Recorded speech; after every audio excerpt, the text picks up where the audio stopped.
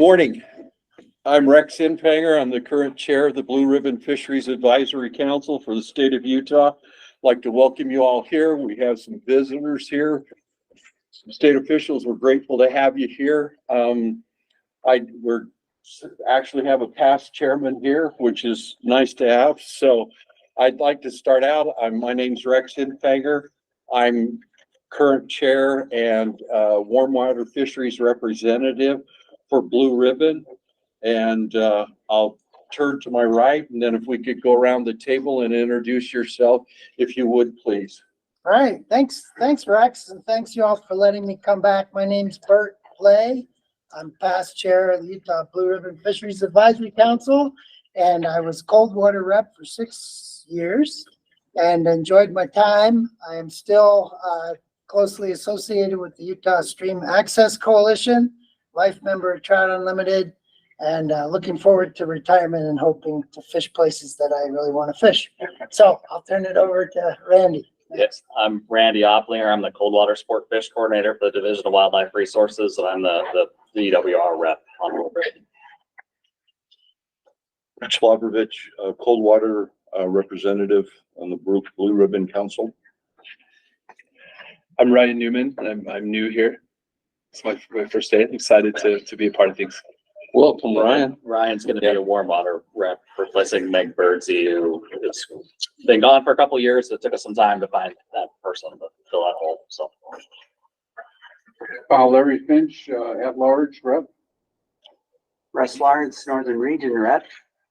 Dave Bahanan, Southern Region rep. Mickey Anderson, Central Region rep. TJ Sokolos at large. Terry Hill, at large rep. Back to you. I'm Rebecca. I'm also like Ryan, a little newer to this crowd. and Rebecca is going to be a cold water rep, replacing Brian Anderson. Who's going to leave here. And you were up for our last meeting, right, Rebecca? We thank you for your effort. Thank you for having me. Clint Brunson, Assistant Aquatics Manager out of the Northern Region. Chris Crockett, Central Region Aquatics. Mike Slater, Sport Fish Project Leader for the Central Region. So I'm Charles Lyons, an Assistant Attorney General representing the Division of Wildlife Resources. Well, welcome to all of you.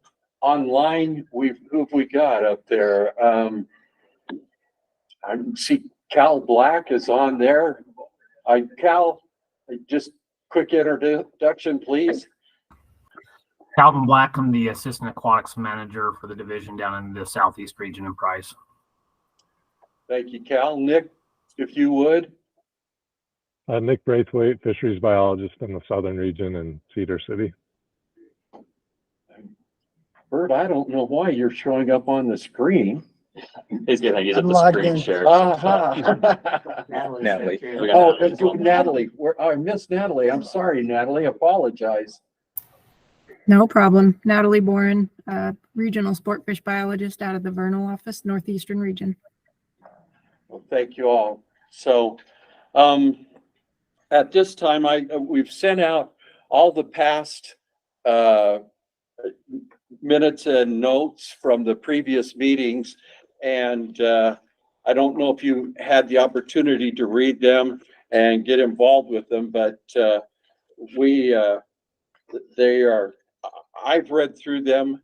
I didn't find any corrections. I have a few questions, but I'll hold my questions for the regional reps as we get to them, if that's okay.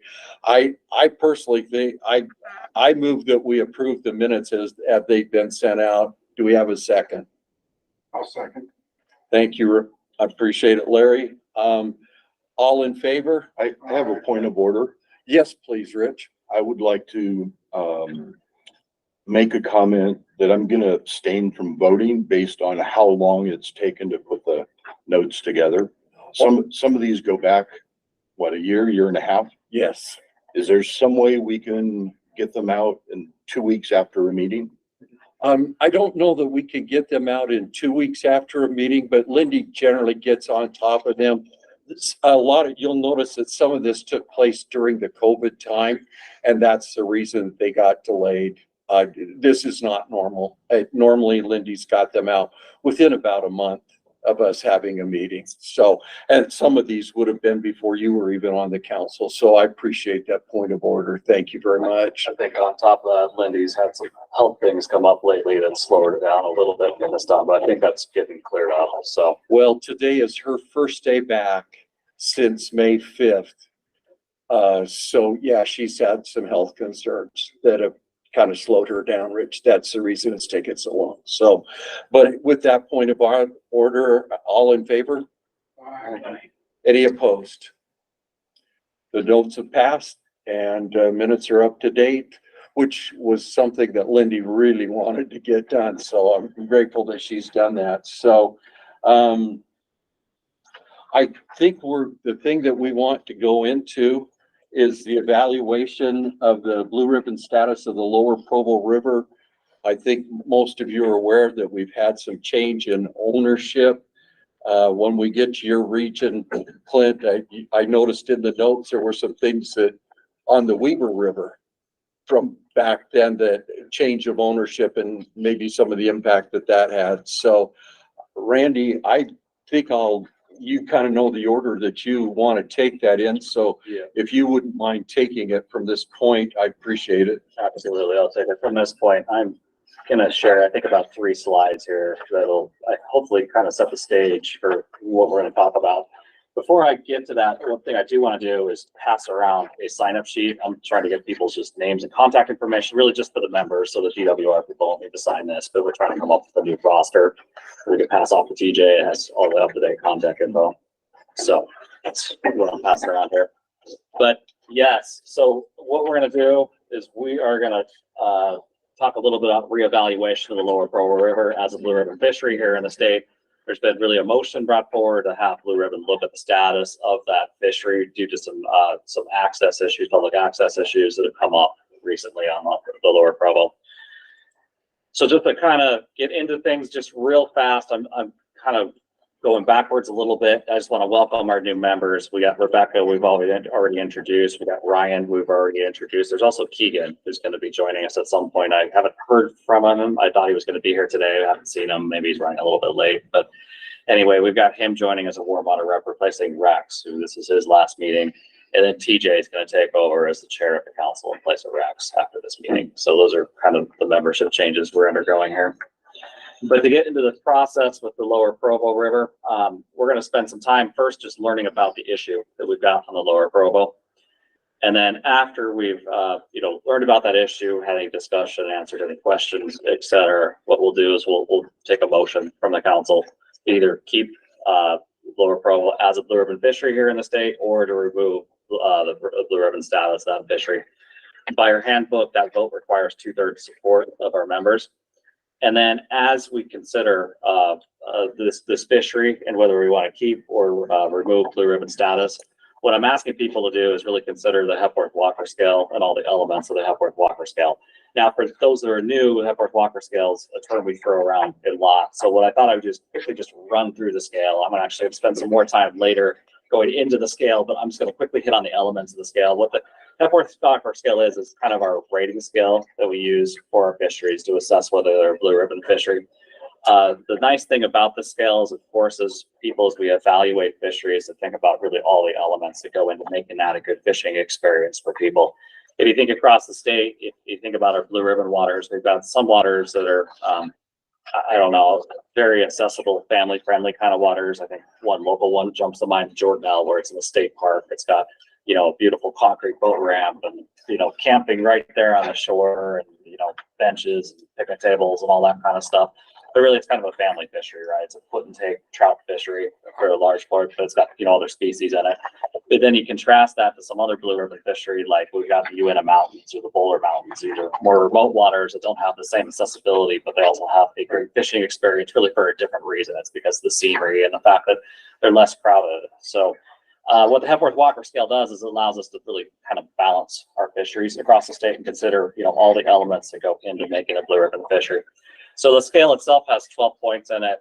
The points are really the size of the fish that are caught in that fishery, the number of fish that are caught. There's some assessment on whether the population has other characteristics that make it desirable to anglers. Just some examples of that are going to be trophy fish in the water, or another example of that, having native fish in the water. Another element that goes into that is natural reproduction of the fish. So those are kind of some unique elements that we take into consideration. We take into consideration the harvest potential of that fishery. So for anglers who like to harvest their fish, whether they're going to be able to go in there and catch their limit or not is assessed as part of the scale. Next, habitat quality goes into it. There's also a scoring element related to division and what kind of management initiatives and management plans that we've got in place for that water. Then there's some accessibility things like shore accessibility, boat accessibility, and just overall ease of access. And then finally, there's some elements that are really related to just the quality of, I guess, the surroundings. So you get water quantity and water quality go into that, also just the aesthetics of the water. If I break this down a little bit, I know that's 12 things to keep in mind as we talk about the lower Provo River, but really it breaks down to 4 categories that I've put boxes around here. So the first ones in that red box are all related just to the quality of fish that are in the water. The next couple that are in that blue box are really related to the quality of the habitat of that fishery. The ones in the green box are related to just the public access and people getting to that water to fish. And then the last ones in that purple box are really related to just kind of the quality of the water quality and the environment surrounding that fishery. So keep those things in mind as we talk about this water. So it's all stuff for later today. Does that make sense to anyone? Does anyone have any questions?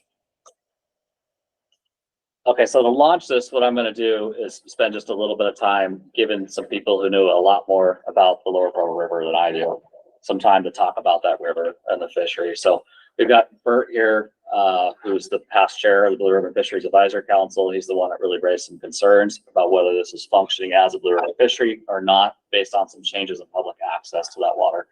So I want to give Bert just a little bit of time to talk about the issues that he's seen. And then I've invited the central region, so Chris Crockett, Mike Slater, to talk a little bit about just the lower Provo as a whole. So they're going to talk a little bit about just the fish, what we see in the fish population there. We're also going to talk a little bit about public access and how some of the access changes that we've seen and provide just a summary of public access on the river as a whole. So we'll spend some time just allowing those two people to kind of talk about, you know, the fishery, what's going on, what's there, and then we can talk about a little bit more as a council. Does that make sense? Does that work as a process for everyone? Okay. So given that, I'm going to turn it over to you, Bert. Let you talk about what's going on. I can let you screen share if you want to share. Yeah, I might, if I can figure out exactly how to get to which window, but we'll deal with it here as we go.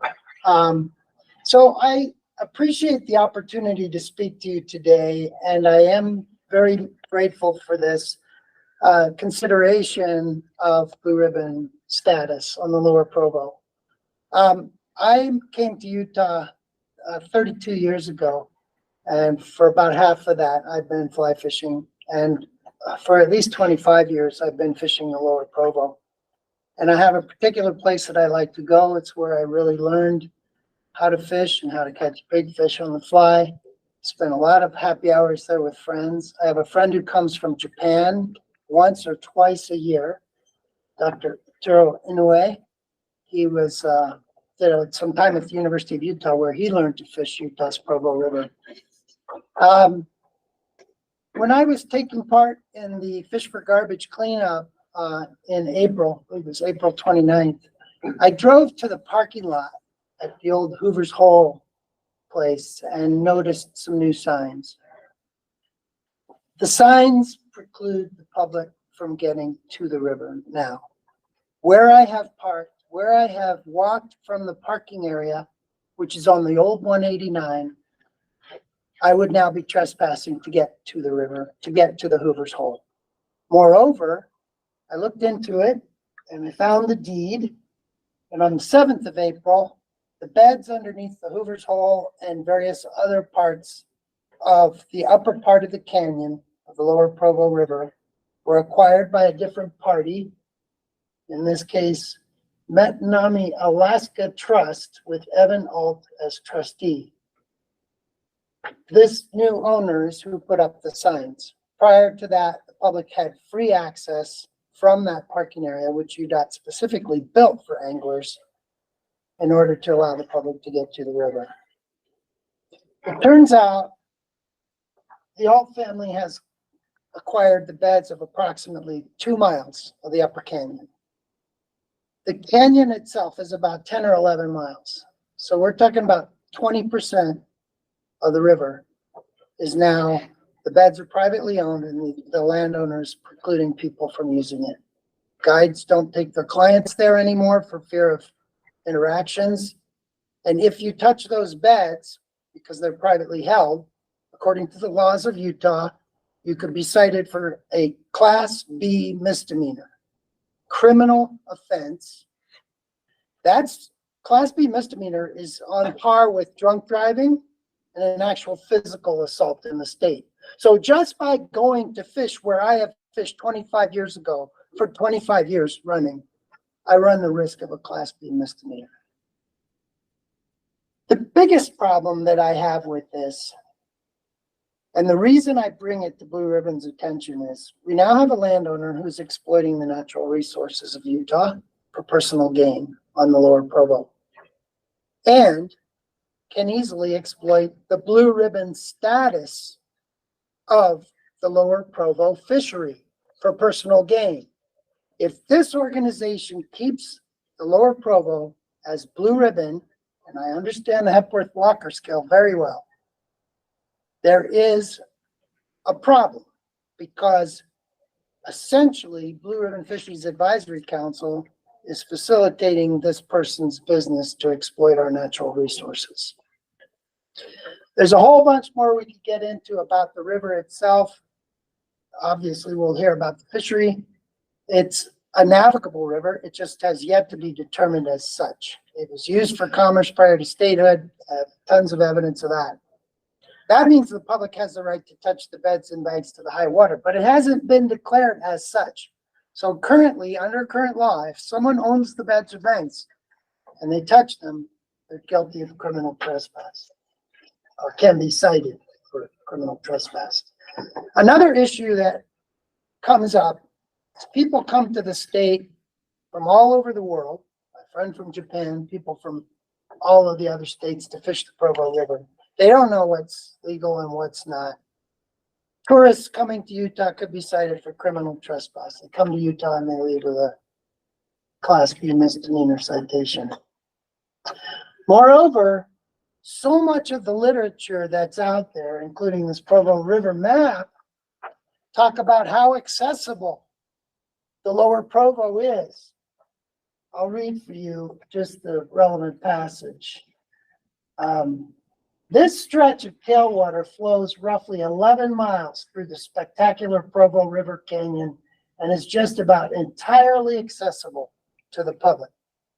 Someone who picked up this map goes fishing on the lower Provo because they know it's a Blue Ribbon fishery, and they get cited for trespass.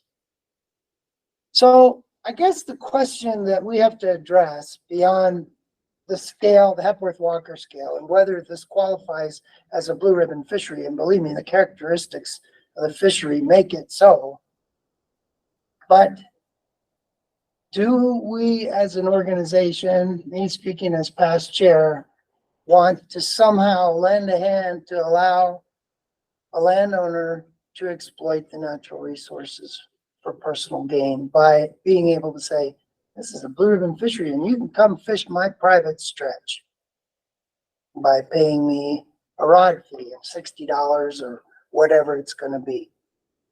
And yet Utahns have fished there since before Utah even became a state.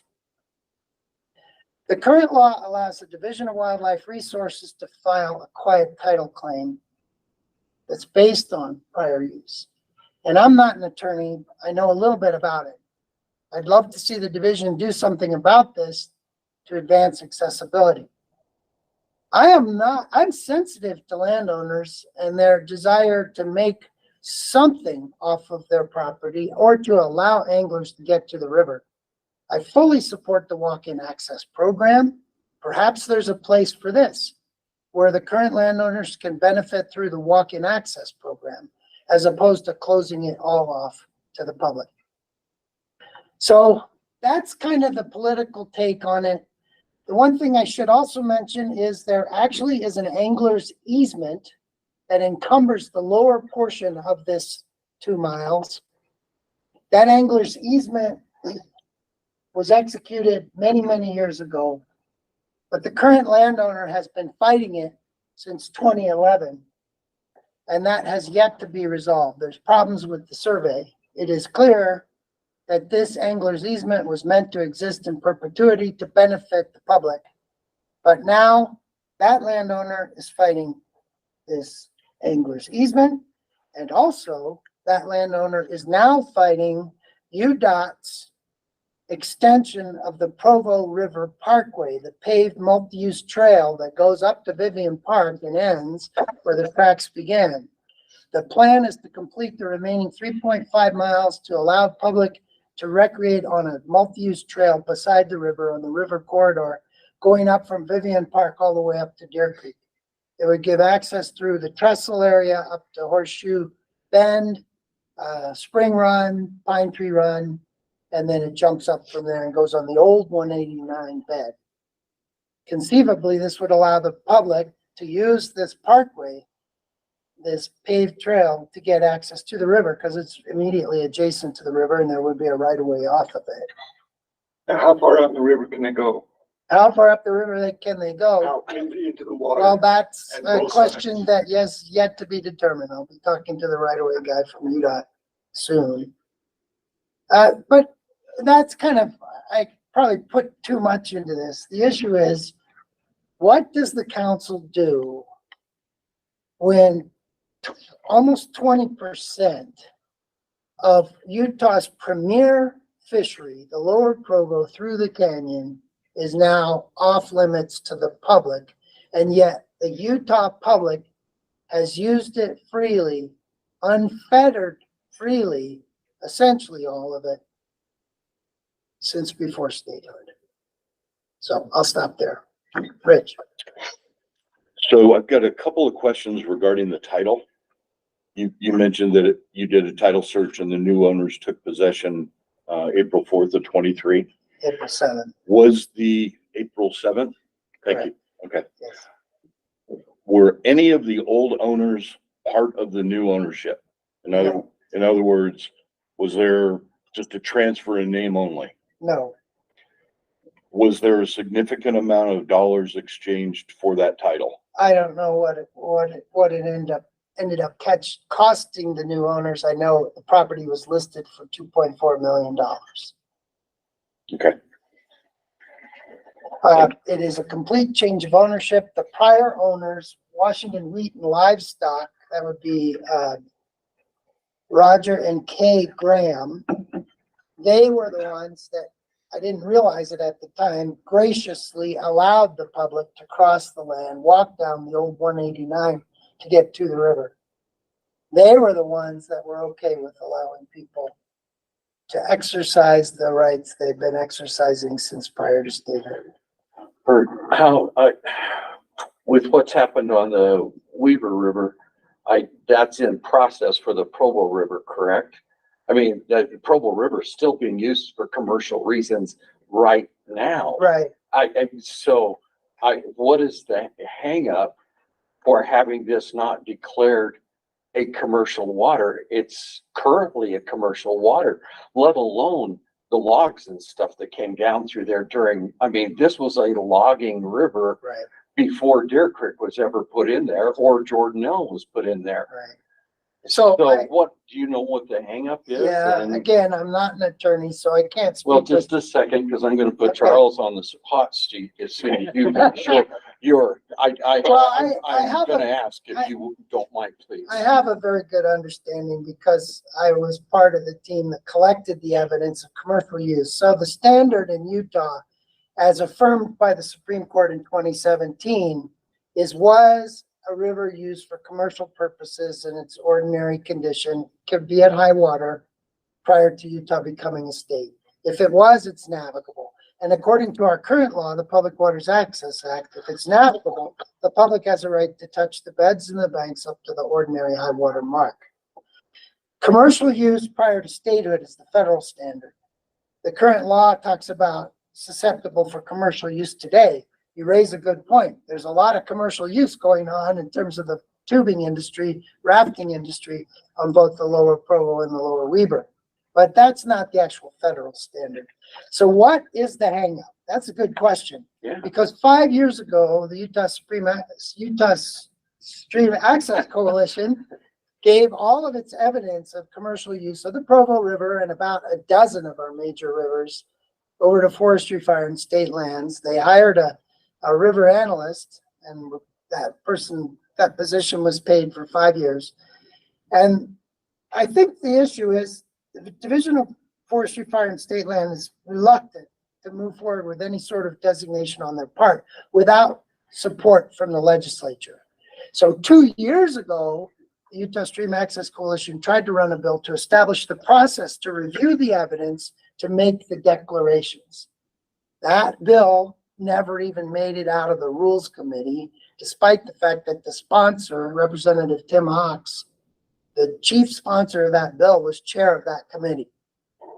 Leadership kept their thumb on Representative Hawks in this bill, so it never saw the light of day. The Stream Access Coalition will be running that bill again in the 2024 legislative session, and hopefully we'll get some legislative support. Certainly we can turn out the public with what's going on the lower Provo, because this is going to happen on all of our other rivers where there's private ownership of the bed. We are losing ground. We are losing access. And this is one, I take it as an extreme example. And I take it personally because after paying taxes to this state for 32 years, I'm finally retiring this fall. I had hoped to fish there after I retired during the week when it's not crowded. Now I can't legally. So anyway, I digress. You couldn't even use a boat at this You current point. could use a No, boat. but you couldn't anchor. Yeah, well, that's correct. The guides of, my last tenant's boyfriend guides on the lower Provo, and they are using boats to cross that section. Right.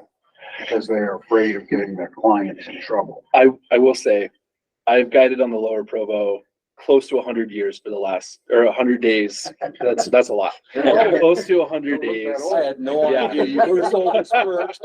Right. So I feel like I need to give my resume a little bit. So I've spent close to 100 days on the lower Provo for the last 20 years. It's where I've made almost, a living there. Guides are pushing the issue. Guides are trespassing. Guides are 100% trespassing. They're using their boats, they're anchoring, they're getting out of their boat. So multiple things here. I started my odometer the other day at Olmsted Dam and drove to the trestle. It's about 3.25 miles.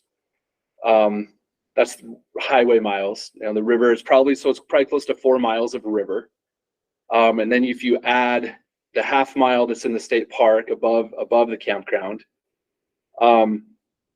that's true. Some of the best water is gone, but I think as far as like a blue ribbon designation, I still think that 4.5, close to 5 miles of river is exceptional as far as other rivers in the area in the Western United States, as far as quality of fish, size of fish, quantity of fish.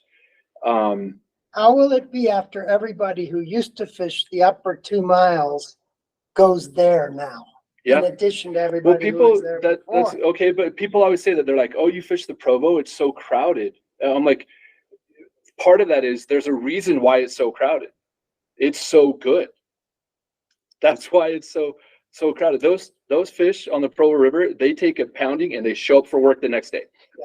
Like it is incredible, right? And it's already starting to happen with the high water. High water congregates fish. It also congregates fishermen. Yeah. And so it's already started to happen a little bit.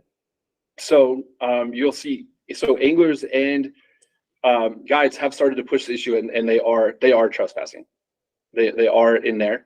So the other issue is the land. We're talking about the land that has changed hands. It was kind of in like parcels, right? It wasn't like all of it went. So essentially what it's done is it's landlocked the public access. There is some public access down around Hoover's Hole.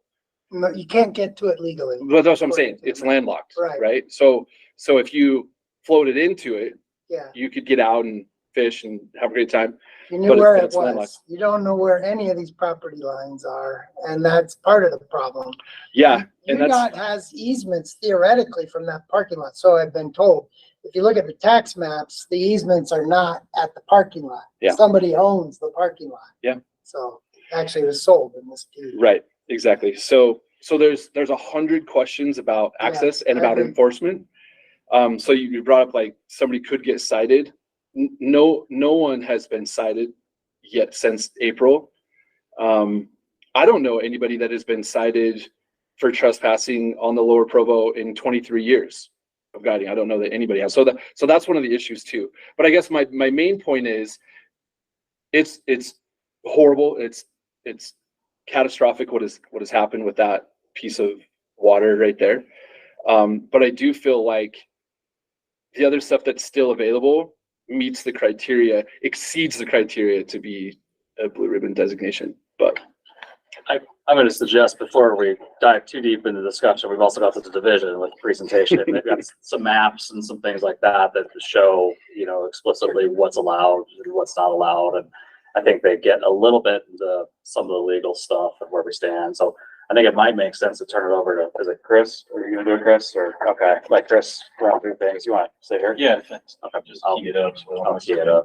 So while we're waiting, I guess what I wanted to do here today, besides raise this question of should blue ribbon status be revoked, the other thing I want to do is encourage the division to do whatever it possibly can, up to and including filing for quiet title, which the division is explicitly allowed to do under the current Public Waters Access Act and is uniquely positioned to do. I would also strongly encourage the division to do whatever it can to utilize the walk-in access program. But if you have a landowner who's been fighting a legitimate angler's easement for 12 years now and is now fighting this public Provo River Parkway and filing lawsuits against UDOT to block that, I don't know what kind of progress you're going to make on walk-in access. But anyway, enough out of me. But take it away, Chris. Can those online see the screen? Sure, make sure it's shared properly.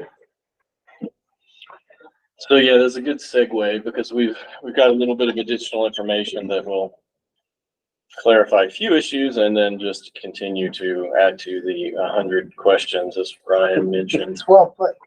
So I did want to take a little step back. I appreciated Bert's comments about how I don't think there's necessarily a disagreement that we have the fish and the fish health, the fish size and densities for a blue ribbon fishery. But I did just kind of want to revisit a little bit of that information. I go over some of the relevant fisheries data and then kind of dive into some of those current access issues and challenges that we have. And obviously those will lead and kind of build on some of these questions and next steps that we're trying to develop.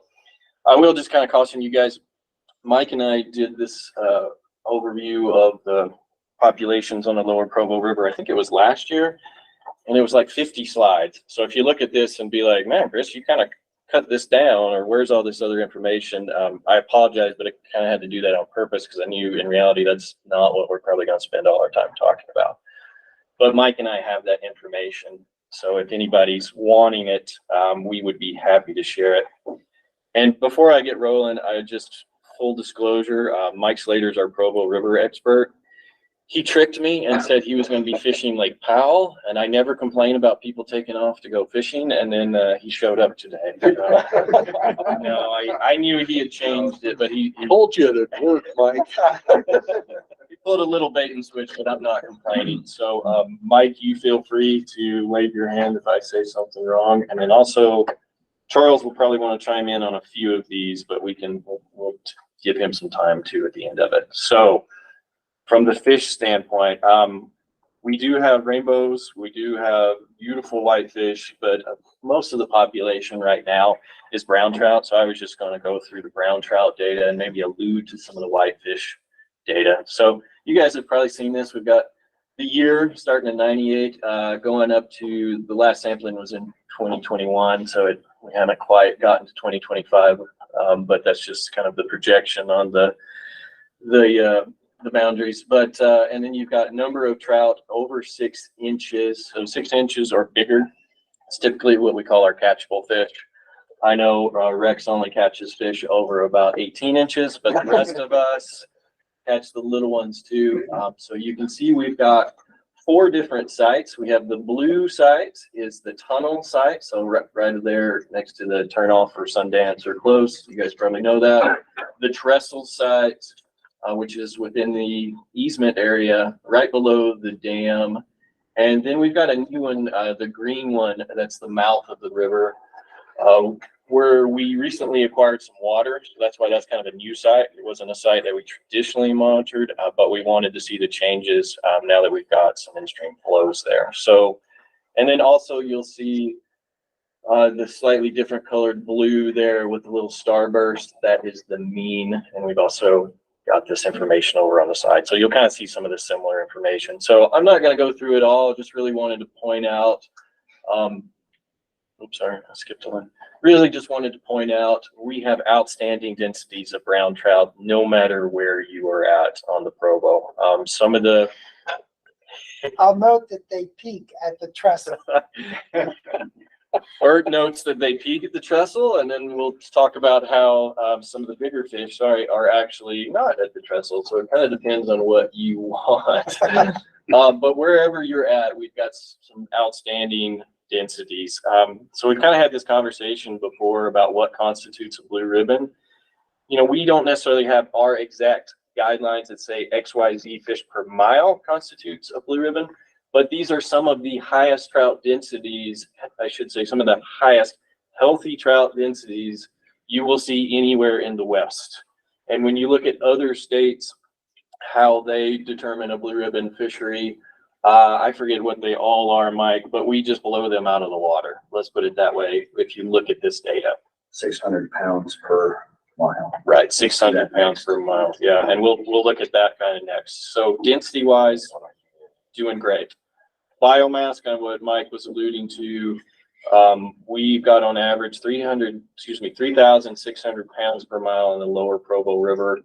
Wyoming blue ribbon classification is about 600 pounds per mile. So, you know, we're only beating it by 6-fold there. Just again, give you an idea that I think we all agree the fish are not the problem. Go ahead, Bert. Go ahead and say it. I note that the mass, the density is peak at the trestle. Yes, the density does peak at the trestle. It's still outstanding everywhere else. Indeed. So again, this is kind of just that same look that you guys have seen with the different colored sites and the mean lower Provo River. Look at it a little bit different. So the good old days, you know, our numbers or size of average fish were a little bit larger, but reality, we might still be in the good old days. I will point out the bigger fish are at the dam, which we do have access to at the state park. And, you know, you see what is probably a little bit of density dependent issues where at the dam you have fewer fish per mile, but probably larger fish per mile, which makes sense.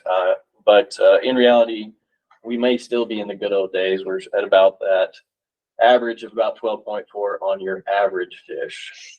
Now, this always brings up the question, you know, do we still have big fish in there? And we'll talk about that in just a minute. As far as the health of the fish, we've had a little bit of a narrative there for a while that the brown trout on the lower Provo River were skinny. And some of our data does kind of suggest a few years back we were seeing some of that. But right now, when you look at relative weight, you can kind of just think of this as a percentile of perfect weight. So, you know, like when your kid was growing up and he's like, oh, he's 99 percentile, you know, that means he was like 99 percentile of exactly the perfect weight or the perfect size head or whatever. My boy had a supersized head and an undersized body. So, you know, it gives you an idea of how to think about this. But when you look at relative weights, all of these reaches are healthy. Anything typically above 85 is considered healthy.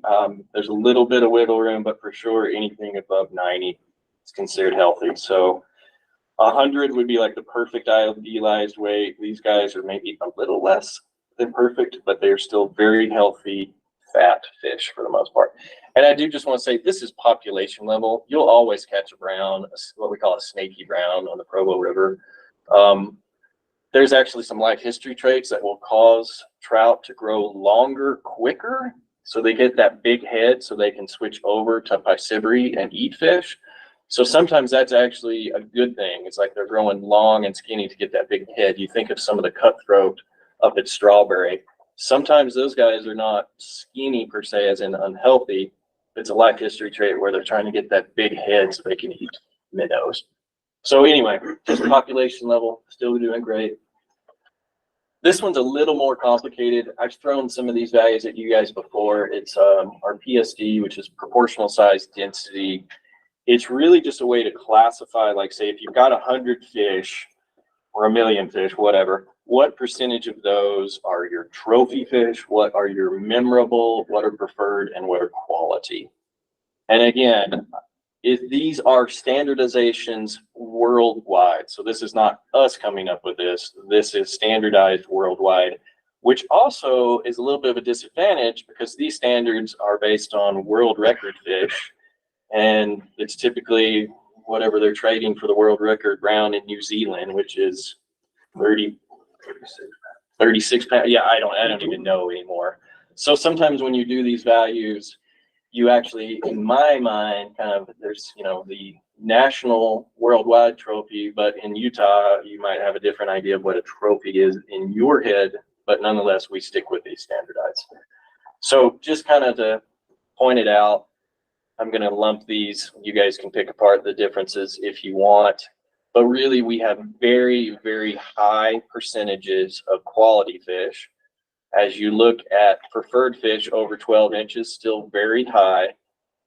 And when you're looking at memorable, some of these reaches are truly what you would call a trophy or a memorable fishery, most specifically the dam, where you have a large proportion, a large opportunity to catch a big fish. Typically, when you look at these other states, anything above 1%, they would typically truly call that trophy fishery. And most anywhere, anytime you have this quality value above 60, that is considered a healthy or a good fishery. So we've got combined values there of quality of about 90%. So I know that's a lot to throw at you guys, but again, just in summary, we've got lots of fish. They're doing well, they're healthy, and there's trophy opportunities. Go ahead. And the numbers of memorable fish, for example, drop off considerably below the trussel. For the most part, we might not have all the data because granted it's like 10 miles of river and we only have 4 sites. But yeah, a lot of times you'll see more of the larger fish as you go upstream. And again, there's some density dependent things going on like that. So if you specifically like went to like one of your favorite fishing holes, you might not see that. But in general, that's what we see. Right. So, Can I just yep. have one? Sorry, Mike. Yes, absolutely. One of those qualifications in your Hepworth Walker scale was the fact, do you have any natural recruitment? Thanks, Mike. This is 100% natural recruitment. We haven't stocked the Provo River since 1974. We threw a couple of cutthroat in 2000, 2002, but this is all natural recruitment. Fishery does it on its own. Is there any fish harvesting going on, or do you guys encourage that so the size will increase, or? We don't discourage it. We've tried to encourage it, but the numbers never changed after we literally outreached the heck out of it and said, please harvest fish. It might have went from 0.5% to 0.25%. So anglers are fine with the size. Anglers do not harvest fish on the lower Provo or the middle Provo. And that's the same with the Weaver, and that's the same with the Wogan, and the same with Black. It's just the anglers that are fishing are not taking fish, so we're just staggering fish. People that harvest fish go to ponds, go to lakes, go to community waters. That's just the clientele that fishes these waters. I just listened to Bert saying that bigger fish are in a certain area. He obviously likes bigger fish, but everybody's fine with the 12-inch average or whatever it is. Everybody wants more bigger fish. Yeah, it's always. That's just not And no people. the way it works. You know, And no people. But if you compare 12-inch average to the middle, what's the average on the Middle's middle? 11 inches. Okay, so it's like it's a little. There's probably more fish, but it's a little smaller. Don't let More the, fish in the middle, but bigger fish in the lower. so we'll get to this in the Hepworth Walker discussion, but there's also the setting. Where I like to go is largely driven by setting, but it doesn't hurt to big fish there. Sounds like you better go to the dam, Bert. That's where the I do fish there, but it's not, yes, I think there's a good point kind of alluded to there. Don't let the average size dissuade you from thinking there aren't larger fish. That's what these PCDs or, excuse me, PSDs are kind of designed to do, is help you understand that, hey, you may go and the average fish is 12 inches, but there are still trophy opportunities. Mike and I can only provide the fish. We can't help make you a better fisherman. And I say that with full disclosure that I'm usually happy if I can. And also on those electroshock surveys, they bring kind of a certain size of fish. Like I've been with you a couple times, and those bigger fish sometimes swim away from you. Like you hit them and they're gone. They just swim away. So We're not 100% effective, for sure. I mean, it's great. You're doing a great job. You're doing a great job. Mike, just largest 3 or 4 fish you've seen in the last couple of years on the Provo. I mean, because we don't get this, there are still some fish in there that I've been fishing up on the Willamette and come down and fished underneath the dam. And the brown that came up to look at my fly, I was like, holy cow, this could have been on the Willamette fishing for salmon. I mean, so we still have some very, We still have some nice fish. yeah, I mean, we've got fish that push 5 pounds. Absolutely. Yeah. We've had some 27-inch, I think is the largest I've seen, 7-pound brown trout. Okay. And we've got multiple 20 to 23-inch brown trout. And then in the lower Provo here, we actually have a lot of nice, healthy rainbow trout, especially when you get towards that dam. Rainbows essentially are coming out of Deer Creek and then they stay. They don't just make their way all the way down. And so that's why some of the dam numbers look a little bit larger as we do. We have some bigger rainbows that kind of hang out there. Ryan, is that what you see? Yeah. The further up you go, the bigger rainbows you get. consistent with my experience. And we kind of broke that out in the middle Provo. We didn't do it here on the lower, but we tried to say, hey, how many of these big 20+ inch fish can we find in a 500 stretch? That just kind of helped the anglers. Oh, wow, there's 28 of them in this 500-foot reach. Oh, I didn't know there was that many because I only catch a bunch of 11 inchers. Yeah. Well, there truly are some big fish and they're big for a reason. Helps you understand that in a couple of hours you walked past, spooked or missed, 24 trophy fish, Well, the data that you have up here, there's 3/4 of a fish per foot. Lots of fish. There's more fish here than we know what to do. Like Ryan says, they come back to work every day. And take a beating. Take a beating.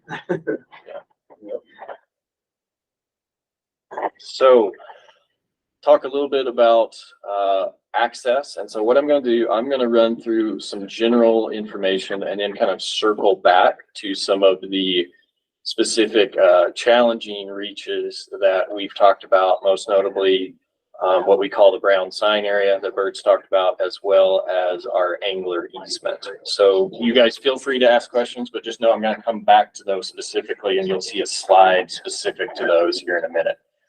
So as far as this thought of, anglers being confused, we understand and we share that sentiment. So when all of this started hitting the fan, if you will, we started working with Todd Volkany and Buck from our GIS workshop, and they started putting together an angler access map. You've seen some of these before that the division has. It would essentially be an app that you could utilize from your desktop, but also is compatible with your phone. So if you pull it up on your phone, it doesn't look all wonky. So we started just recently putting this together. I will say that this is still draft. So if you look at it and it's off like about a foot, feel free to tell us, but also just know we're still working on this. And we're still probably waiting for some clarity on a few issues before we make it public. Because the bottom line is there's some opportunities that may arise that Mike and I and everyone are working on, but we're not going to tell Joe Schmo Angler to go to a spot until we are confident that we are sending them into a location that they legally have access to. So do not discount a red area as being us giving up, if that makes sense. So typically you'll see the red area is private. This is again how we're presenting it to an angler. The blue area is our easement. It's got a question mark by it right there. I call it contested. That's kind of how I describe it. And then the green areas are where there is publicly owned property on both sides of the river, and the yellow is where there's publicly owned property on one side of the river. I typically clump those yellow and green as areas open to the public for access. We just here have coded them a little bit differently. So when we're talking to anglers, we will probably clarify, hey, there's public at least on one side, but make sure you're not trampling on private property rights. And for the most part, I would think that the public property is on the far side of the river from the highway. That is to say, the south or southeast side. Typically, yeah, there are some exceptions, but yeah, a lot of the little subdivisions and places like that are often on the river right side of things. Yeah, so they can get to them from the highway. Yeah. And then there's also the trail that runs through there. So that might be sometimes there might be a little bit of a area where there's a housing development or whatnot right next to the road, but then you've got the Provo River Trail on the opposite side of the river. So I'm just going to go through a few of these, and then again, I'll come back to some of the more contentious ones that we need to talk about. So I just zoomed in here, just talking to you a little bit. We've got our public reach up there by the state park, or excuse me, below the dam. And then we have this area that some of this was traditionally considered private, owned by Deer Creek Park LLC, not to be confused with the state park. But then this area has also been increased a little bit due to some of the issues and changes in ownership. And again, I will come back specifically to that in just a minute. Then we have what we call our trestle easement. I hear some anglers call it the Heber Creeper easement. It was also, as Bert put together, I mentioned, signed in '93 with DWR and Utah Light and Power. That's why I've got the UL easement as well. And that's about 1 mile. And again, right now we're calling it contested, and we'll come back to a more in-depth discussion about it. Below that easement, all the way down to basically the Olmsted diversion, is primarily public on both sides, with a few areas that are public on one side and private on the other. So roughly, these are my numbers. Somebody else's numbers might be a little different, but these are the numbers that Buck and everyone ran for us. There's about 8 miles of public there. When you look at that total, again, public access, I did combine the green and the yellow, full disclosure, is about 77% of that entire river corridor. What we're now calling kind of privately controlled until we can clarify issues on it is about 13%. And then that easement area that we hope to gain calm angler access to soon is close to 10%. So just to be clear, when I was talking about 20%, I was including the contested area. So if you add the contested easement and the privately controlled, we're at 2.4 miles out of roughly 11. So 20% of the river. But carry on. So challenges and hopefully some opportunities here. We already covered it a little bit, but just some of the high points or the low points, kind of where we've been with this. So this is the trestle easement. It was signed in '93 between DWR and Pacificor and the subsidiary of Pacificor, Utah Light and Power, or excuse me, Utah Power and Light. I always flip those around. For public access for the sole purpose of fishing. And this is a public record. I know Bert has shared this before. Anybody that wants a copy, it's on public record. Signed with them and DWR for fishing and also fisheries related management activities, right? Makes sense. In the early 2010s, about 2011, 2012, we started having a lot more pushback from the current owner of that property. Again, this is an easement on what is now private property. There was a disagreement on intents and bounds with the landowner, but we thought we had made a lot of headway. I say we to kind of put it in the time capsule. This was when John Fairchild was spending a lot of time on it with Mike Slater. And they had multiple meetings. We had an agreement that was formed basically with the landowner just saying, you know, we agree this is where people access. We were putting in fencing. I mean, some of the logs and stuff for the fencing were were purchased and dropped off. I mean, that's how close we were. And it was reasonable, really, in my opinion. You know, we were trying to address some of the concerns with trespass up further onto the property. We were trying to define where the anglers could be very clearly for their benefit and the landowner. We were increasing patrols and garbage cleanup. And I don't really know why it blew up, but all of a sudden we were miles away from being in agreement. And, you know, I don't know that what happened there is necessarily pertinent to this discussion, but we thought we were very close and then it blew up on us. Well, except to say that the landowner filed suit against the Division of Wildlife Resources on November 14th of 2011. And one of the requests they made is for the entire easement to be terminated due to problems with the survey. So the landowner has challenged it. This was 2011. This was never saw through to the end. And I don't know what the status, when you file a complaint and you drop the case, I don't know whether you can bring it again later, but the landowner was trying to get the easement completely voided at the time. And had their own survey done. No, as far as I know, they have not, but. They did it. No. Oh, they Yeah, they did. did at that time. Yeah, there are two.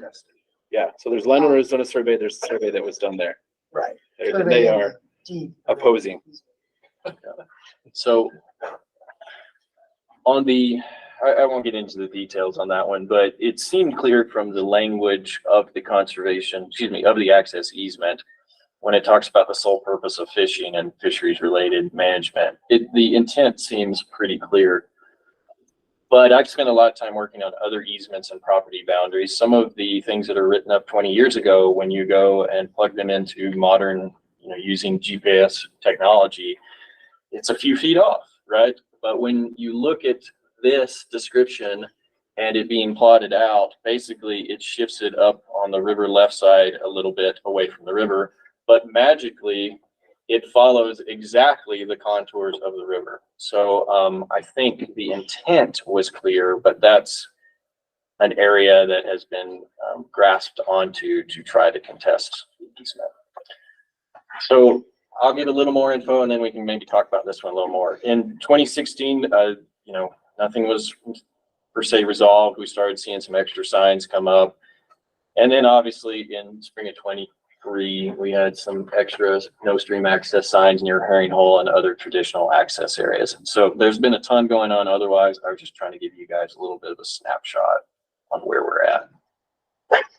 I was going to move on to the brown sign and then maybe we can talk about everything. Is that fair? Because there is kind of some overlap in discussion on those. So also recently we have the area that we often refer to as the brown sign or the Hoover Hole area. I'm not sure what the anglers call it. Brown sign. Brown sign.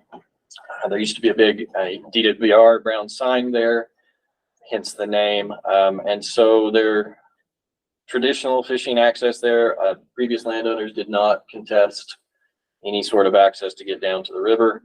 Those parcels, as Bert mentioned, were sold and things definitely changed. Seems to be a little bit more aggressive stance. There were some new no trespassing signs posted in areas that anglers traditionally could park and access.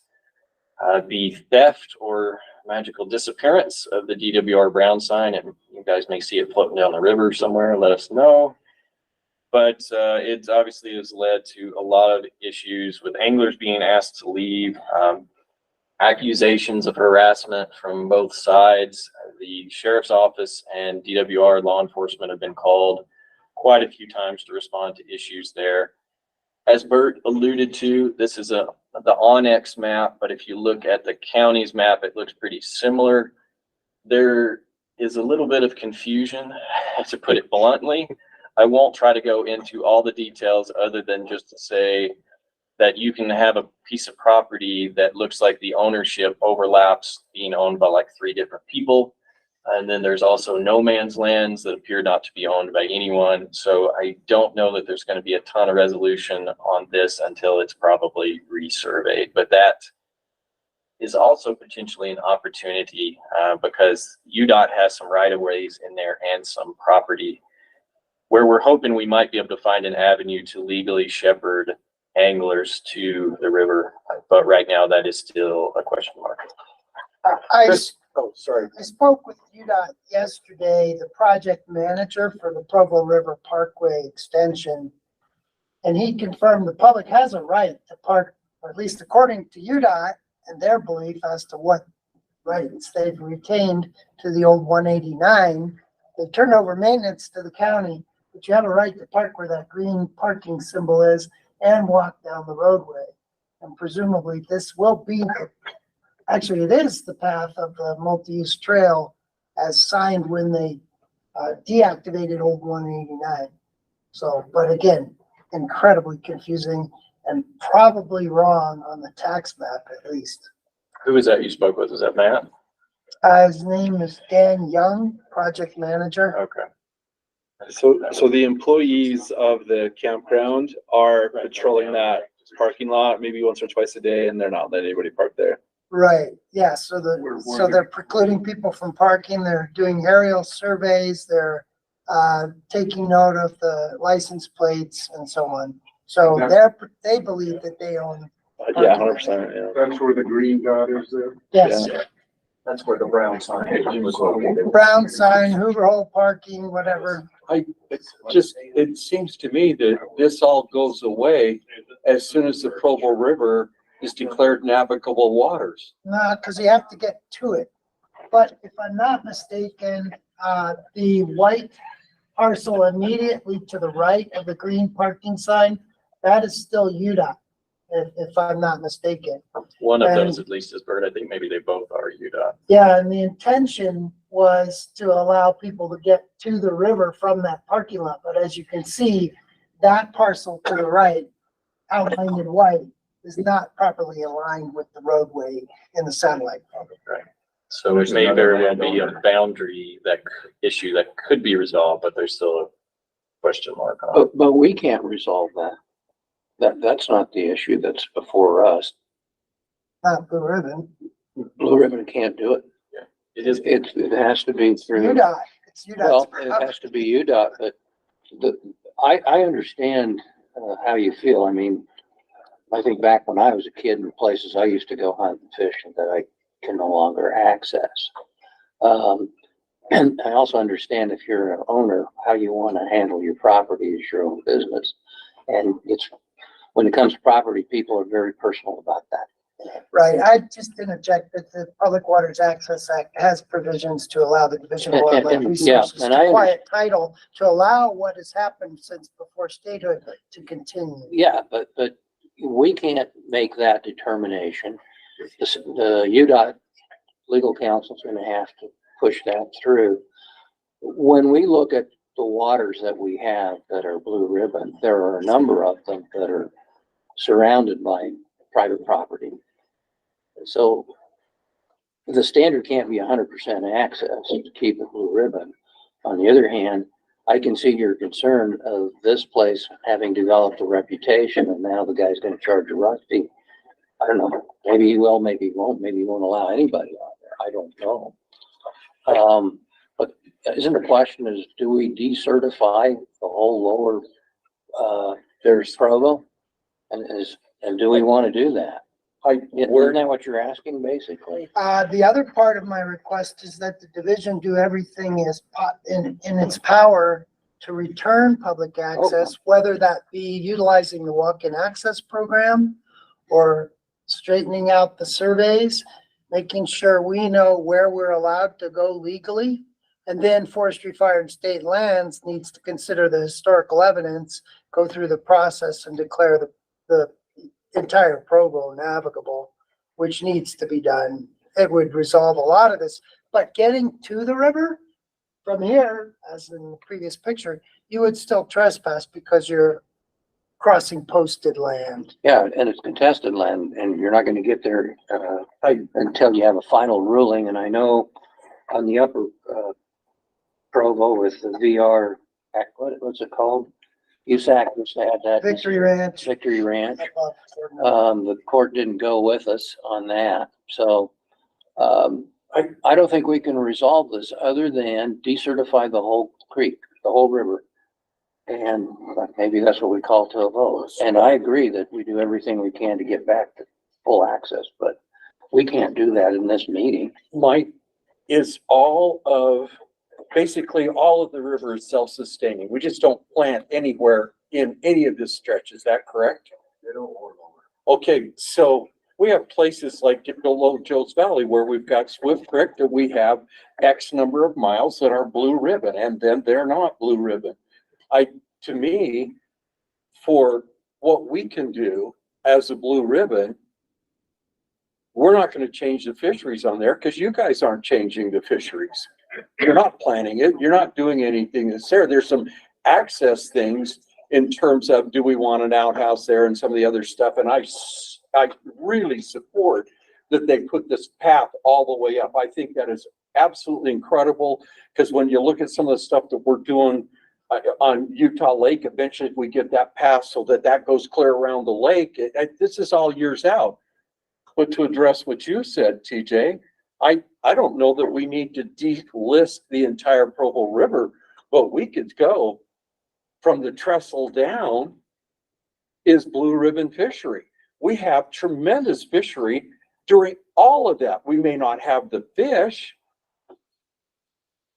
but then we could just designate it and go, this part is blue ribbon fishery. It takes away the ability of somebody that's private to go, this is a blue ribbon fisheries that you're fishing. No, it's not. But from here down, there was no stretch of the river that you just showed, Chris, that wasn't a blue ribbon fishery by a factor of 5 to 6. Do we lose some of the upper? The state park, people are still going to go in there because it's really fun to go in there and catch some of those bigger rainbow trout. I may have been accused of doing that once in a while. You know, I may resemble that remark, but we don't have to have this stretch blue ribbon. So we don't lose the entire blue ribbon. And the nice thing is if we take out this, it was 9 point something and 13 point something. So let's say 22. I thought your number was very close, Bert. So we go in and we go, okay, we've still got the funding for blue ribbon fisheries. And now we have 22% more money that we can spend on the lower river. Does that give us access to more water that Jordan's worked so hard on us to be able to preserve? He's done a phenomenal job. So we're the lowest 189 right there, Chris. Is that approximately where the trestle is, and where am I kind of lost? Yeah, that's the trestle. Yeah, trestle. The That's juncture of the blue and the green. Okay, so if we said we have access to this much of this canyon and we're going to spend the money on that, since Bert reached out to me several weeks ago, this is something that I've thought about, and I've thought for right now, the nice thing is if we get all these access and easements and it becomes a navigable water, we can always add that stretch of river back to this is blue ribbon. So, and for the guides and stuff, for you, Ryan, we're fishing blue ribbon water and we're fishing from the trestle and we're fishing it to the mouth of the canyon. We have access here. We have phenomenal fishery. I'm not saying one way or another. It's a privilege to serve with you, all of you, but I think that we don't need to delist me personally. This is after several weeks of waking up at 5 a.m. going, okay, I'm not going to Strawberry. I might as well think about Provo River. It seems to me that we have something there. Russ, if you would, please. Yeah, well. And then Ryan, if you'll go after Russ. But we haven't heard from legal. Yeah. As far as the trestle section is concerned, I mean, Is there kind of a timeline when that might get resolved? And is there also a timeline for that, for the entire region to be, You're talking about the fishing easement specifically? Mhm.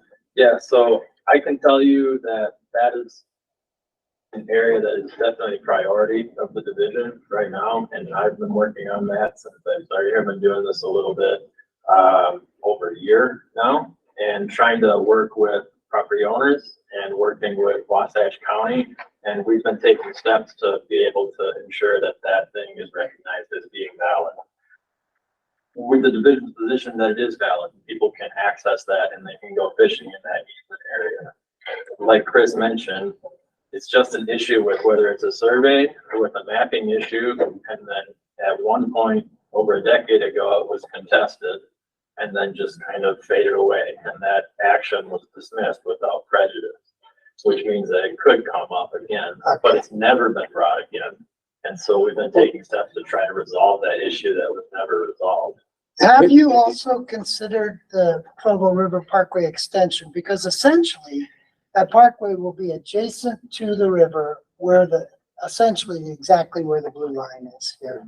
So all I can say is, I mean, when you look at the legal description in there where it describes it and it talks about the railroad, yeah, there's just a section that it is, and that's the only spot that it lies in there. So I don't know details about anything beyond that, and the fact that we're trying to make that certain, because like we all mentioned, there's a lot of issues with property descriptions, surveys, and a lot of things. So what we're looking for is certainty.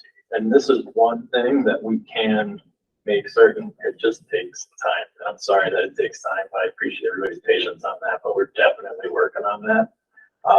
And hopefully we can get that resolved. I don't have an exact timeline for that because these things kind of move and wiggle a little bit, but we're hoping that what the steps that we're taking now is going to resolve that relatively quickly for us. So.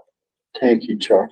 Ryan, if you would, please. Yeah, briefly. So what TJ said struck a chord with me. It was like, what can this council do? Hands are tied with some of the access issues and everything. And what it can do is invest in the existing blue ribbon fisheries, right? And maybe say only people can only float it, and they can only float to access that part of the river.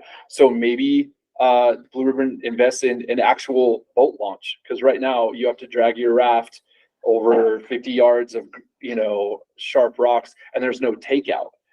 We say, okay, we understand this is tragic. It literally hurts my soul to think how this has affected the river that I've fished for most of my life. And so we say, okay, we know you can float in and access that part, and here's a way that you can do it. Here's a put in and a takeout. To make it easier for you, because right now you float down, you either have to take out at the trestle and lug your raft all the way up the road, or you have to get down to the tunnels, which again, you have to lug your raft 80 yards to the road, to the turnout.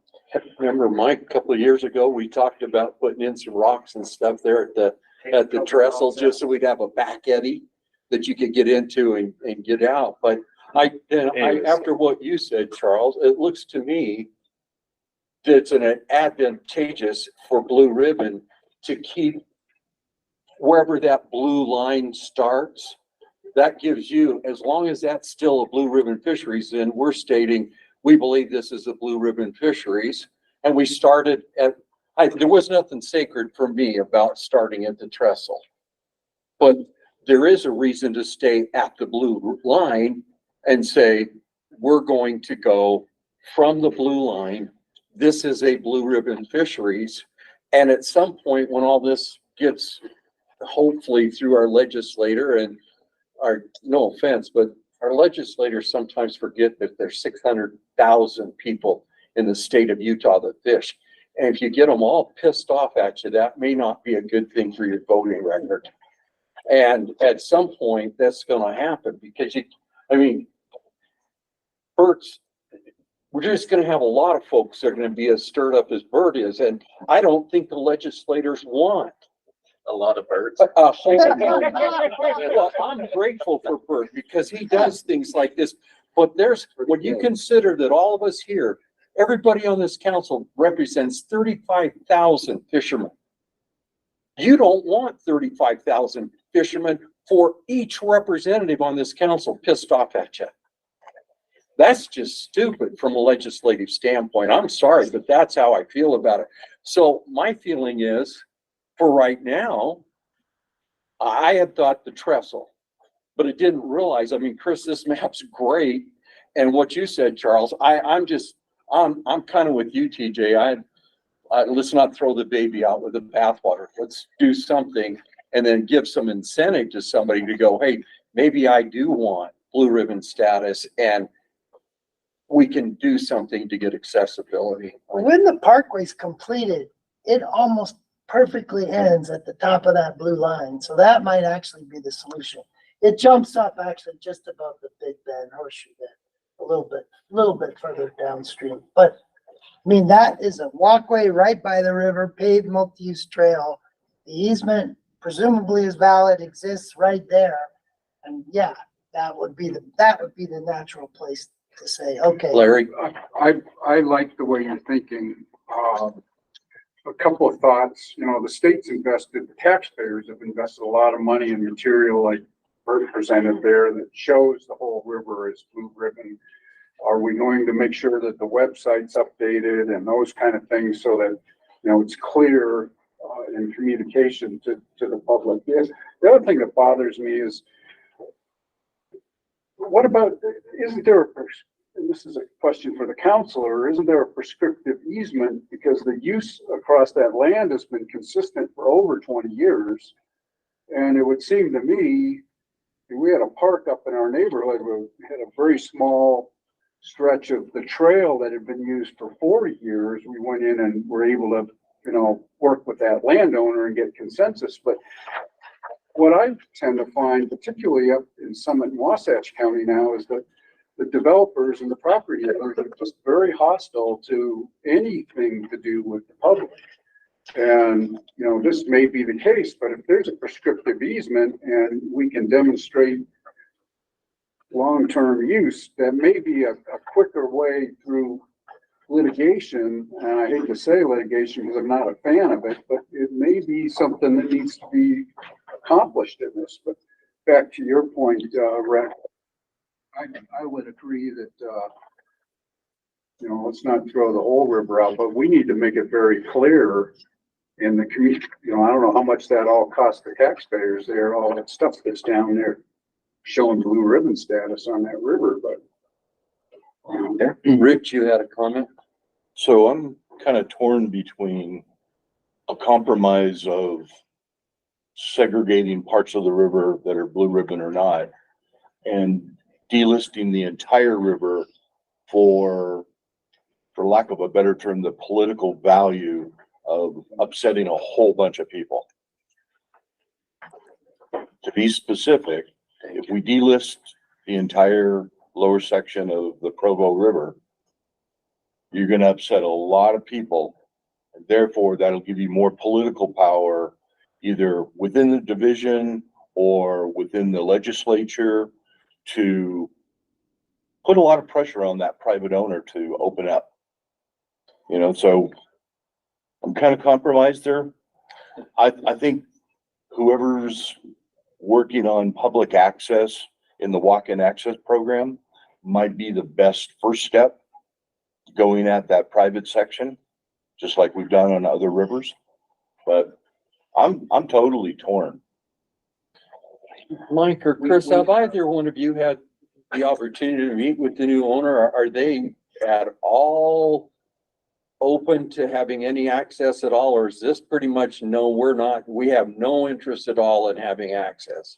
I think we got to the point to where we're not letting you in anymore. And walk-in access, Rich, we have been there, and we actually had a walk-in access through the campground there. But when the new owners came in there, we met with them specifically. Can we keep this? Can we maintain this? And we were pretty close. Yeah, you know, maybe we can. But then things went south for lots and lots of different reasons. And it's kind of got to the point to where walk-in access is a 1% chance, maybe. But I don't think we're going there. And so I think the legal counsel and let's just make sure. We've got two different areas, and Chris and I always get confused. It's like, are we talking up here? Are we talking easement? We want to keep I want to keep those two separate. We want to get this easement that we feel very confident that, hey, we've got this. Let's knock that one out. Let's get that one done.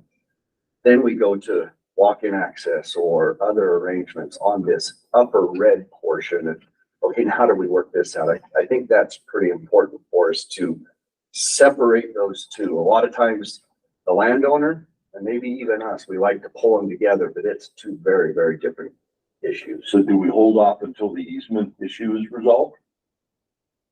I think that's kind of the direction we're going right now is we're trying to do it all at the same time, but really I think we're working on the easement harder than we are. There's a lot of things going on, right? So you kind of got to go step by step because it's all time, resources, energy. Yeah. So it gives us an advantage to keep as much blue ribbon as we possibly can. Is that helps you from your standpoint, Charles, and for us from a division standpoint, Chris and Mike, and then it actually frees up a little bit of money like you were talking about, Ryan. So TJ, Well, the concern I I've would got just is, add one other thing. Chris has got a couple of birds asking the division to do certain things, and Chris has a couple more slides that says, oh, hey, here's what we're gonna do. Here's what we're gonna try and do, and here's some thoughts that might help before you jump into, boom, let's make a decision. Is that, if that's Can I ask a question? Absolutely.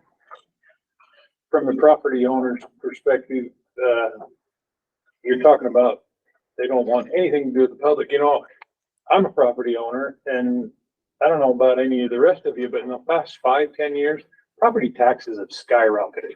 County, state, they've gone up a lot. And could this be part of the issue?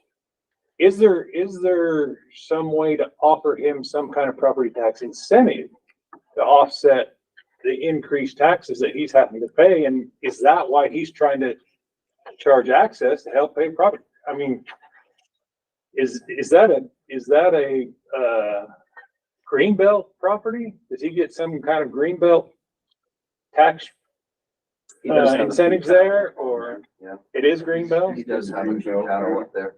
So the whole property is greenbelt?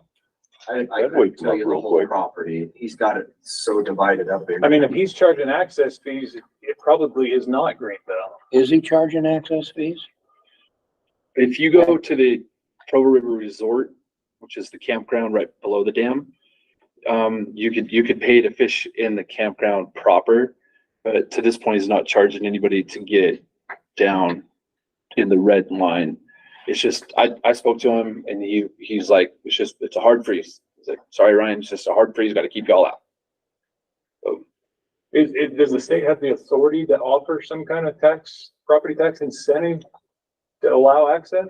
That was the intent of walk-in access to get it But right. walk-in access doesn't pay much, does it? It doesn't pay any. But for 1 point miles of the lower Provo blue ribbon fishery, it should pay a lot, but I don't. For a river that's worth $400,000 a mile, Yeah. we're gonna offer him $1,000. Exactly. but he's not explicitly said that. Like, Hasn't because of, yeah, I've never heard that. Chris, why don't we, But if if we he's could take, charging access fees, he probably can't greenbelt, probably doesn't qualify.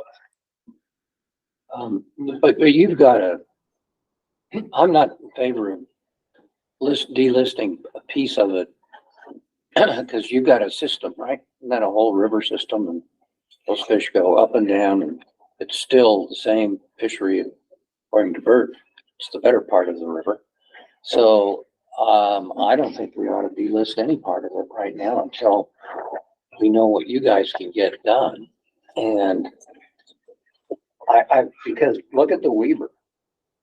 I mean, there's big chunks of the Weaver that are private that are not accessible. And yet we've got a blue ribbon. Parts of Pine View Dam, it's blue ribbon, not accessible. I just don't think we're making a good choice by going, we're mad at you, so we're gonna take this piece, delist this piece. What's different, That gives us good credibility. TJ, what's different though is the loss. I understand the loss, but you know, you've got a system, you've got a whole 10, 12 miles. And I'm in favor of pushing. I mean, Clint knows how I feel about the access at Lost Creek. I said, we ought to sue on that. He said, no, no, I'm working on it. I understand that. But that's my feeling, and I don't think it needs to be done today. I'll still come back. But I don't like this piecemeal stuff. I don't think it's logical. Let's look at the other slides, Chris. Okay, so this will really not take very long, but it might help kind of paint the picture on The some previous slide had options. some financial data. On some options moving forward. Yeah, so just on the summary, I think we're in agreement. We've got the fish. That's not the question. We've got high densities, healthy population of quality brown trout. We have trophy whitefish. So that's, I think we're all in agreement there. Extremely high densities and numbers. I just kind of plugged this one in. Somebody latched onto it. It was good because this is an extremely valuable fishery. So, I mean, Bert's love of the reach is not, he's not alone. There's a lot of people that love to fish that water, and it brings a lot of joy and satisfaction and stress relief when you can go down there and not be harassed. And all of that equates to a lot of economic input. So you guys did this study a few years back. When was that? I've already forgotten. It's old by now. Yeah, 15, wasn't it, Chris? Yeah. So it's, but if you just kind of simply adjust those numbers for inflation, you're pushing over $400,000 of economic value per mile. Now, granted, that's based on our old angler numbers, but I don't know that any of us think that the Provo's gotten less crowded. And in summer, yeah, we've still got about 77% that's accessible. The other thing, and I can spend a lot of time talking to these, but I'm probably not going to, but if there's any that really piques your interest, then just let us know. This is, should say, kind of ongoing and next steps. As Charles alluded to, we're spending quite a bit of time on this internally. And yeah, I never mind a little push and a catalyst from people like Bert. I think you guys know that. It's like, I'm glad to see people passionate and upset about it because it totally does give Mike and I and Charles the ammo to go, hey guys, I got a whole bunch of constituents that are upset about that. That being said, we don't want you to make decisions based on emotion, but I do appreciate kind of you guys pushing on us. So that's, Bert knows I loved him. When I talk about multiple Berts, I would love to have multiple Berts. So just get that out there. So that first bullet, I don't see forestry, fire, and state lands listed. And I don't know if Charles wants to address that, but that is another part of this question. If the Provo is deemed navigable, it's open to public touching the beds and banks. That doesn't solve the problem of getting to it and floating through. I like the idea of a put in and a takeout and the ability to float. So yeah, that's a good idea. But carry on. Yeah, well pointed out, Bert. Mike and I have been taking notes, so it's a good one. There has been some coordination with our law enforcement, consultation with Wasatch County Sheriff's Office. I don't know if Bert wants to, or excuse me, if Charles wants to mention that at all, but we're just trying to make sure that we're being consistent with what Wasatch County is doing in both responding to trespass calls, but also anything that might be deemed as harassment to an angler. We do have our ongoing creel that we've got another 6 months on, and I think you guys know why that's important, because it can show us both potentially an economic loss if there's less people fishing these reaches. We do break them into reaches, but it also gives us ammo either way it goes to say, hey guys, when you're talking to your legislators, you know, this is bringing in 400,000 per mile, do something to get us access. Mike and I are sitting on some designs for some increased signage once some of these boundaries are clarified, but we are waiting on some of these boundaries to be clarified. We have this access web application that's being developed with the ultimate goal on once we have certainty, as Charles pointed out, a certainty on some of these issues, providing that certainty to the anglers in the form of this map, which is interactive. So you could like click on it where you're there and it shows you exactly. So that will be a division product? Yes. Oh, that would be awesome. That would be superb. So, yeah, and in the meantime, Charles kind of alluded to this. There's conversations with UDOT and trying to figure all this out. So none of these happen quickly.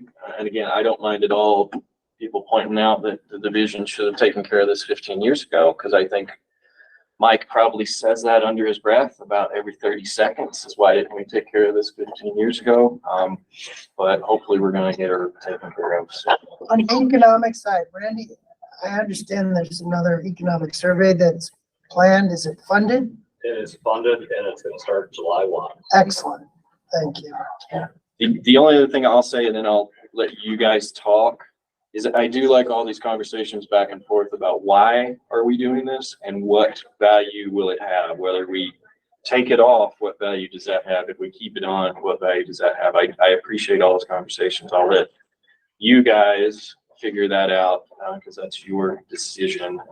But I do appreciate kind of that rational conversation going on. And I've heard some really good ideas about what the division and other partners can do, and I want to keep hearing those. And the other thing I think TJ alluded to was we don't necessarily have to do this now. So I just kind of wanted to introduce that. If you guys want to see what plays out and tell Charles he's got 6 weeks to figure it out or a year to figure this out. That's not fair, Chris. You've got 6.5. Not 12. That could always be an option because it will be a bit of a pain if you decide one way and then you decide another way if we are able to clear up some of these issues. You guys know as well as I do that if you pull it and then put it back, that means changing websites and literature and everything. So that's all I had to just kind of present. I enjoyed the conversation. Thank you, Chris. When's our next meeting? November. Yeah. But we have the option to always call one. We can call one, yeah. One of the things that got brought up here, I've kind of been like you, TJ, do we list it, not list it? What do we do? We don't need to do it right now, but access points, we may be able to leverage some things if we can get put in sites. That was a really, that may have some sway, Ryan, that even with all your personal watercraft access things that you did, Bert, I don't know that I've ever heard anybody talk about it on the Provo River in my 6 years. And that might just be something we could do. If there's a spot already on the river that we can go in and go, we know we have access here. This is public. We can put it in here. How far up can we go? Is there any portion of that blue? TJ's going to be leading this, but that might be something that we could do, Ryan, because it would real quickly, hey, we do know we've got access right here. We talk to Charles and go, because putting in a boat access, this is a perfect year to do it because we know exactly where the high water mark is. We have a pretty good idea this year, right? This is the high water mark. So we make a boat access here, and we're not talking about, putting in a cement ramp. We're talking about Hand launch. a hand launch. This is we need gravel that's the size of, I'd add to it that the put-in is owned by state parks. So Yeah.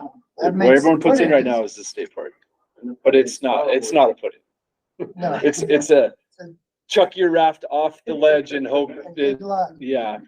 so this is like a Snake River, tie the rope onto your raft and let it down, and then eventually you get it out. Well, but we don't have any takeouts.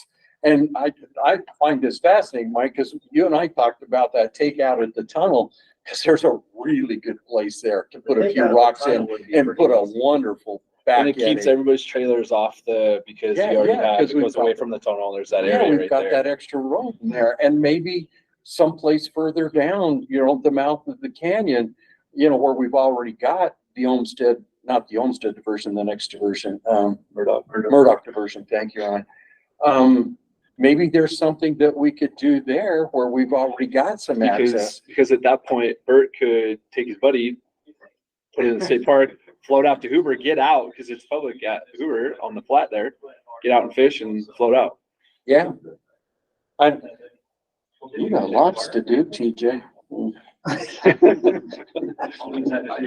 So the only issue with putting the takeout, I know this is probably you want to move on, but the takeout at the tunnels is you have to navigate the trestle, and in a high water year, you can't really do that. You'd have to portage at the trestle. Okay. Anyways, but those are some That might things be that, okay, according to land ownership, Ryan.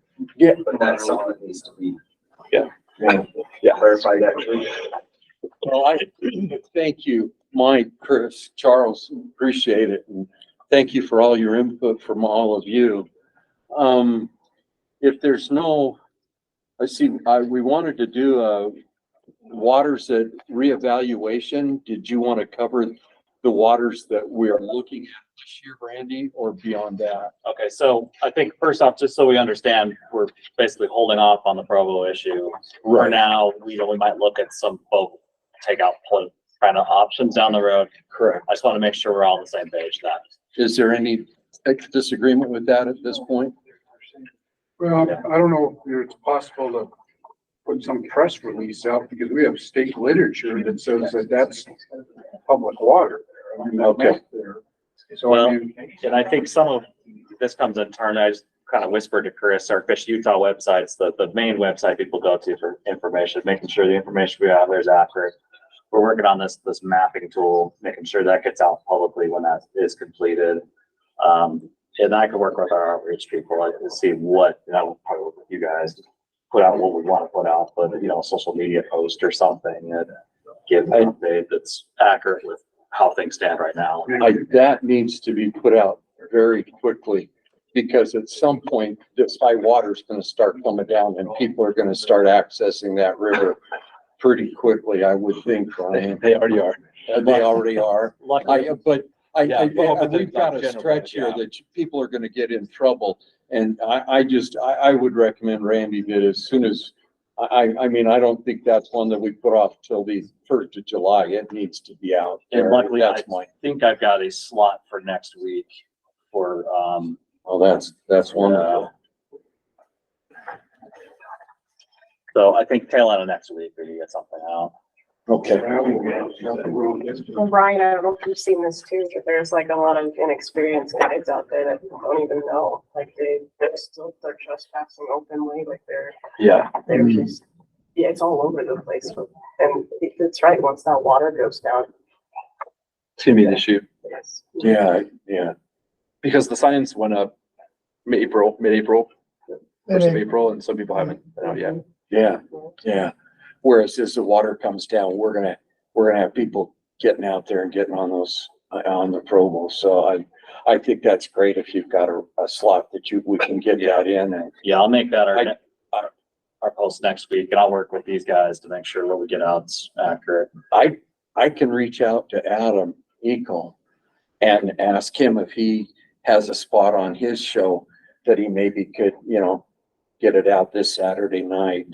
He doesn't already have it in the can, which he could have since it's Thursday, but if that's something you'd like me to do, I do have access to him. Let's hold up on that. Let's get it through kind of our channel. I just want to make sure what goes out is vetted by our legal staff, and we're making sure everything's completely accurate.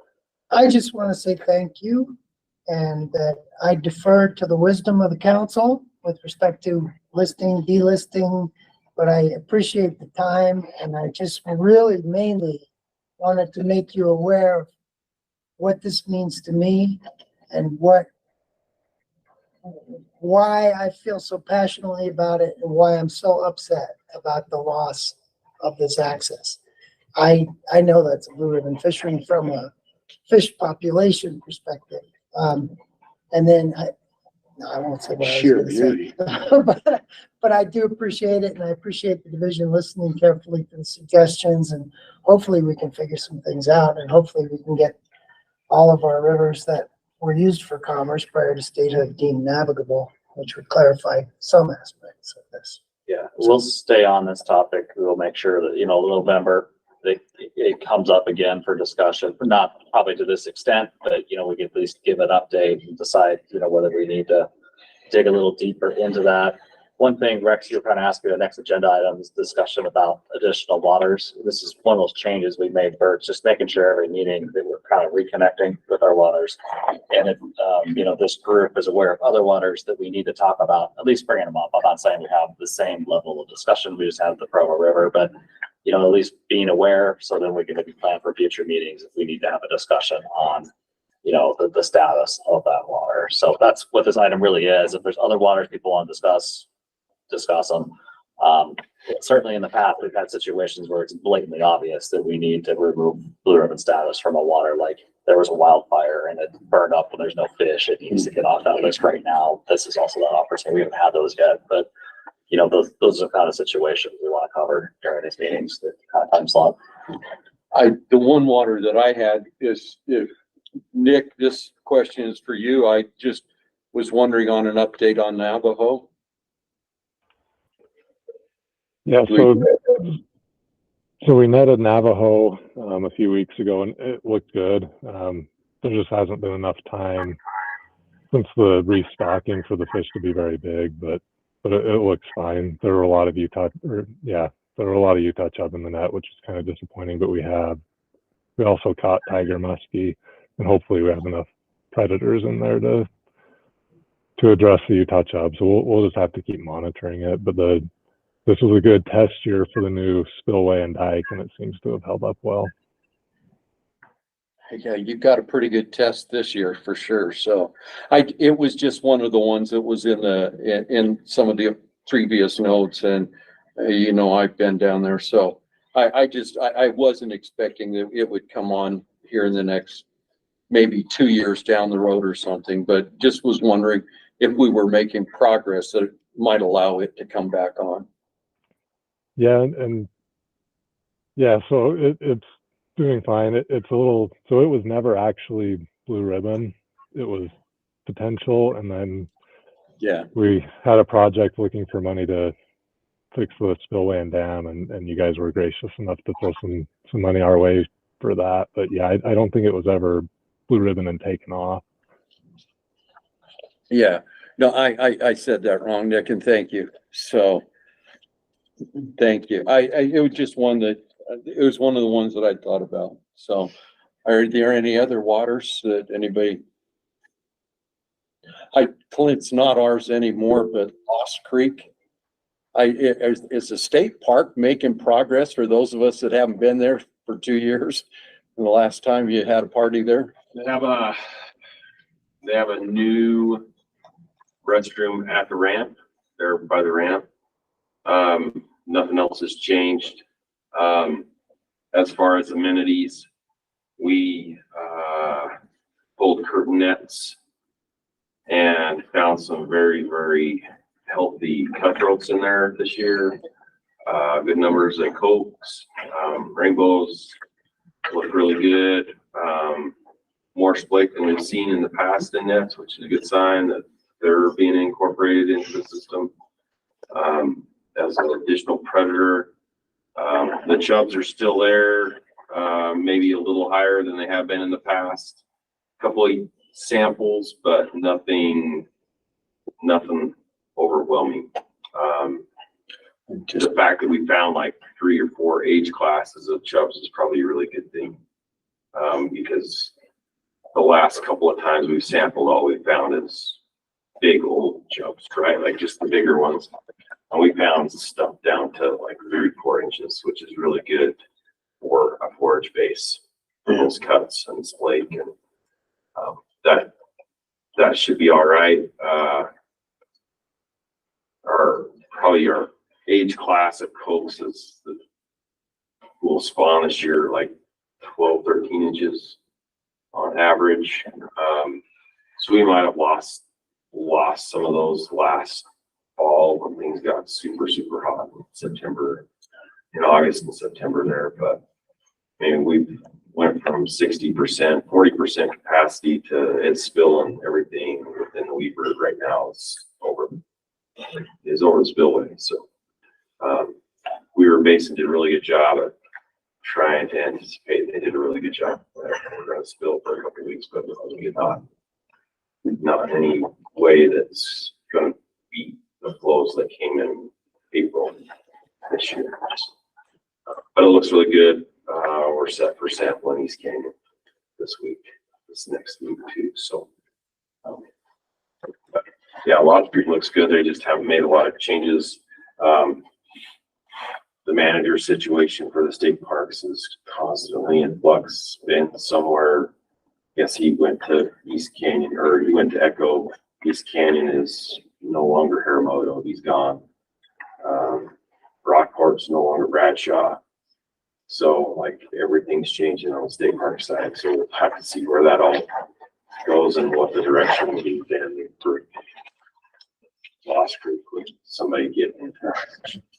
What can they do to repair Lost Creek Village to shoreline during the state park? Well, they're just gonna collect fees for that, for probably the guys that wanna come in and get on kayaks or paddlers. No. Campground or? No, I had a couple of small locations. There's one up the right arm, that you could have, you know, maybe 15 or 20 slots for campers, but they'd have to be pretty close together. But that wasn't gonna be my deal. That was gonna be on the county until it was made state park. And so, yeah, it's a little bit at a time. I was a little frustrated last fall. They had a courtesy dock right in the middle of a 1-lane ramp and launch boat. And so for us trying to sample, that was a nuisance. You had, 3 inches before you dropped off the edge of the boat ramp and ruined a trailer, because they decided that that's where it needed to be.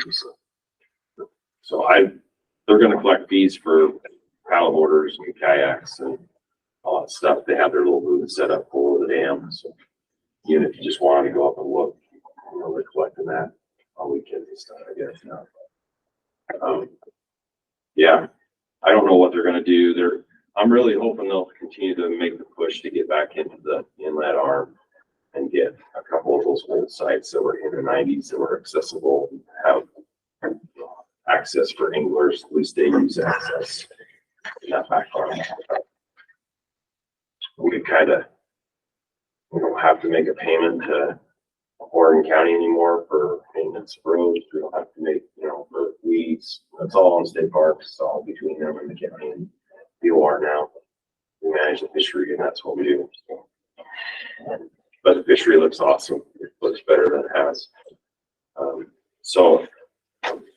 And we were there probably when the cutthroats were staging in the back arm, which is probably the reason we caught some of those big fish. We didn't find near as many farther out, but we had a couple of issues with some of the nets that we set that rolled and tumbled and wrapped together. So if you ever want to see a mess of 20-foot deep nets and they roll together and combine themselves after being separated by 200 yards, I can show you a mess of a mess. So I spent a couple hours trying to get those 2 nets separated. So, but it's a cool place. Hoping we'll probably run again this year. And we're not stocking this year, so we're just going to have to rely on natural recruitment for the coast, at least this year. So I was gonna say Calvin's got his hand up. Oh, Cal, please.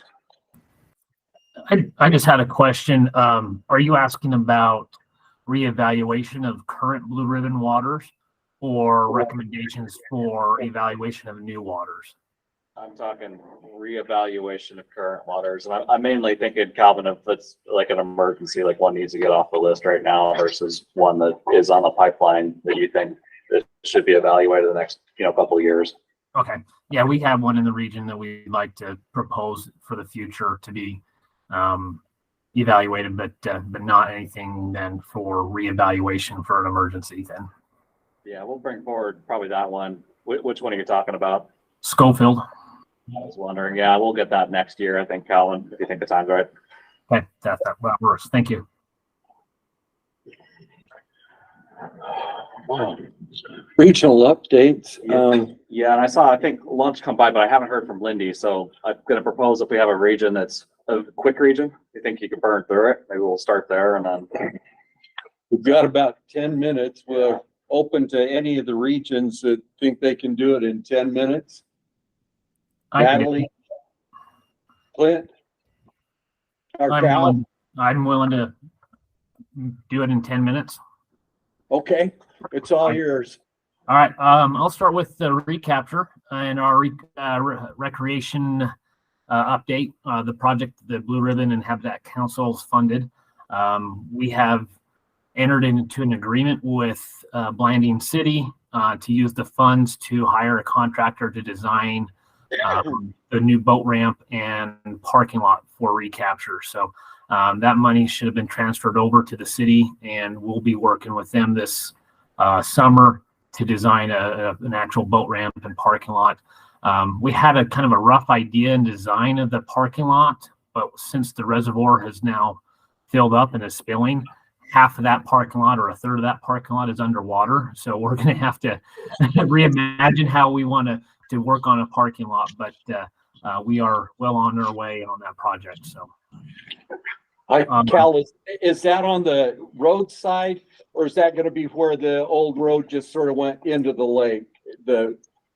It will be where the old road went into the lake on the Blanding side, or it will be the west side of the reservoir. So we're going to utilize the old highway and just use that footprint.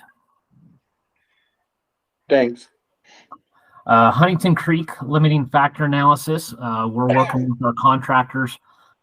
They were down last week, or excuse me, just yesterday, surveying, doing some work on our habitat assessment on Huntington Creek. We're trying to get most of that money spent, but because of the snow and runoff and several hundred CFS coming down Huntington Creek, it's been difficult for them to do pebble counts and doing any type of habitat work in there for us. So that project has been kind of delayed for us, but we're working on that, trying to get it wrapped up as soon as we can.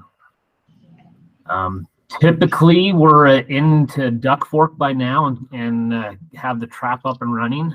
I just saw a post by the Forest Service yesterday. You still can't get to Farron Reservoir. As of 2 weeks ago, all the reservoirs were still iced over. And so we're hoping to get in there next week with some tracked vehicles to see how things are going. We went in about a month ago, about mid-May, and there was probably about a 25 to 30-foot snowdrift on the backside of Farron Dam and along the high of the road going into Duck Fork. So the reservoirs were full, but we had plenty of snow up there. So we're going to be delayed probably about a month than normal to run our cutthroat trap there at Duck Fork. So just one of those things. We're glad to have the water, but it's going to be quite late for us to be spawning fish this year. Joe's Valley is at 100% and spilling as of yesterday. So you can expect flows to be high on Straight Canyon Creek, but also the reservoir being full at Joe's Valley. So go get on out and do some fishing. I know guys were catching some nice splake the other day, and the muskies are starting to get active. So Joe's Valley should be pretty good. Huntington Reservoir is also spilling. We've seen some good fishing reports of tiger trout and splake from shoreline anglers. Those splake have been in there for 2 years, and we're seeing them up to 16 inches already to help control our Utah chubs in there. So really pleased to see what's going on there. And then just a side note, we did our spring gillnet surveys on Schofield Reservoir. It is knocking it out of the park. We're seeing some really good things at Schofield with our cutthroat and tiger trout. Our average size fish right now are 17 inches for both cuts and tigers. Our catch rates between the two combined were 25, almost 30 fish, trout per net night. And then we're still getting our rainbows in the spring, a few of them in our gill nets, but anglers are catching them also. A lot of good fat tiger muskie, and the wipers should be taken off here as soon as the water starts warming up. So, and then most importantly, our chub numbers were really low. We were down 27 chubs per net night. Historically, our highest in the spring was close to 300, and we're down to 27. We're averaging less than 50 now, both spring and fall, in our catch rates for chubs over the last 4 years. So we've seen a really good decrease in our numbers there, and everything's performing really well. So, and then just quickly, it's not Blue Ribbon, but it's an event that down here is very special to our staff in the local area. We have a special needs fishing event next week. We're just a small partner in the project, the U.S. Forest Service, the Price, the Farron, and the Sanpete districts are the big players. They come over and volunteer, and both Carbon and Emery County, all of the special need kids and adults are bused over to Gelati Pond and Helper, and we do a fishing event similar to the Salem, event. Every kid has a volunteer with them to have and fishing gear and tackle and rods, and Helper City comes down, puts up a pavilion. One of the local mines, the coal mines, buys food and comes down and cooks hot dogs and hamburgers for all the participants and everything. So I just want to publicly thank for all of the partners on this, because this has been going on for almost 20 years, I believe. And it's been really cool to see all of these kids come down and be able to catch fish and have a great time. So it doesn't get the statewide notice like it should because of just how the area, but locally it's a very big event, and it's really cool to see everybody working together down here on this project. So just wanted to give a shout out to those guys. And that's all I have. Wow, your timing's perfect. Anything from Blue Ribbon that you're looking at advance? I appreciate the update on getting into Duck Fork, because Terry and I, as we were driving up today, said, man, we're just ready to get into our buggies, and we love getting up on the Airpine Trail, but it sounds like we may have to wait at least till tomorrow. Yeah, we're looking at least probably July, what I've heard from the Forest Service, before most of those roads up high are going to be open into Farron and Duck Fork. I know you can get into Pete's Hole in that area above Joe's Valley and stuff, but that upper stuff over, towards the Farron and stuff is still snow drifted in. Some of those drifts are still about 12 feet deep in the road that they were showing me. So we're going to have a fun adventure trying to get through them to get our trap up there here in a couple weeks. So we'll have spring wildflowers in August. Probably. Probably. Yep. We sure appreciate all the work that you do, Cal. Thank you so much. Thank you.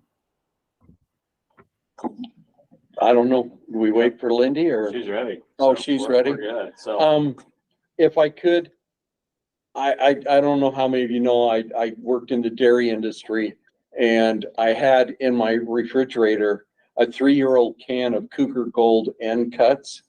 And I brought that up to tell you all, thank you for the opportunity to work with you. It has been an incredible pleasure. And you won't get your hands on a can like this unless you put it in your fridge 3 years ago and just left it there. So I hope you enjoy the Cougar Gold.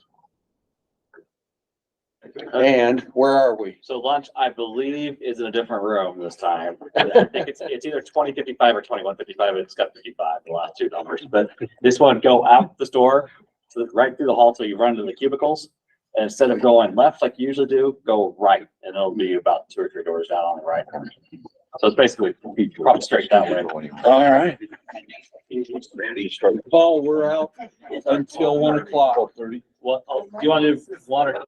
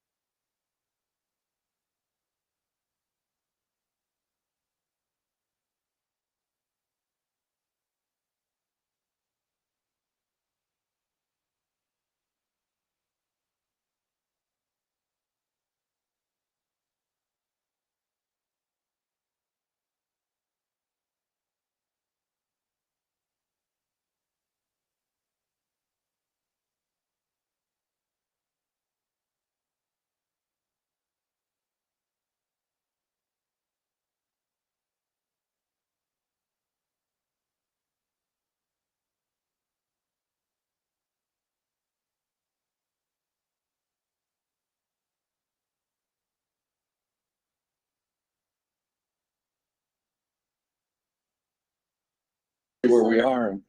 Hey, Paul or Carmen or Mike, are we ready to go if we start back up there?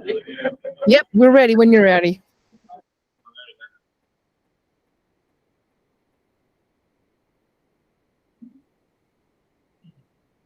Like, will you give us a countdown, Paul?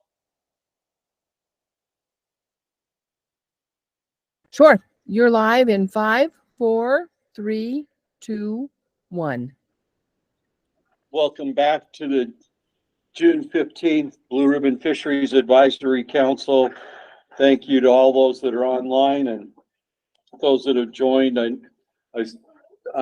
Rich pointed out that Jordan joined us for a while. I don't know if he's back on, but welcome back, Jordan, if you're here. Maybe we should do just quick introduction. We got two people on who weren't on earlier. So we have Jamie Sparger, who's our Northeastern rep. He's on.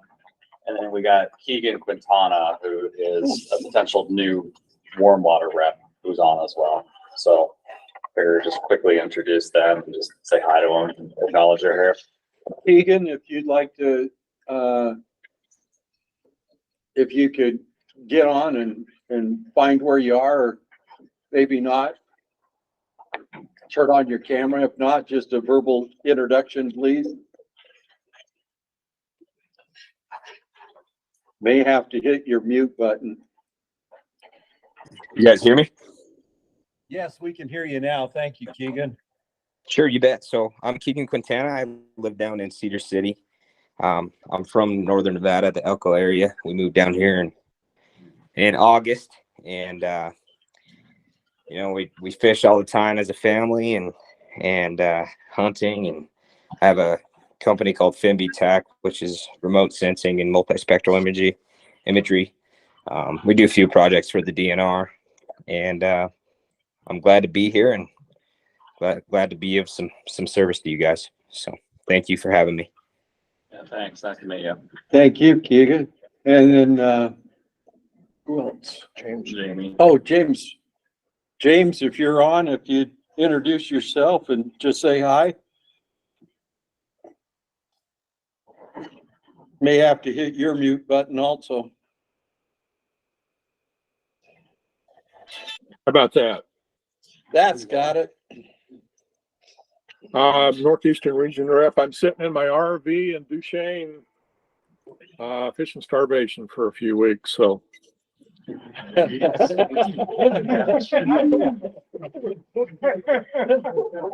Don't you love being retired? Let me check my schedule. Yeah, it's yes, open. I do. Yes, I do. Well, thank you very much for joining us. We appreciate it, and we appreciate your working and on the council. So I think we, oh, go ahead. All right. We heard from Cal.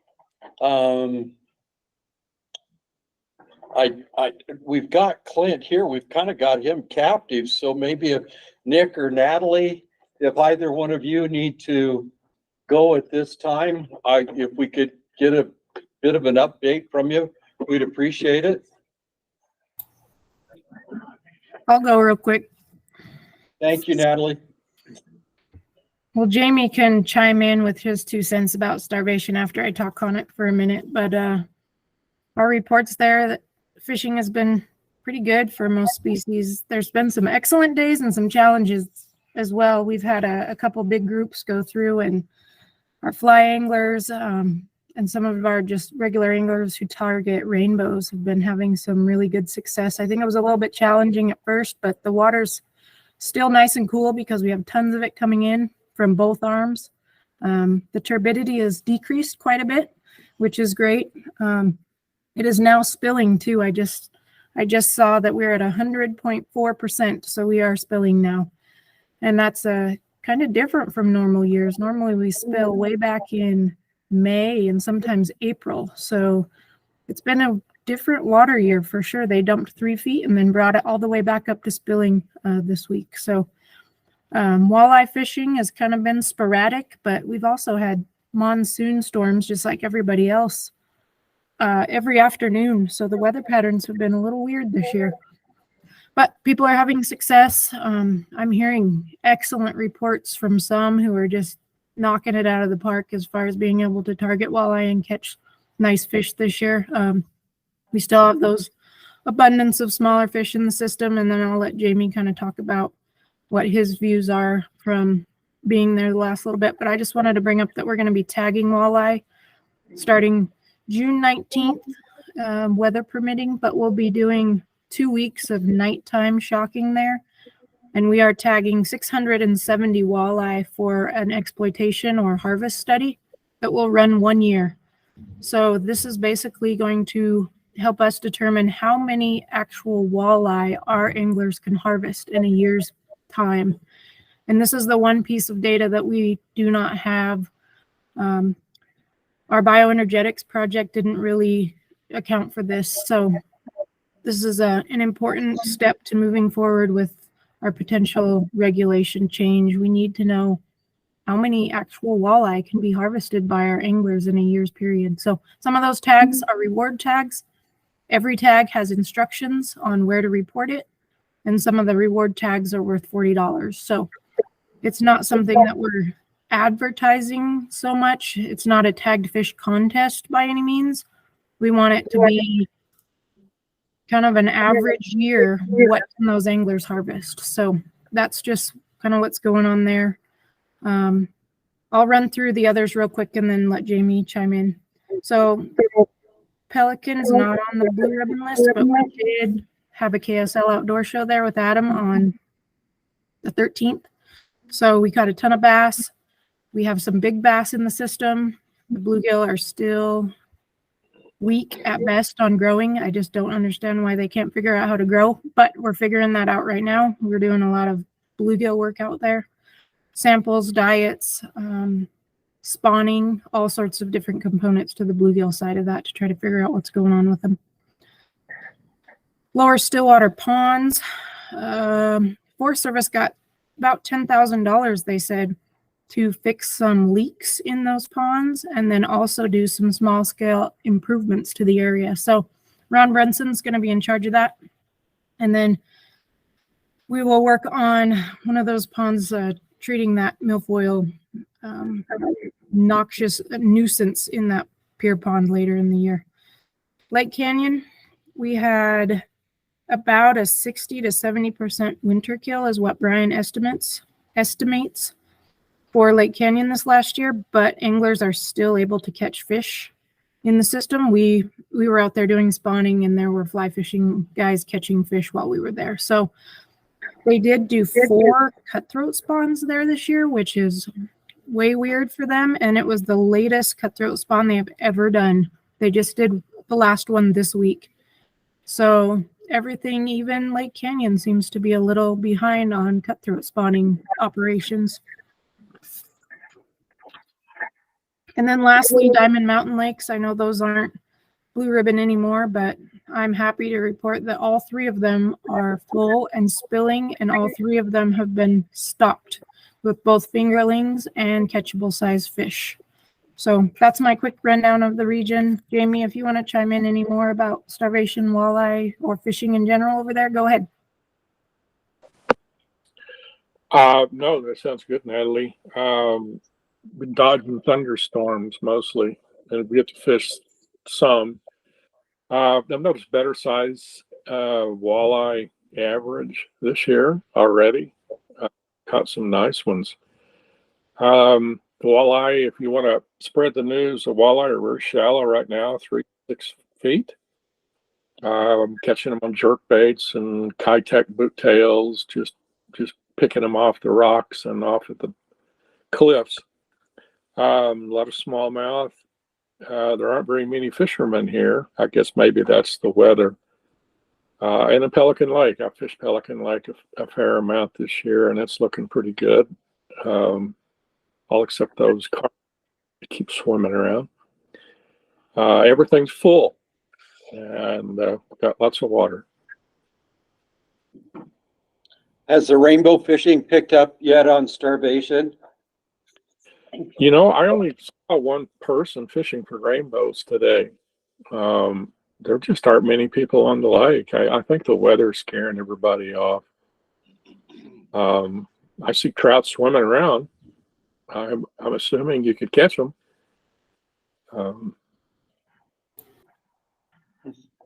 We also have a tagged fish contest going on there called Fishing with the Fox for the stalker rainbows, but we will have a lot of people going there to be able to catch Fishing with the Fox fish.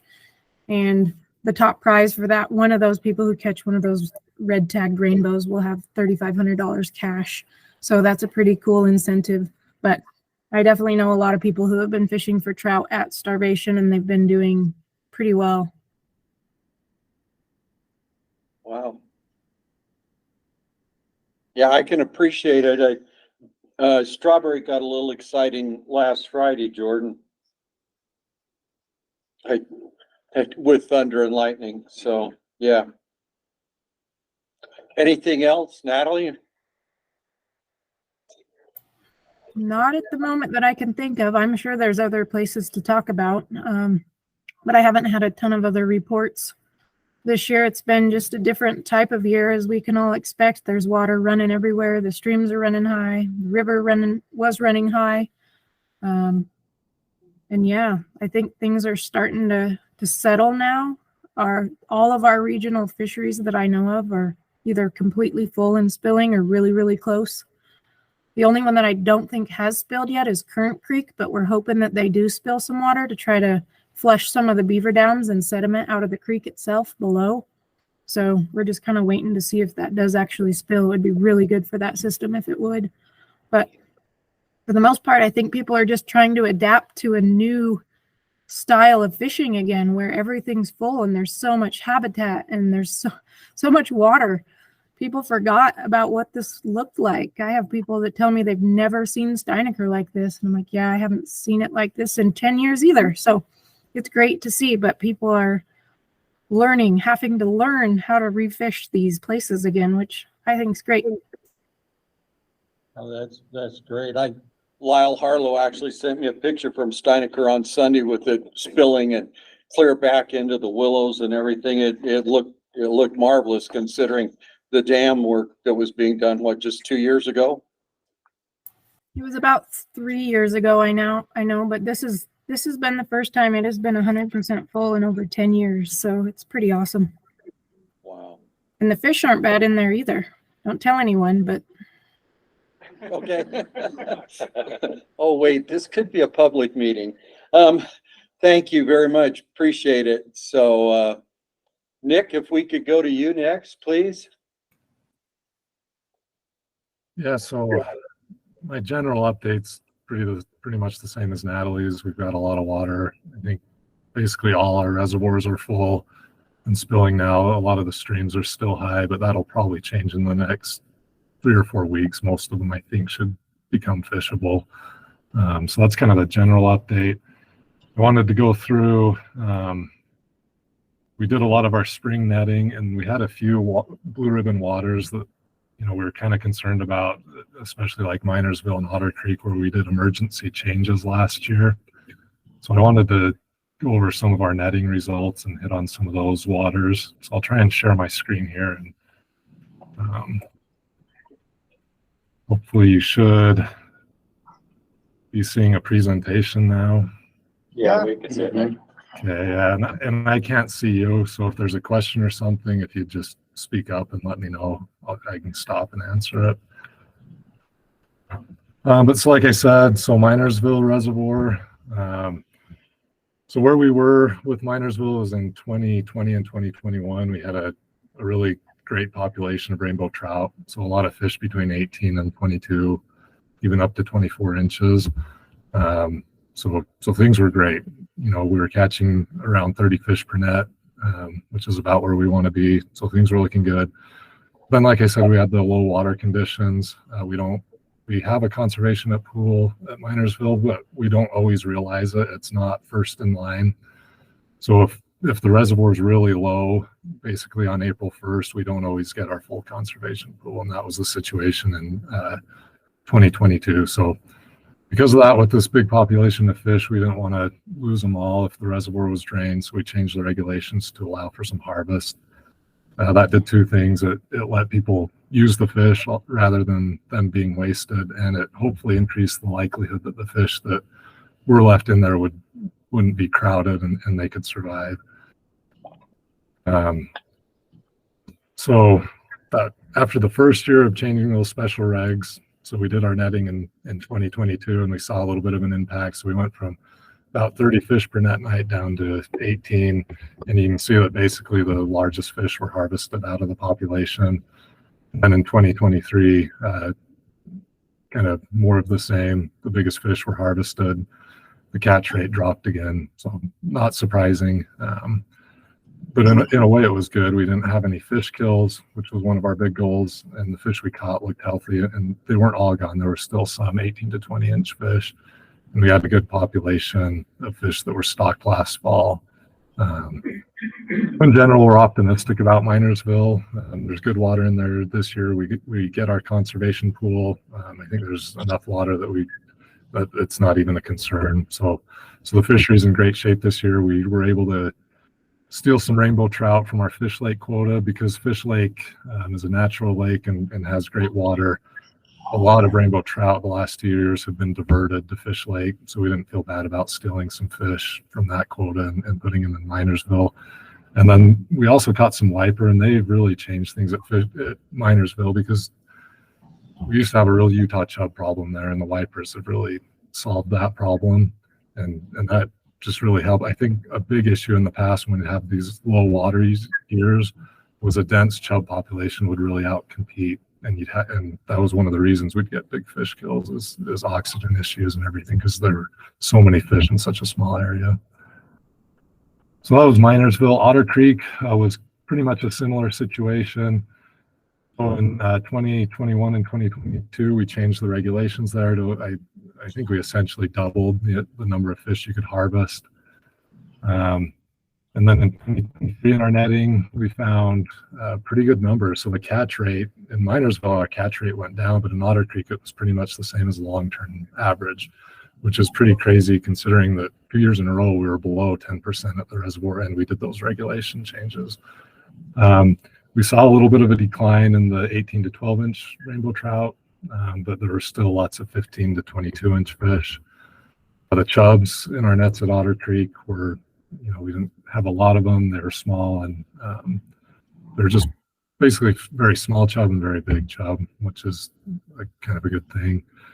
That's basically because of the wipers. We caught a decent number of 5 to 6 pound wipers. We also caught some big brown trout. We caught 5 to 7 pound brown trout. There's probably fish up to 10 to 15 pounds in there. There's not a lot of them, but a few. Overall, Otter Creek looks pretty good. It survived, and both Minersville and Otter Creek, the conditions going forward for the next at least year should be great, and the fish should grow fast. So we don't see any reason to change blue ribbon status on either of these two. Panguitch Lake, we just netted it a few weeks ago. So we had high catch rates this year, and we've had high catch rates the last few years, and that's mostly from the rainbow trout population. And I don't know why that is. Our stocking quota has been the same, and I would have expected more angler harvest, especially after kind of the spike in angling numbers and effort from COVID and everything. So we're not totally sure why our rainbow numbers are so high, but they've been high. We'd probably like to see them down more in that 30 to 50 fish per net range. But we weren't too worried about that. There's basically two components to the Panguitch Lake sport fishery. So years ago, we had a real Utah chub problem in there. It was treated in 2005 to remove the chub, and we went back in with rainbow trout kind of as a harvest fish for people to catch, kind of more casual or family-oriented anglers. And then also tiger trout and Bear Lake cutthroat trout to act as a predator control on the Utah chub, similar to like strawberry.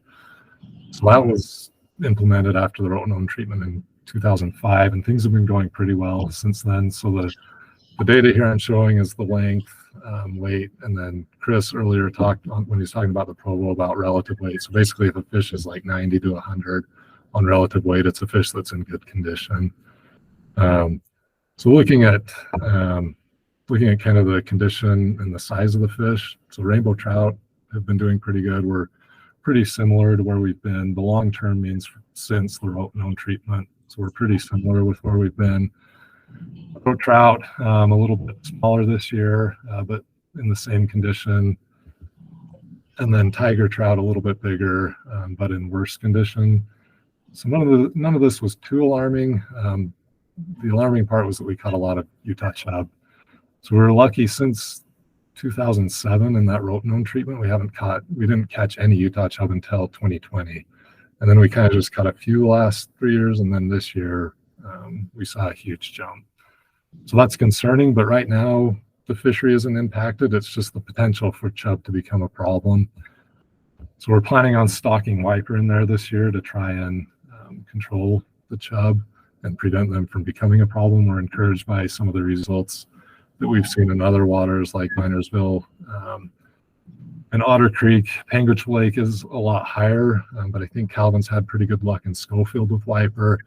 And Panguitch is a little bit higher than Schofield, but it's also further south. So we're hoping the wiper will do well in there. Kolob Reservoir, so it was treated in 2018 to remove yellow perch that were illegally introduced.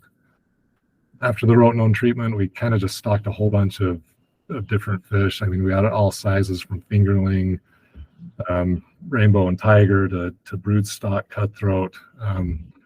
Kolob before the perch showed up when we treated it was kind of just an interesting mix of rainbow, cutthroat, cutbows. We get good natural recruitment in there. So there's natural cutbows in there, some tiger trout and brook trout. So kind of just a big mix of trout species. And that's what we wanted to go back to. So we stocked a lot of fish in 2019. And then we went in 2020, went to what we were thinking was going to be kind of our standard annual quota of, a few fingerling brook trout and a few fingerling rainbow. And so the netting results we've had since then is those fish showed up. So we've got a lot of fish in our nets. Like I said, we'd probably feel better if the fish per net was down around 30 to 50 per net rather than as high as it's been. The really good news though is that we haven't seen any yellow perch or any other illegally introduced species. Kind of the bad news is that they haven't been growing as quickly as we'd hoped. Usually after a treatment and you have an empty reservoir and you stock it, you can get really great growth out of the fish. And we just weren't seeing that. So you can see that, we saw a little bit of increase in size and actually a little bit of a drop in condition from 2020 to 2021. And then kind of similar condition in 2022 and same for size. So we're a little disappointed. So we decided to suspend stocking last year to try and improve fish size and condition. So this year in 2023, things looked a lot better. So we got more fish up into the 15 to 17 inch range, and then kind of more in the 1 to 2 pound range, and condition improved slightly or is pretty much the same. So overall, it looks like that's working. So Kolob Reservoir's headed in the right direction. We feel better about it. Last year, we were a little bit worried. This fall, it should be really good. There's still a lot of fish in there. They should grow well this year. So the fall should be really good at Kolob. Fish Lake, we netted it last week. I haven't had a chance to look at the data, so I don't have a lot of information, but just kind of looking at it, the splake and rainbow trout looked good. This is just our annual spring netting, and so we're not looking at kokanee and lake trout. That'll be kokanee in August and lake trout in October. And we'll make sure and let you guys know about that, especially the lake trout netting. If anybody wants to come out, that's kind of a fun netting to be involved with. That is. We're pretty much complete with the marina and boat ramp updates. Just a few things left to do. I think we're going to get some courtesy docks for a couple of the boat ramps and things like that, but we're pretty much done. And we had a kokanee seminar in Richfield in May.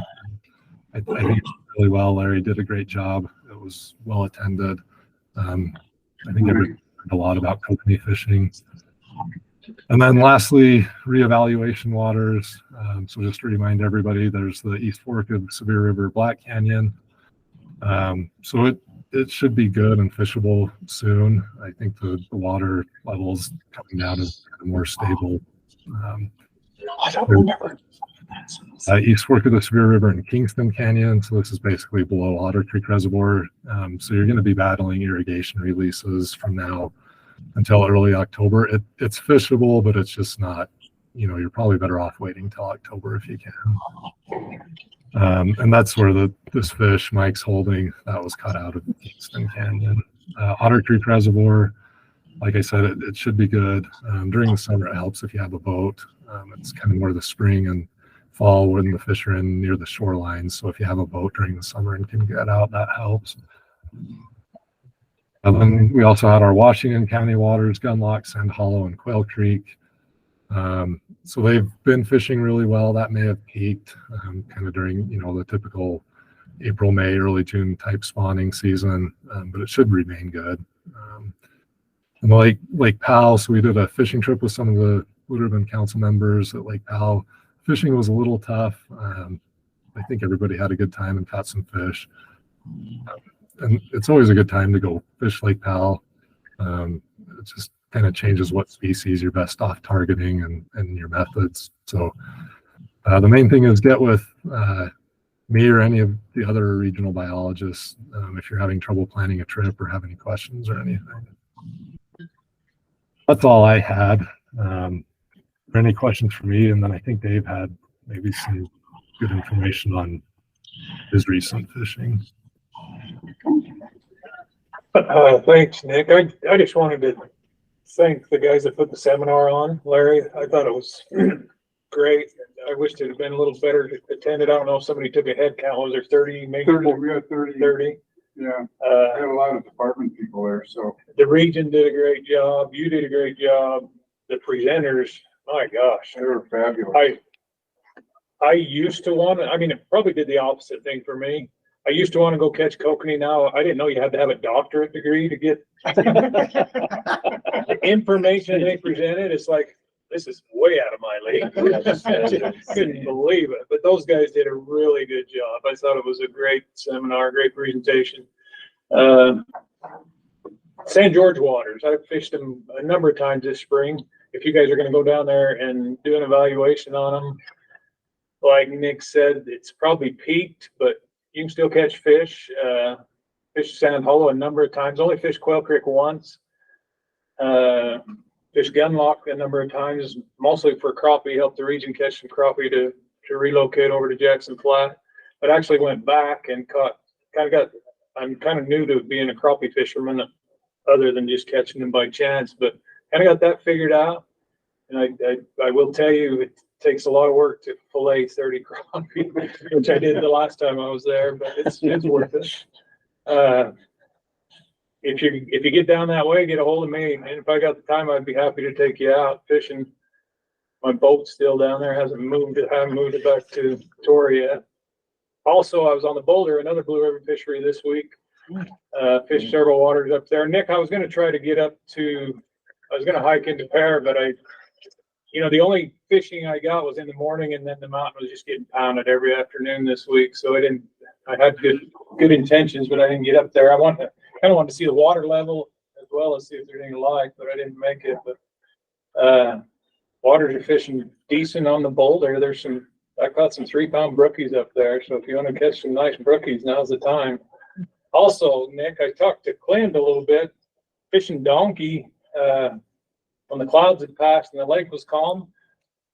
It looked like a submarine had come out of the water and just skimmed across the water. And I couldn't figure out what in the world is going on. I was the only one there, not another soul around. And then it dawned on me, it's probably a tiger muskie. There's no muskrats, there wasn't any ducks or anything. I'm guessing, talking with Glenn, it was a tiger muskie. Kind of a neat, different thing you see on the Boulder nowadays, but good fishing out there. One of the biggest problems, St. George, is whenever you guys were getting storms up north, we were getting the wind down there. It was hard to find fishing days down south, and it made it difficult to fish. And this week on Boulder, if you didn't hit it early in the morning, you're getting hailed on in the afternoon. I went up to Donkey Monday morning and there was 3 inches of hail piled up everywhere. Every puddle was iced over. There was a ½ inch of frost on every. I mean, it was winter up there, but fishing's still pretty decent. That's all I have.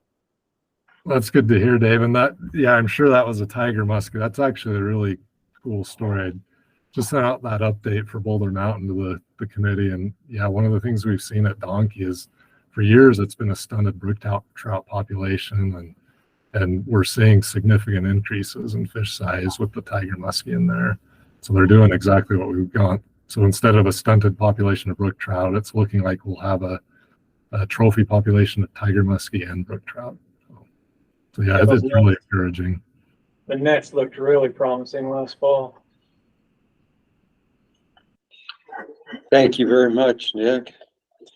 Tyler, is it you or Mike taking central? I think you guys have heard enough from Mike today, probably, but, or he's given enough today, so I'll take over. But sorry I'm late. My family was in town the last week, so I was kind of spending some time with them before they flew out this afternoon, so I was able to get up here. But we don't have much going on right now. Of course, I got the water situation. I just checked Jordanelle, and it's over 100% now. So it's shocking how fast that came up. We were able to start our creel that you guys funded it for us on Jordanelle. I think we finally got going on that May 12th or 13th or something. Ice came off really late. But it was water spilling on Jordanelle. That's 100 or guessing. I don't know where think. exactly. I don't know. Yeah, I've never it's seen it. it's barely like 100 point, just over 100%, so not much over. We got a creel today, so I'll make sure our guy checks on that to see if he can inform us there. But we started our creel on Jordanelle, like I said, May 12th. And from there, people were catching good rainbows. Rainbows were really hot right away. And then when the water started flowing on the Provo, it slowed down. It was chocolate milk with about less than a foot visibility for 2-3 weeks out there. And then now June, I was up last week up there and it cleared up quite a bit. We've had some splake kid caught, which is nice to see because we don't typically see those. At least in our surveys, we don't get a hold of a lot of them, but we have some anglers that have been catching some of them. Rainbows, like I said, are still good. Smallmouth are finally starting to go. We're hoping to do some electro fishing here in the next week, which I'll kind of talk to you guys about that here at the volunteer opportunities.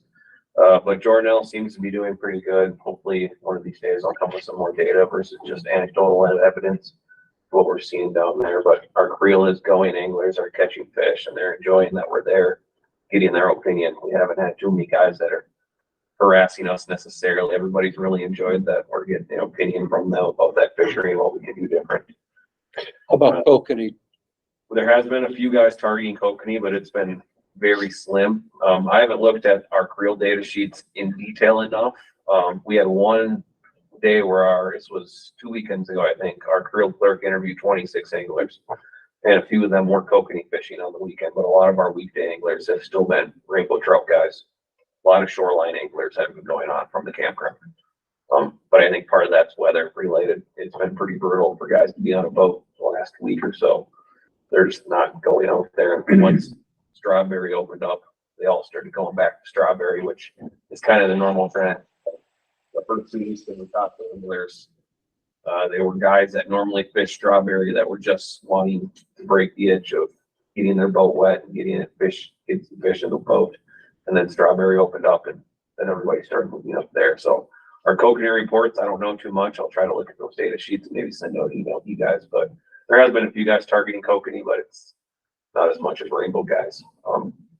Other than that, Deer Creek, we haven't heard too much unless Mike's heard much from reports there, but I think rainbows have been doing pretty good.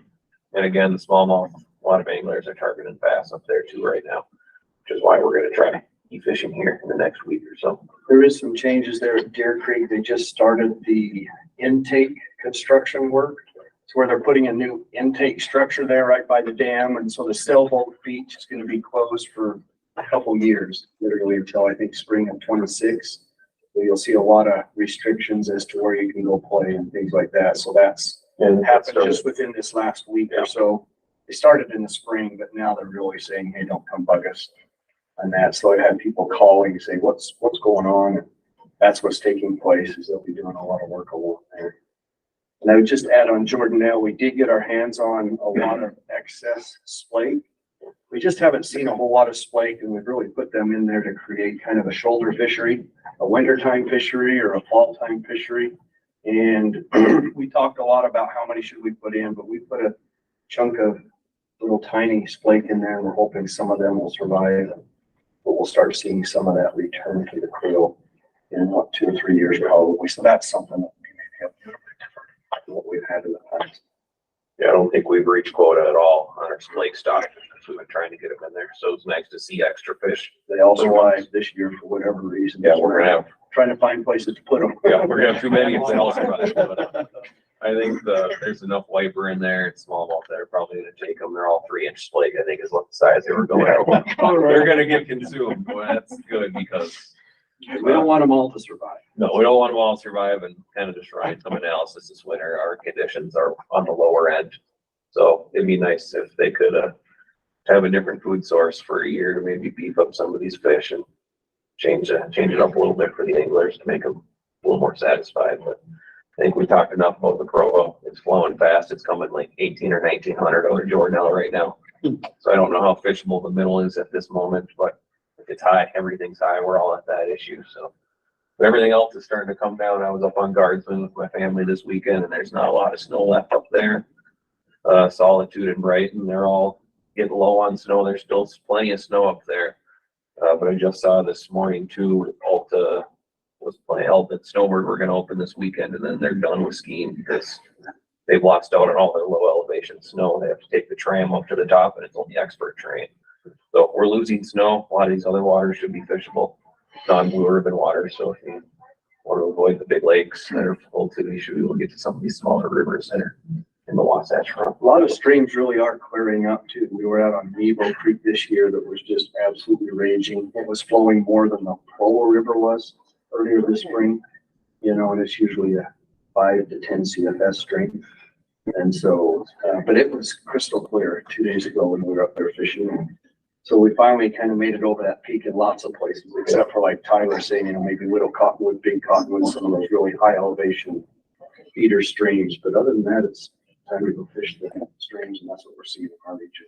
Yeah, water is pretty clear. I was up American Fork Canyon yesterday, and it was extremely clear. I was really shocked. It's still flowing fast, but it's clear water coming down. So there's a That lot of being said, opportunities. yeah, the Forest Service, though, they still have kind of a closure on lots and lots of roads until June 30th.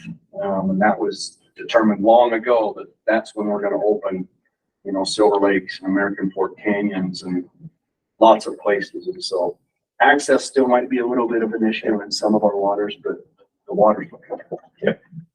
Well, what about the Diamond Fork Road? Is that open yet? The last I was up there about a week, a little bit more than a week ago, it was still closed just below Three Forks. They wouldn't let us, and then up and around the other side, it was closed up. Before I got to Rays Valley, it was on that Sheep Creek Road, so it was all still closed. And also still clear. They were looking at that June 30th number as well. We went in for a couple other reasons, but and I. Can you get me in for other reasons? I thought it was time to go. Only I get to fish.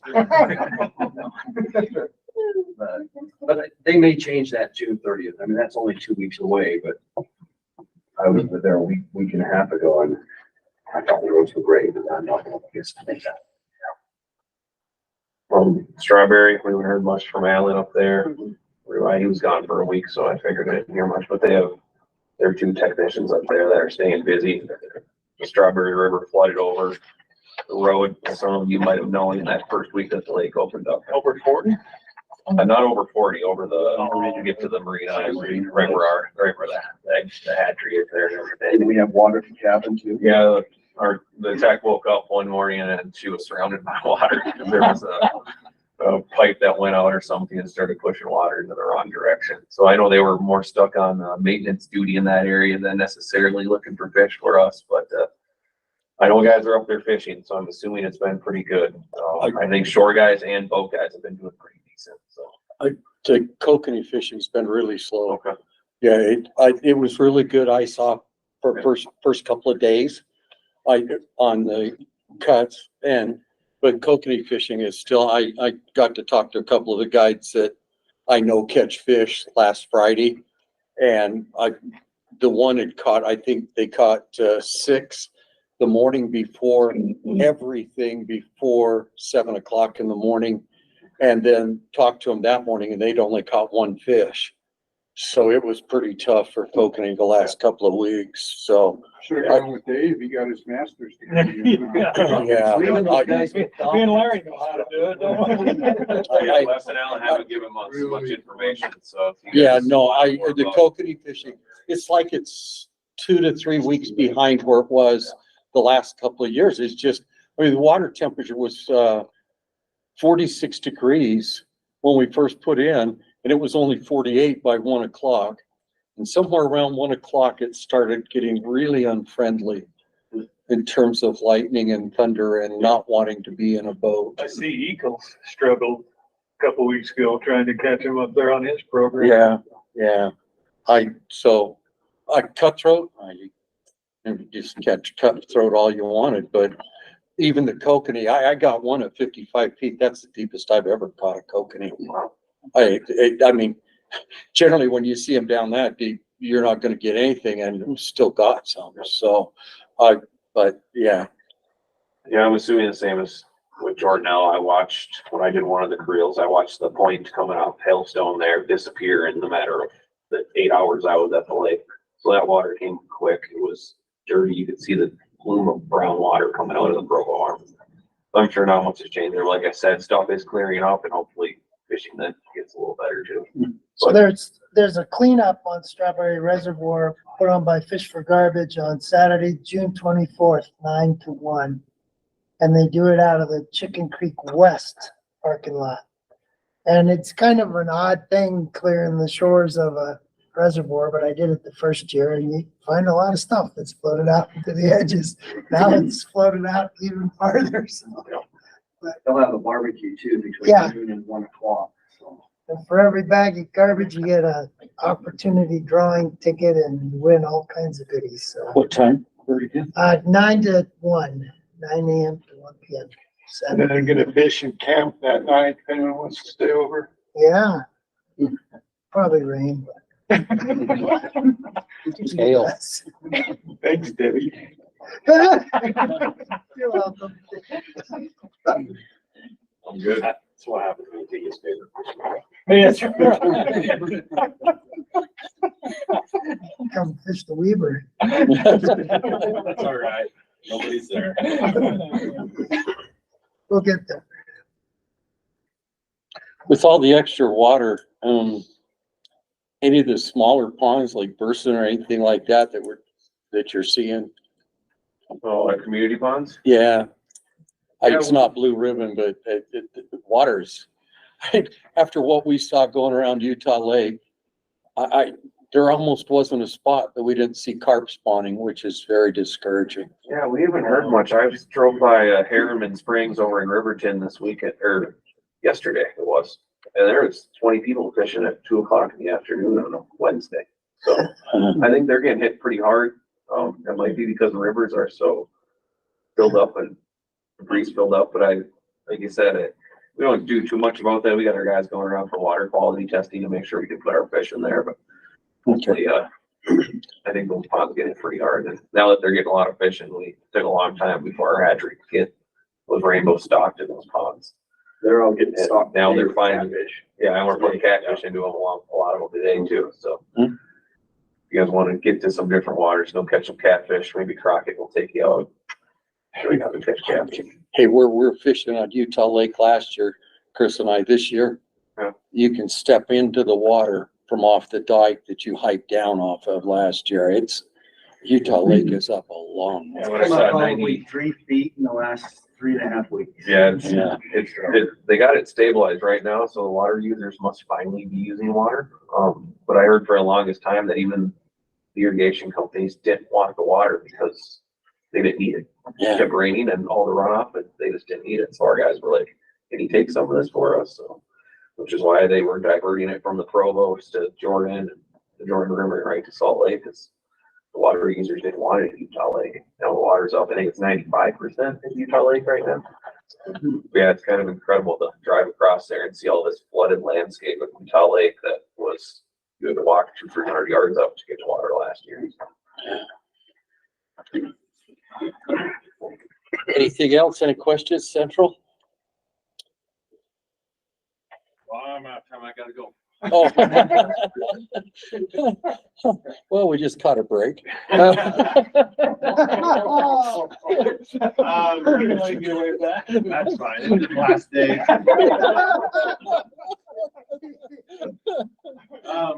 So, like everybody else, all of our reservoirs on the Weaver are spilling right now. Ogden and Weaver drainage. So, everything's spilling. Pineview, Causey, Echo, Rockport, East Canyon, Smith Morehouse, everything's just over the top. So, good situation to be in. East Canyon, we electric fished last Thursday night, specifically targeting smallmouth. We found smallmouth, but nothing over 12 inches.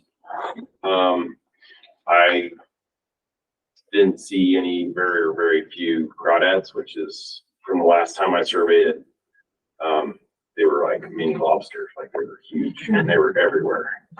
And that could be because of the wipers we got in there.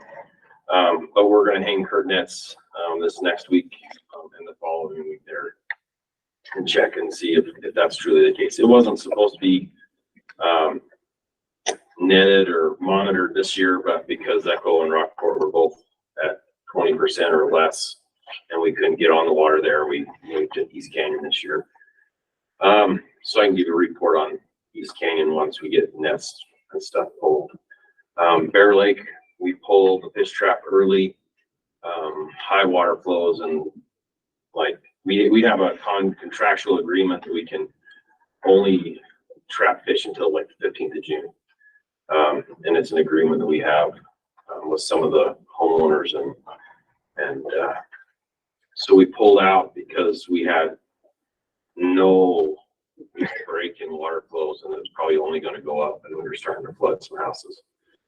So Emily pulled all those boards, but no eggs. Quint and the hatchery crew that have the Bear Lake brood stock said that they've got plenty of eggs to meet all the resources for some fishery called Strawberry Reservoir. Anyways, they'll be all right. The golden child. Only because Rex is here. I wouldn't say it in front of you, Mike. Everybody keeps fishing. Yeah. So we'll be all right as far as Bear Lake eggs and fish from the hatchery source that we have. And so this is Emily's first go around for running that trap by herself, and she felt really bad that she wasn't, but she didn't have fish even the end of May. She only had 7 fish in the trap at the end of May. And usually by that time we'll have 2 spawns done, 3 spawns done, and have moved, a couple hundred fish through the trap, and she had 7. So we just pulled that. Taylor and I spent our evenings last week on Willard. We stocked just over 1 million wiper fry. Chris used some money and bought 1 million from Keto Fish Farms in Arkansas. We had those flown out, and Wednesday night I put 1 million fish fry into Willard. I stocked 15,000 8-inch wipers the next day as well.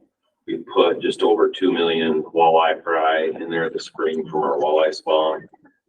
Trying really hard to fill this 2 additional reservoirs that we've got on top of what was normally Willard in water flow this year to get as much sport fish in there as we can. The last time this happened, 2016 roughly, that whole void was filled with shad, and for the next 3 or 4 years, fishing was really tough because they just swam around, filling their mouths full of shad. It just, anglers couldn't catch them because they're just full all the time. And their health condition, they were, talking about relative weights. We were at 120, right? Like wipers were, just fat. Flies were just fat. And you thought their stomachs were full, and they weren't. They were just layers and layers and layers of fat inside of them. So, we're trying really hard to put enough fish, sport fish in there, that once they grow with this year's shad production, that we can make a good dent and kind of hold steady with what we've got going there. So how big were those million fry? We're talking just egg up kind of. I have, if you want to look, I have a video. They're less than a quarter of an inch. Okay. We had 20 boxes of them, and they were pulling in about 50,000 box. But you could put all of those in a handful and make them the size of a baseball. Pretty crazy, but they look really, really good. And we acclimate them, and Dave understands, and some of you guys do too, but they came in, the box temperature was 72 degrees, water temperature Willard was 70. We didn't even have to acclimate. We sat there and poured water in boxes all night, just to make them 71 and a half. So when we poured them in at dark, they were ready to go.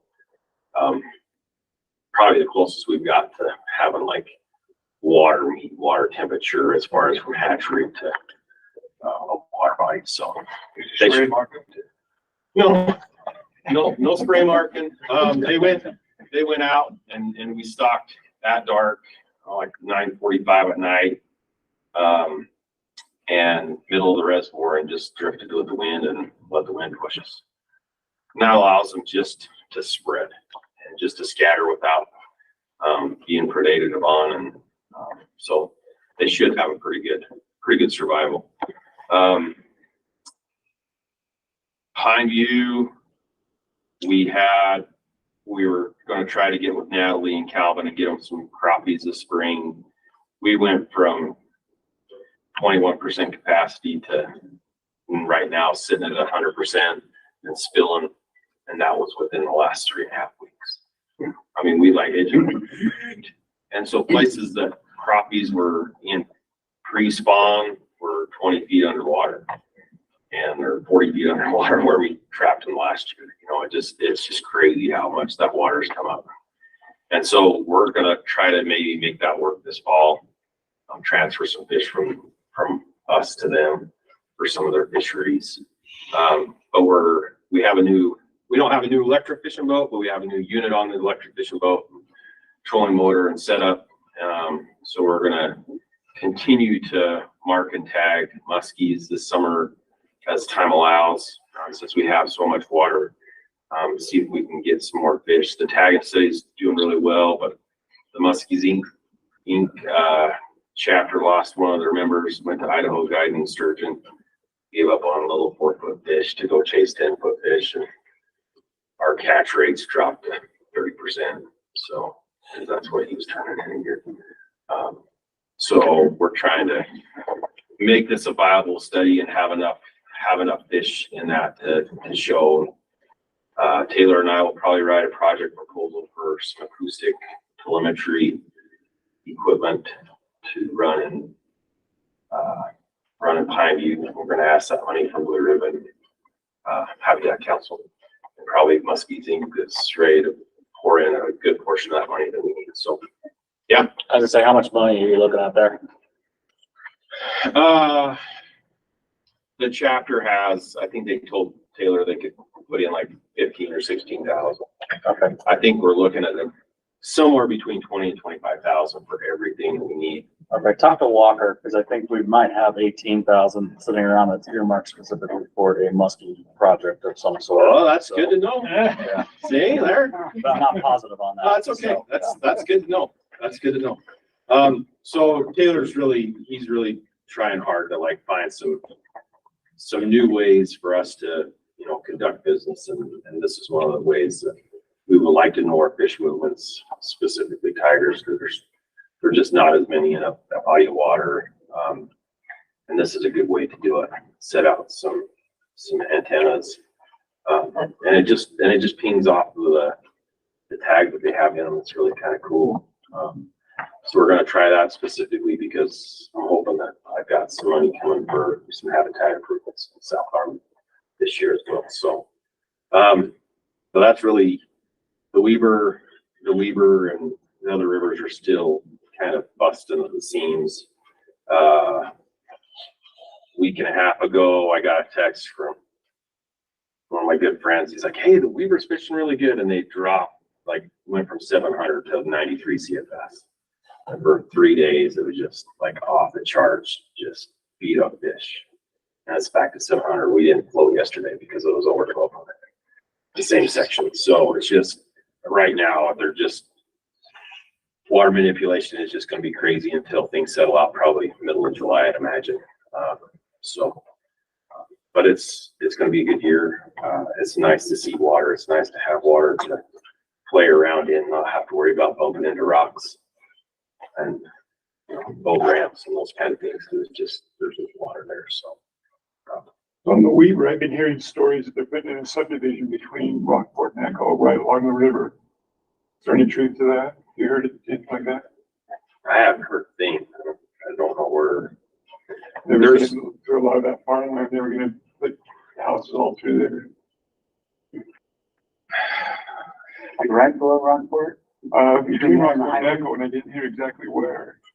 Like, I mean, I know a good portion of landowners, say from, not all the way from Wanship down, but practically from like the fire station downstream to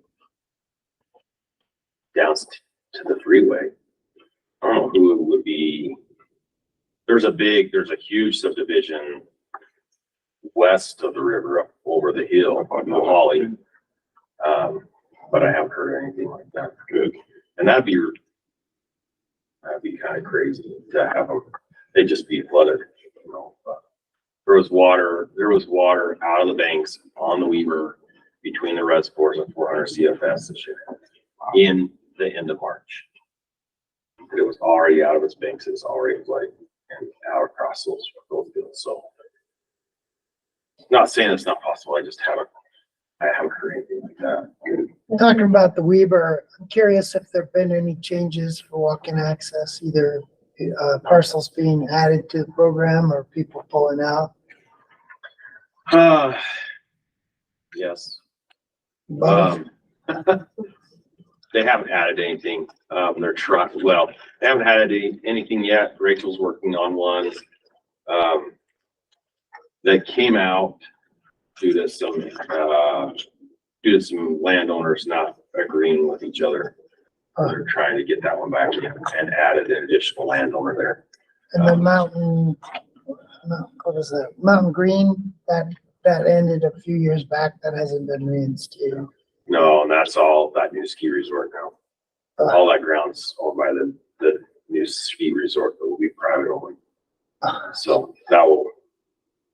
So if you continue your quest from Echo downstream for navigability, then that there is access below that you can get in on, and then go up and fish through Echo. No, there's not any.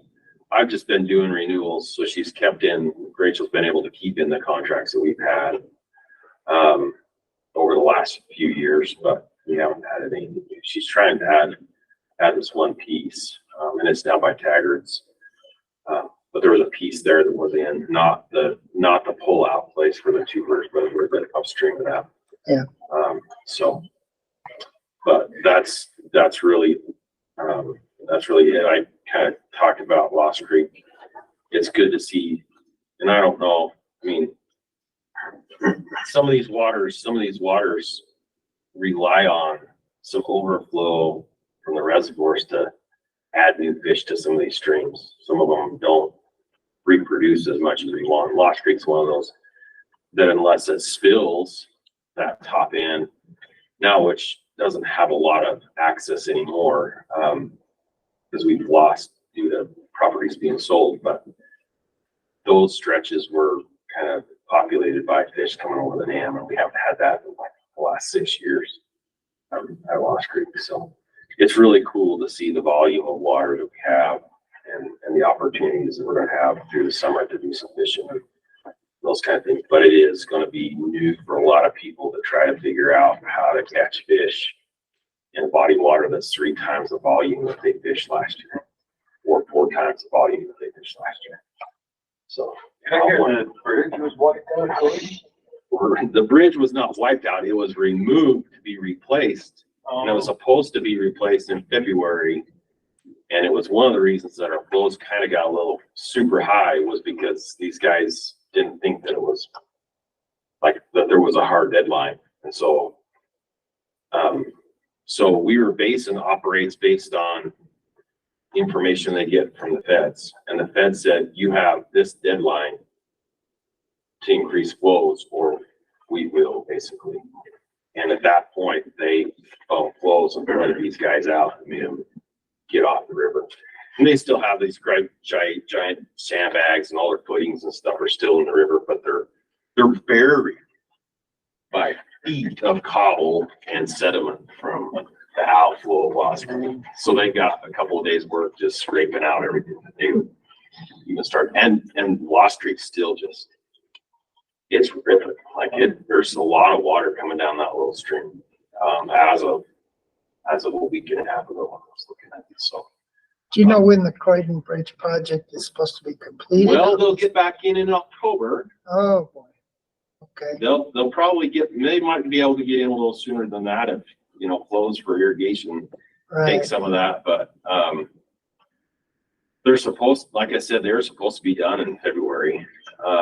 They've repaired the road to kind of circle from Hannaford back down to the concrete plant. They've redone that road a couple of times already because it wasn't built for semis driving it all day long, for the last 6 months or whatever. So it's really been pounded and destroyed. But I've heard early winter, but if we have another winter, they better be out by February, or have it done by February, because you're basically going to have to increase flows if we have another deal like this. So, yeah, it's been really fun to watch. We're gonna pull off some spawns in some of these places that we haven't seen because we haven't had vegetation flooded. Largemouth probably in Pineview pulled off a spawn this year.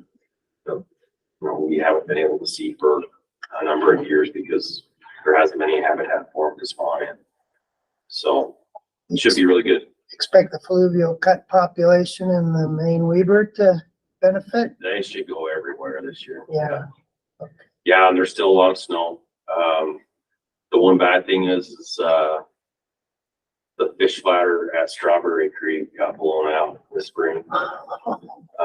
So we have 39 sections of fish ladder that is full of, we'll say 6-inch minus cobble and gravel all the way down to the fish ladder. It's filled in the culvert. Like, it's crazy. I have personally got to see it. I got pictures on my phone from Tanner, who's the TU guy there, and he's like, "Whoa, man, I have no idea what we're gonna do." Like, I really don't. I don't even want to go look at it because it will just break my heart for all the work. But the bottom, so like the bottom where everything came into a big plunge pool, and there's like 4 feet deep pool there that they could nose into the fish ladder. The cobble has filled over the top. Like this, the bottom section is filled more than flush. Like it comes halfway up that section, and it's just cobble. So it's just like it filled everything in. So we'll have to. Maybe the technicians can clean it out this summer if they want something to do. I don't know. It's gonna be pretty interesting, but there is still so much water going down it that you still can't get into it. So everywhere else they should have been able to make it. There's supposed to be a new diversion in Cottonwood Creek that was fish friendly. That was supposed to be installed by now. So hopefully so. Still all that private property though up Cottonwood, right? Yeah, it's all private. And this wasn't anything that we. But that was just for recruitment anyhow, right? If I remember right. Yeah. I've worked with this landowner for, I don't know, the last 5 years trying to get something. And this is his 3rd engineering firm, and I finally looked decent. It wasn't something I'm like, oh, you can't do that. But they finally got something that will move fish downstream. Thanks. Anything else? No. Mike, we should have pretty decent spawn on perch up at Deer Creek this year, shouldn't we? It's all inundated, all that. I mean, there's Area. I was by there Friday, I guess it was, and I haven't seen water back that deep in all those willows and stuff. The only concern is did the perch go in and spawn? And then the water comes in and then your perch eggs are 40 feet down, like right. I was saying. Yeah. I don't know. Yeah, timing of that. Timing is everything because the perch at Deer Creek, they're spawning in mid-May. And so did we have enough water or was it raising a foot a day? Was it? We don't know. We'll see. Hopefully. So perch, they just spawn. It's not based on water temperature and sunlight. Photo It's just, period photo lots of period. different things that go Yeah, into okay. it, but like we've been hearing, lots of places, the temperature is probably the biggest driver. And so if your water was too cold, maybe they would hold back like a lot of our cutthroat are doing right now. Yeah. It's just like, hey, we're not ready. Yeah. Okay. Thank you all very much. Randy, we're up to you. Sounds good. I'm gonna try to whip through my stuff kind of fast here, but we'll see what we can do. I'm gonna try to get us out of 3 here. I go back to my presentation I had going earlier here. Maybe my computer lets me go. Okay, so what I'm gonna do is give a little bit of an overview of Blue Ribbon and just kind of history of the council and how the council functions. This is really made for new members, but we've got it put in our handbook that we're going to spend some time every year as kind of a refresher course for everyone on Blue Ribbon. Before I get there though, I want to handle some housekeeping stuff. And we did things a little bit out of order today just because we had kind of the special presentation going on the lower Provo River. And I wanted to get that out of the way on the agenda here because we had people coming in. I don't know how much time you were going to have, Bert. And, we had, Charles from the AG's office and some people. I just wanted to respect their time. So I put that item first. But we've got basically 3 new people looking at joining the council. And what we need to do is basically have an election to, formally put those people in place. And then also we have a proposal for TJ to replace Rex as the chair when Rex leaves. And we're going to have to do a vote on that as well. So I kind of want to take care of that stuff, right before I get into any of this kind of procedural, here's Blue Ribbon, here's the history of Blue Ribbon, that kind of stuff. So we kind of alluded to it earlier. The 3 new people that are proposed for coming on are Rebecca as a cold water rep, replacing Brian Anderson, who is chosen to lead the council. He's got time commitments at work and that kind of thing that are getting in the way with him being able to come to these meetings as regularly as he'd like. We have Keegan coming on as a warm water rep, or at least proposed as a warm water rep, replacing Rex, who's leaving because his 2nd term is expiring. And then Ryan coming in potentially as a warm water rep, replacing Meg, who hasn't really been with us for the last 2 years. Our term's expired. Just for disclosure, I think we got 6 applications from people. We did kind of a recruitment effort this spring to bring on new reps in the Blue Ribbon. The applications that I received coming from the governor's office are extremely vague. They really give me like people's contact information and their political party or something like that. It's not enough to know like how much these people fish or know, what kind of position they would fit in Blue Ribbon. So what I did is I reached out to the people who gave applications and basically asked them to send me back some information on, who are you as an angler? What do you like to fish for? Some things like that. So we can use that to gauge how they might fit the openings we had in the council. And basically how it came out is 3 of the people never got back to me and 3 people got back to me. And so it worked out perfectly because we had the cold water opening, which Rebecca's, background and her interest fit very well into. When you looked at the 2 warm water rep positions, those are a little harder to fill. We've had some trouble finding warm water people. I will say that both Keegan and Ryan said that they primarily like fishing for cold water fish, but they also expressed in what they sent me without me having to kind of pull it out of them, that they really fish for everything. And even though they might prefer to fish for cold water fish, they spend a lot of time going for warm water fish. So I felt like they spent enough time, as they expressed it to me, that it would make sense to maybe bring them forward as a nomination as a warm water rep because they have that background. So that's kind of where we stand on that. And then, in terms of replacing Rex as the chair, the one nomination that came forward was TJ saying he'd be willing to fit those shoes. So what we need to do from a procedural perspective is really vote to accept all these changes that we've got going on here. So the 3 new members and TJ coming in as the new chairperson after this meeting.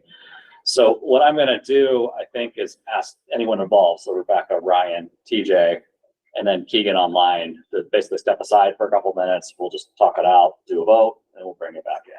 That'll kind of be the formal end of things. So You want me to leave too? it's your call. I mean, you can vote, but if you want to. As past chair. We like your influence. See ya, TJ. Bye. Okay, do we have any discussion or any concerns or anything like that? No, I nominated Rebecca. She is fantastic. She's one of the leaders in the women's side of fly fishing right now. She's just taken off and she's doing a fantastic job. So I'd highly recommend her for the position. I second that even though I can't.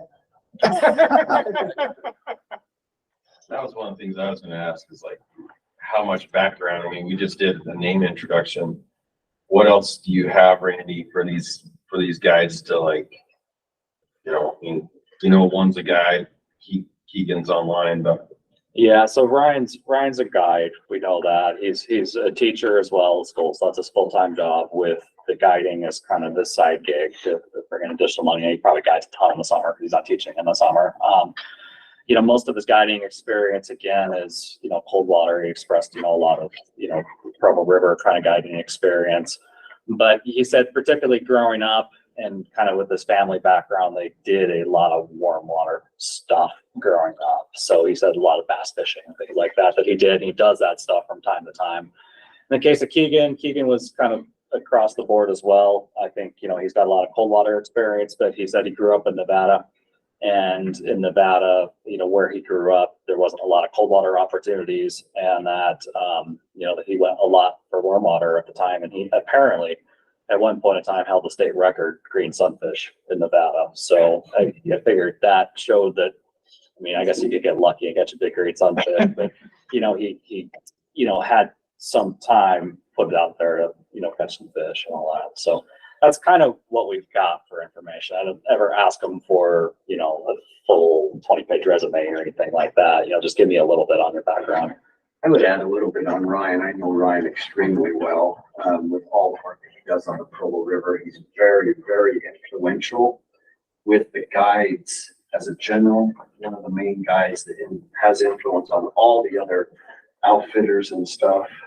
He goes out with me constantly every time we do the Provo River surveys, the shocking, the volunteering, helping. He's very involved with the trout in the classroom.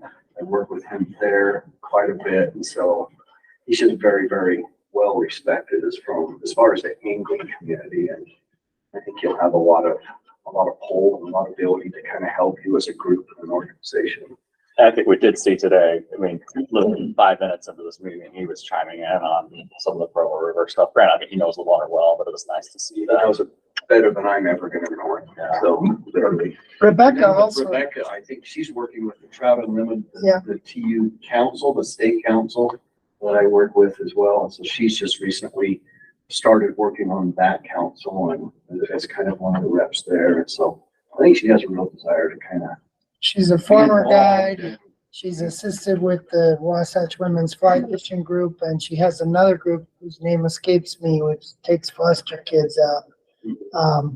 Just a remarkable resume. Yep. The things that stand out to me with Ryan is that he's not afraid to say what he's thinking, but he says it in a way that he doesn't offend people.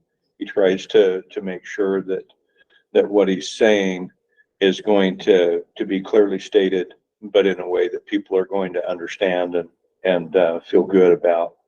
He stepped right up and took on our previous chair. He did. Wait, I'm not previous yet. Previous. Yeah, our previous. I don't know how many of you know, but Terry actually hired Ryan as a teacher when Terry used to be a principal. So he has a bit of a background. Randy sent out to TJ and I, all of these backgrounds, and boy, I just, me personally, and the fact that they warm water and cold water fish, well, we have a lot of folks in this state that warm water and cold water fish. And so for me, I don't see that as a downside at all. And I got to tell you, the last 2 years getting to work with TJ, he's just first class. I said that when we were up at the Echo Center, and I'll say it again now. TJ is first class. And I hate leaving this council. I got to tell you, this has been a wonderful 6 years. But I got to tell you, TJ's he's first class, and he's a good man, and he thinks through things. And I can tell you that both TJ and I will speak for him on this one.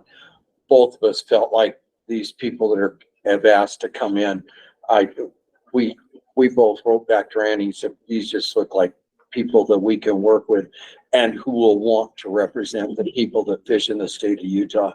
And that's just positive. I have no downside from any one of the three after the stuff that Randy sent out, and certainly not for TJ for a council. He's going to need an assistant chair, which if we look in the handbook is Waters Committee, I think. Might be Waters Committee. We'll dig into that though. No, Bert knows that. So, because I was under Bert basically for a while. So, but anyhow, as far as I'm concerned, my vote's yes on all three of them, and I'm not gonna need to be a secret ballot for me. Terry, you hired Ryan? Yeah. PG? Really? Yeah, he came as an intern, and excellent teacher. Kids love him. He is a rock star. He's known as a rock star. Yeah. Yep. And at the end of the year, they had an opening at PG High School where he attended PG High School, and so that was a big draw. And I hated to lose him to PG, but I understand. But very dedicated too. I mean, as we're talking about both of these reps, it sounds like they've done it for a long time. They're just dedicated, want to do what's best for the fishing, community at large. I've had conversations multiple times with Rebecca, and she will be a good fit. Not to mention, she's the first woman in the council that I've seen. We've had other ladies. I don't think I ever met Meg. She disappeared. She disappears. And then secondarily, the literally difference between warm water and cold water. Every fishery that I can think of has a mix of warm water and cold water species. So the distinction there to me is, very, very slim. You're fishing for trout and you hook a largemouth. So procedurally, Rich, because you seem to know this. Well, I know you know it better than I do. Is it possible? Can we have these people? Do we need to do them individually, or can we? I want to make sure that we do this. I don't think there's any reason for it. I think if there's no objection to anybody, I didn't see anything in the procedures that said that we couldn't do it all at once. I wanted to check with you just to make sure. I personally, I move that we accept TJ as the chairman of the council, and that we accept our Ryan and Rebecca and Keegan as members of the Blue Ribbon. I second that. Thank you. Okay, so a motion and a second. Any objections? All in favor? I think if we do all in favor, do it that way. All in favor? Any objections? Motion passes, Randy. Okay, awesome. That takes care of that. I'll go get them. Hope TJ's still out there. Yeah, I hope TJ. I have a private business meeting I need to. Big out. That was funny. You went out that door. Greg heard us last week. Not very nice things to say about you, TJ. I'm taking up in the parking lot. I told you that. Check hadn't I got come. a prior business appointment that I need to be in Lehigh in about an hour or so. Glad you I'm were gonna here take for the off. vote. Thank you, Rich. Thank you, guys. Yeah, thank you, Rich. Thank you. Okay, so. Welcome, guys, Ryan, and Welcome Rebecca. on, so. You smell right through me. I knew it was the new guy. I shouldn't have said anything. I should just sat here and not say anything. And the same goes to you, Keegan, online. Welcome aboard. TJ, welcome aboard as the new chair in like an hour when Rex is done. I guess Rex is really technically on until the 30th. So, Oh, okay. yeah. But anyway, after that. Hey, so, thank you guys. Yeah, no problem. You're welcome, Keegan. Really procedurally is, this is more of a formality. I've never seen this happen before, but I have to submit your name to the governor's office, who will then submit you a letter back saying congratulations. So I'll take care of that after this Took meeting. them 2.5 years to get mine. It took 5.5 to get mine, but I got it. I never got one. They have a new person who seems a lot more proactive than the last person. So I'm hoping it doesn't take 5 years. Yeah, can I get a letter that says we're grateful for your service? I think you might actually. Put it all over, so At least, I'm not. I showed up at some point. No, I think I just said welcome to the. That's what I wanted. Okay, so we're a little short on time, so I'm gonna whip through some of this stuff real fast. I'm not gonna talk about the history, but if you look at Blue Ribbon itself, there's 13 members in the makeup of Blue Ribbon. They're trying to be divided up to kind of represent different interests of anglers across the state. So we've got a few people representing cold water species, a few representing warm water species, a commercial representative, we got 3 at-large representatives, and then we've got 5 regional representatives because the Division of Wildlife has 5 regions. We have 1 representative for each region, sorry. And that helps us give some geographic coverage. So we're hitting rural interests and urban interests and stuff across the state. There's really 4 purposes to Blue Ribbon. The first purpose is to identify waters for designation as Blue Ribbon fisheries. We've already kind of talked about that a little today, and you saw an example of us reevaluating a water with the lower Provo River. But that's one of the big things with Blue Ribbon is it's kind of a marketing thing. That was the initial intent behind Blue Ribbon, was to help bring anglers to particularly rural parts of the state, because many of our best fisheries in the state are in rural areas, and bring the tourism dollars to those rural areas. So really, this idea of Blue Ribbon Fisheries is us putting kind of a title on our best fisheries in the state to help people identify to those fisheries and help them identify where those waters are and bring those people and their dollars into those rural parts of the state. So we have some evidence out there showing that there's some portion of our public who only fish Blue Ribbon fisheries. And I think it's just because of the name and kind of the, I guess, nostalgia that goes with a Blue Ribbon fishery, and they want that experience, and that's what they target. So the second thing is make recommendations to the Division of Wildlife regarding the enhancement of habitats and recreational settings associated with Blue Ribbon fisheries. One thing Blue Ribbon does every year, and most of you are aware of this, but we get allotted from the division $450,000. And we, in a lot of ways, vote with our money with that $450,000, where we have a say on how the division spends that money for the betterment of basically the habitats and basically angler access across the state. So that's how Blue Ribbon fits into that purpose, and kind of intertwined into that, there's going to be lots of opportunities for Blue Ribbon to make recommendations to the Division of Wildlife on how we can maybe better manage habitat access in our fisheries across the state. That comes out to a large extent in these meetings. I think, one that came out, I think it was coming from you, Ryan, earlier today, was the idea of maybe building a takeout area on the lower Provo River to help kind of get around some of the access issues that we're having. That's the kind of thing, in terms of ideas and things that come out of this meeting where it benefits the division and it can later turn into projects that we might vote on. The next thing is Blue Ribbon makes recommendations to the division regarding the protection of Blue Ribbon fisheries through collaboration with government agencies and private entities. Really, to do this, what Blue Ribbon largely does is there's times when Blue Ribbon expresses support for various division activities across the state. And that's really at the discretion of Blue Ribbon. So if you as a council want to take action, you do it.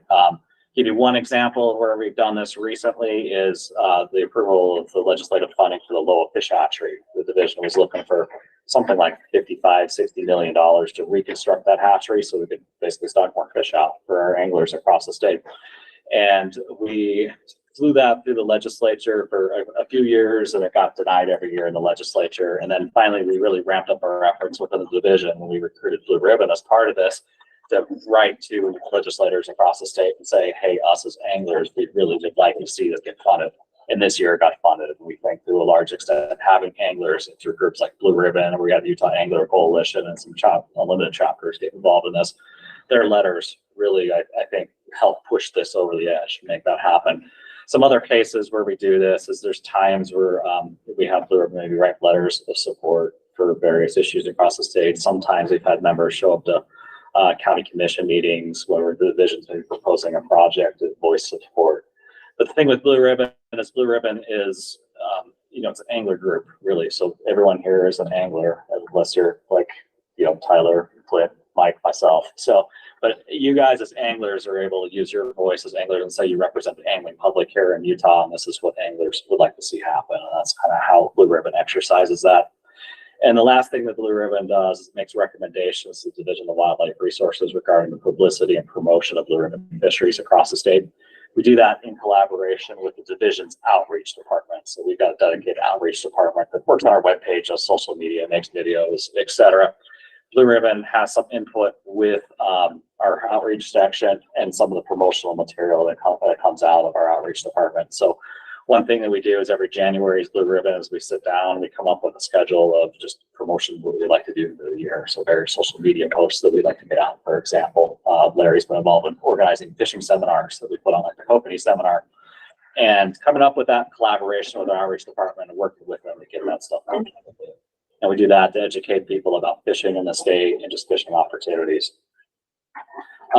One thing I just want to point out is that Blue Ribbon's technical name is the Blue Ribbon Fisheries Advisory Council, which means this is an advisory council. What that really means is what Blue Ribbon does is it makes recommendations to the Division of Wildlife Resources. So these are recommendations on waters that might be Blue Ribbon fisheries, recommendations on that $450,000 and how this division should spend that money.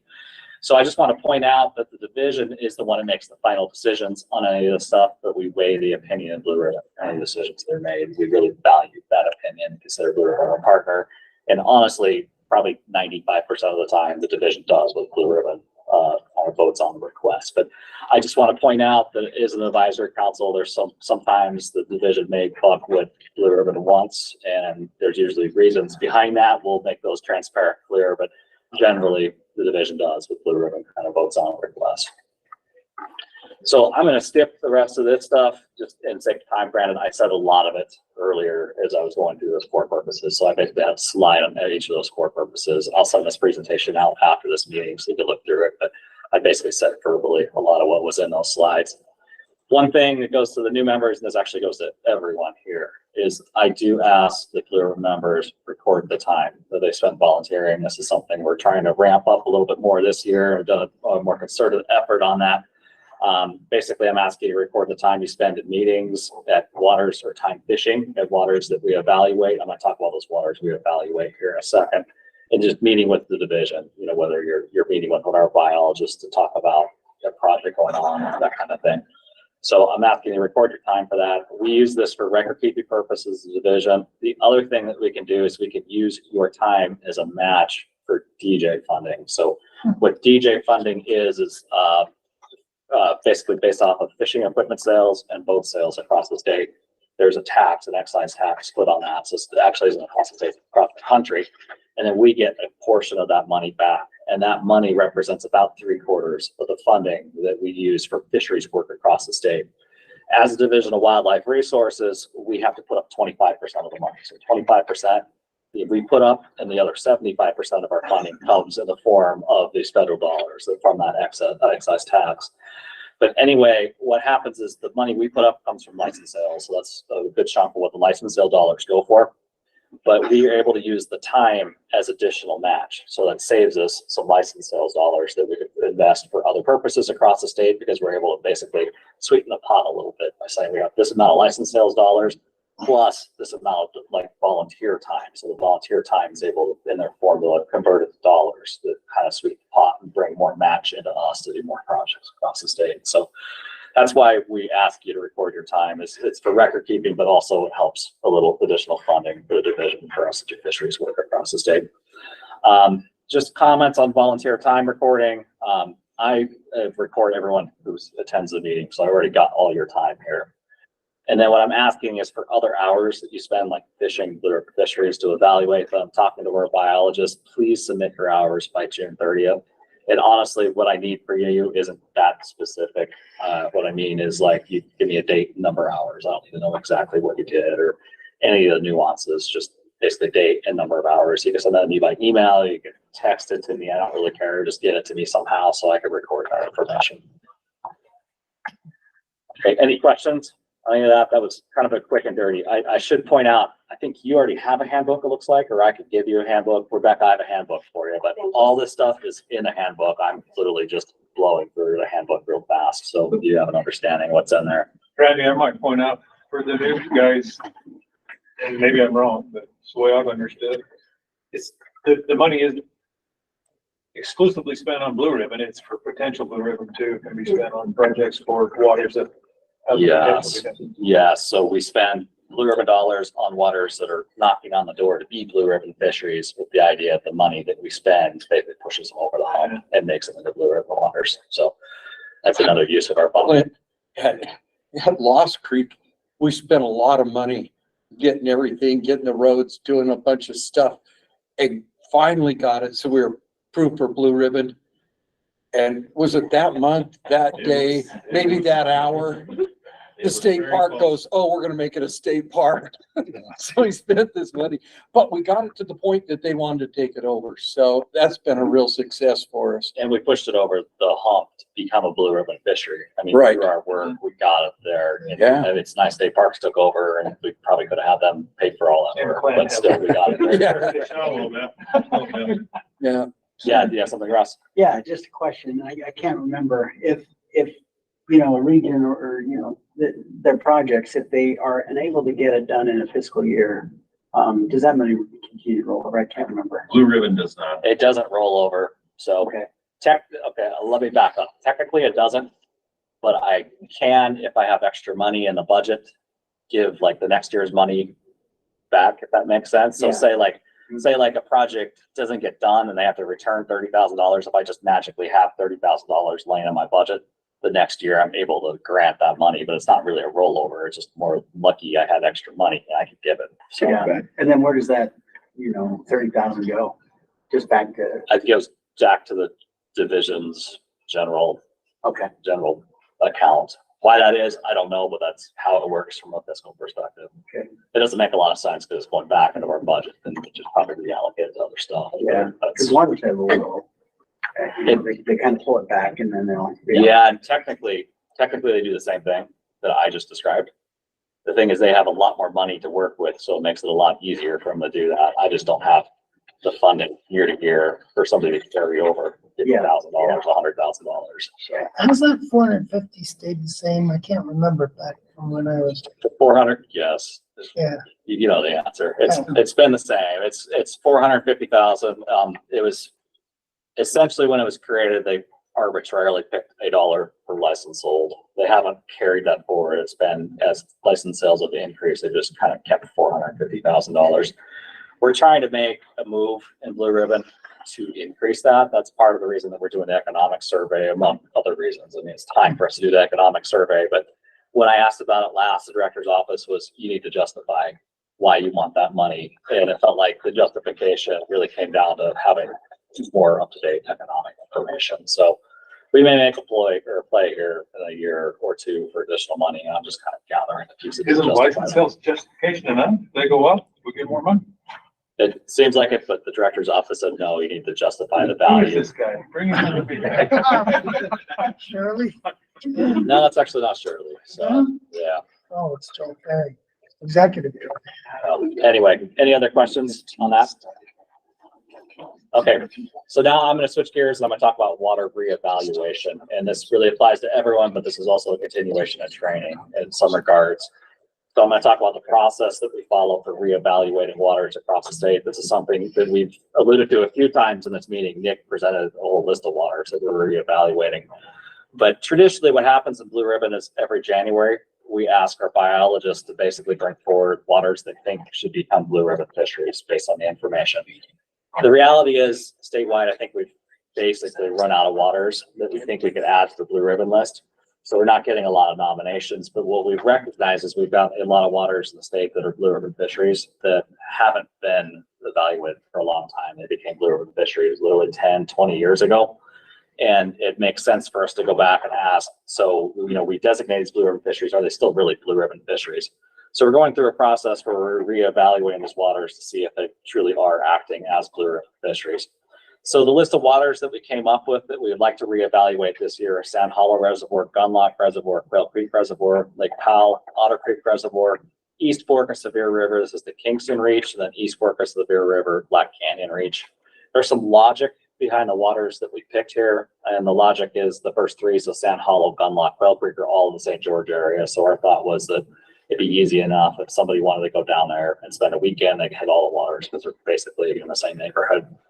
We thought with Lake Powell that it's a large enough fishery, it's a popular enough fishery that a lot of people may have just been there anyway to go fish. And then with the last three, they're also kind of all in the same area, so we thought they'd be easy to go to in the same trip. Also, they are only really cold water fisheries that we got on the list, so we want to provide cold water fishing opportunities for those people who prefer to fish for trout species. So what we need from a blue ribbon perspective is we need at least 4 people to evaluate each of those waters. And basically, one of our rules that we put in the guidebook is you can provide scores on a water. I'll talk about how you score them here in a minute. If you visited those waters anytime in the past 2 years. So it doesn't have to be between now and when the scores are due, which is November 10th. It could be if you went last year to a water just on your own, you can provide scores on that water. What we're requesting is that each member evaluates at least 3 of the 7 waters. That's not really a hardcore requirement, but that's a request that we make with the idea that hopefully that gets us the right number of scores across the state to get these waters evaluated. And we're basically asking until November 10th for people to complete this. And certainly for the new members, we could probably cut you some slack on visiting these waters, given that you're getting on this now when everyone else has had half a year to, you know, go out and start visiting some of these fisheries. So yeah, a little bit of a late start on it. So anyway, the scoring criteria, I'm going to show real fast. This is that Hepworth-Walker scale that I talked about earlier. I'll try blowing this up so it's readable across the room here. Okay. So there's a page in the handbook that goes in detail about this. So you'll have this, Rebecca, here once I give you the handbook. But there's 12 criteria in the Hepworth-Walker scale. The first one is the size of fish caught. So the question is, anglers have an opportunity to catch large fish at this water. You're basically rating, you know, if you strongly agree, give it 10 points, agree 7 points. You just read the scale here. That hasn't launched from the online presentation. It has not. Okay. I did not know. Just the process. Okay. That's good to know. Thanks for telling me. I'll share that screen. I can remember how to unshare. Sorry. No, it's good to know. I just didn't even think about that not coming up here.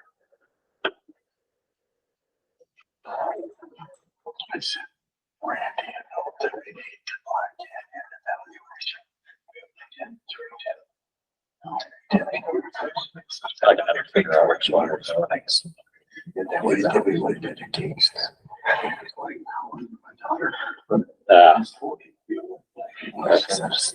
See, did that come across? Yeah, it's there now. Okay. So the second one is number caught. Again, the criteria here is anglers have an opportunity to catch a lot of fish. You can read the scale here. Basically, you give a certain number of points based off of, you know, what your opinion is there. The third one is fish population characteristics. So you know all of it applies to the fishery, whether it has unique species, trophy fish, native sport fish, it has natural reproduction, or has a diverse species assemblage. Basically, there's 5 criteria there, and the score is based on the number of those criteria that apply at that water. So for instance, if 3 of the 5 apply, you get 4 points for that water. Now, just to make it really confusing, of the 12 criteria, 4 of them are rated by the division. The reason that we rate the 4 by the division is some of these require some biological knowledge of what's going on in the system, or some of these are very fixed assets or attributes. I'll talk about those in a minute when we get to them, that we just have the division rate those. This is one of them. So I'm just saying that it's part of the scoring criteria. You don't have to score this one. I've got this in the notes. The next one, harvest potential. This is one that you do score. So an angler's opportunity to harvest fish at this water could be described as, and then basically you read through the criteria and come up with a number of points that you feel is appropriate. The next is habitat. It's to what extent is physical habitat improvement needed, such as stream bank stabilization, vegetation, fencing, and inlake structures, etc. Again, you can just read through the criteria here on it. The sixth one is management initiatives. So this one is major management actions such as change in stocking, fish regulations, completion of rodent treatments, and introduction of biological controls. Again, just read it and you get it, you know, your possible scoring options. The seventh one is shore access. This is one that's rated by the division, but basically you can see the scores here. There is an error that I swear I keep trying to fix and it keeps coming back. And that error is that there's only 4 points available here. So 81 to 100% is 4 points. 51 to 80% is 3 points. 26 to 50% is 2 points, and less than 25% is 1 point. But again, the division rates this. The reason the division rates this is we've got access to all the kinds of land ownership maps, so we know who owns the land, how much of it's publicly accessible. The other thing that's come up in the past with the score on this one is honestly, it should be the same score for everyone, but it hasn't been in the past. So we kind of just have taken control where we just tally it up and just assign the score based on what it should be.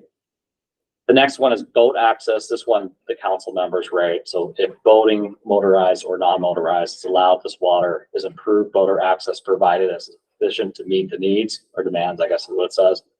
You read them and score them.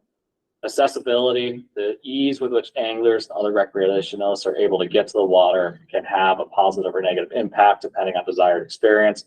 Identify which of the following best characterizes the accessibility of the water, and the table shows the criteria here. Number 10 is setting. So desirable setting for anglers can be characterized as having the following. This is another note all from the list that apply. So first one is desirable to anglers who are seeking a specific social experience, such as family-oriented anglers, group-oriented anglers, solitary anglers, etc.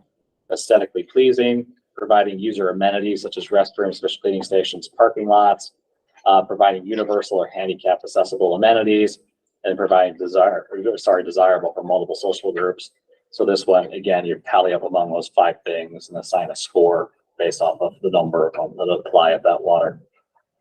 Now, the last 2 are rated by the division, so you don't have to worry about the last 2. The first one is water quantity. So water quantities are sufficient levels or protections currently in place of this water, such as conservation pools, in-stream flow rights, division ownership, etc., are adequate to maintain water volumes or flows needed for a healthy, productive, and accessible fishery. The reason the division rates this is division has a good knowledge of the actual water rights that are in place and how those water rights protect the fishery, and also what impact low water conditions are having on that fishery itself in terms of reproduction, survival of fish, etc. So that's why the division's rated that one. The last one is water quality, and this one says beneficial uses for this water are defined by DEQ, or the Department of Environmental Quality, can be characterized as follows. Turns out that Department of Environmental Quality basically defines beneficial uses and impairment of water. We basically just go off of their list, read the criteria, match it up here, and that's how to come up with the score. So it's actually predefined by the Department of Environmental Quality. We just have to match what they say to the scoring criteria.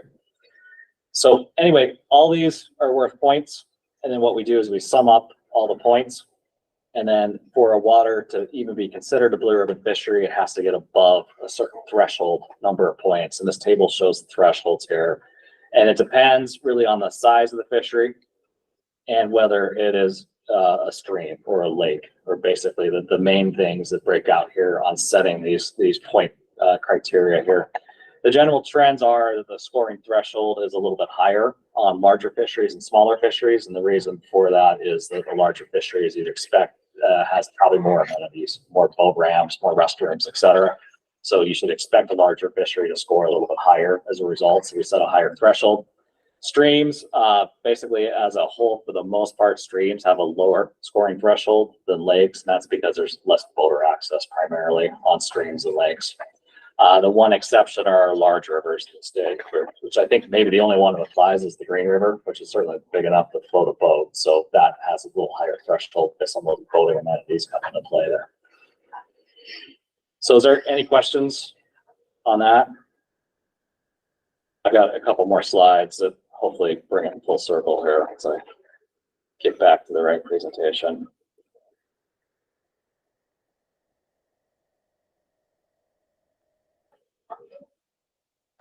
Okay. Good. Good. Okay, so as I mentioned, in recent years, the division have scored 4 of those questions. Again, those are ones that aren't related to fishing experience, and they usually require some specialized knowledge or access to certain resources to actually scale those. Those things are the population characteristics question, the source access question, the water quantity question, the water quality question. They make up 32 of the 87 points in the Hepler-Fucker scale. So it is 37% if you break it down, the points are being scored by the division. The one thing that we do is we try to make those division scores very transparent. So you can see those scores, we can discuss those scores, we can adjust those scores, but those same scores are applied to everyone's score at the end of the day. So there's room to debate it, but we just have our biologist, in this case it would be Nick, who does the southern regions, because these are all southern region waters, providing his input on all those. So one thing we do is that in order for a water to be a blue ribbon fishery, the total number of points need to exceed that threshold. So I'll take everyone's scores, come up with an average score for everyone. And if it's above that threshold, it doesn't automatically become a blue ribbon fishery. But what it does is it becomes eligible to become a blue ribbon fishery. And what we'll do as a council is discuss those waters and take a final vote on whether we want to make them blue ribbon or not. If the score comes out less than that threshold, it's automatically not a blue ribbon fishery. That's kind of how we work this. Just to give you an example, I think a couple of years back, we rated landing number 4 as a blue ribbon fishery. It was above the scoring threshold to make it eligible for a blue ribbon fishery. We probably ran into down there as a council is I think the boat ramp wasn't that great. It was very small. There was very limited parking down there. It wasn't really set up as a fishery to accommodate a lot of people.